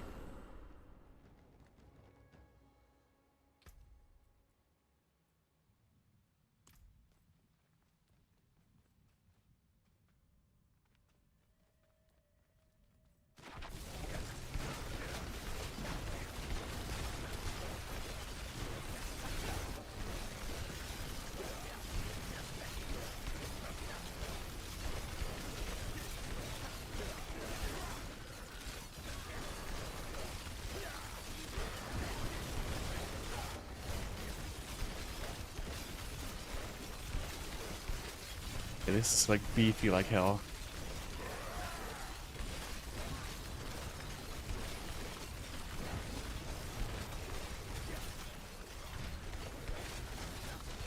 Oh, this jump attack.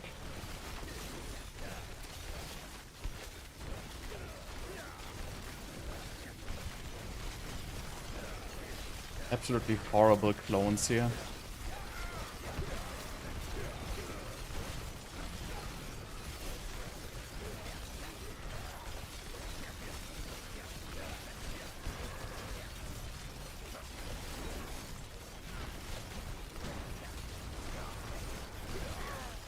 Is it my flame shield? A full?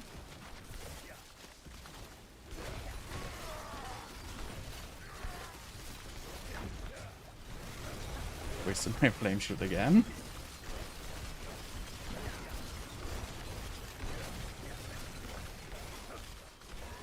Oasis. I just got like half of it.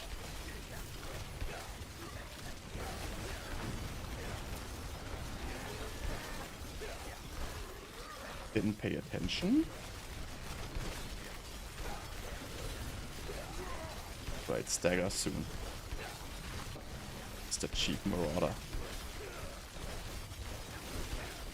He's only halfway dead, and I literally don't do any damage outside of stagger.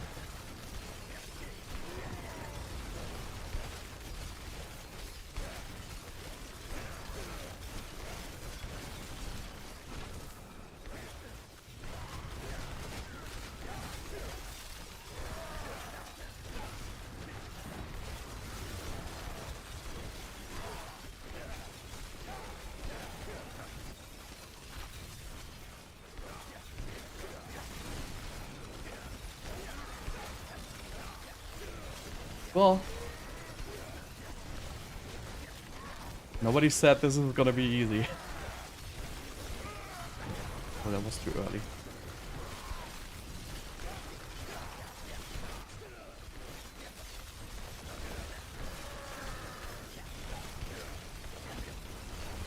Boy, I'm gonna get another stagger.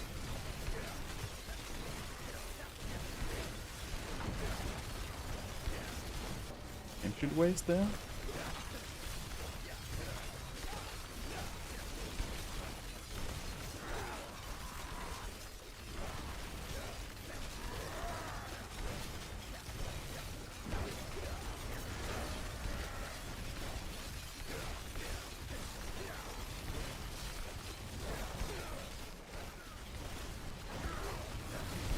Another flame shield waste. Oh, oh, oh, oh. Didn't see that guy. Alright, concentrate, please.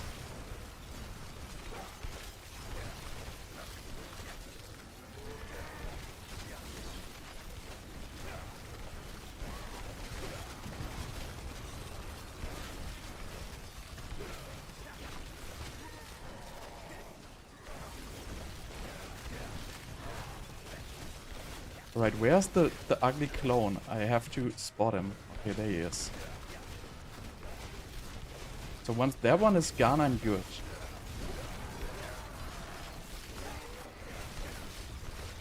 No! But I killed it. Dying breath.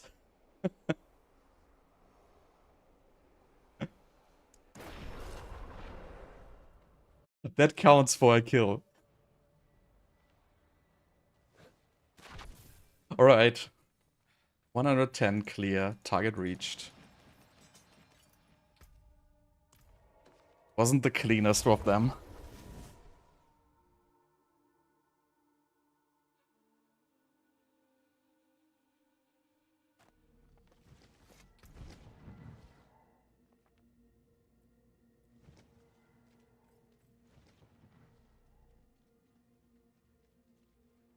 Right. That was fun though. Like I got further than I actually thought. That was pretty decent. 110 push, 101 farming state. Nightmare dungeon glyphs done and everything in just 4 hours. Not too bad. Everything 8 out of 12.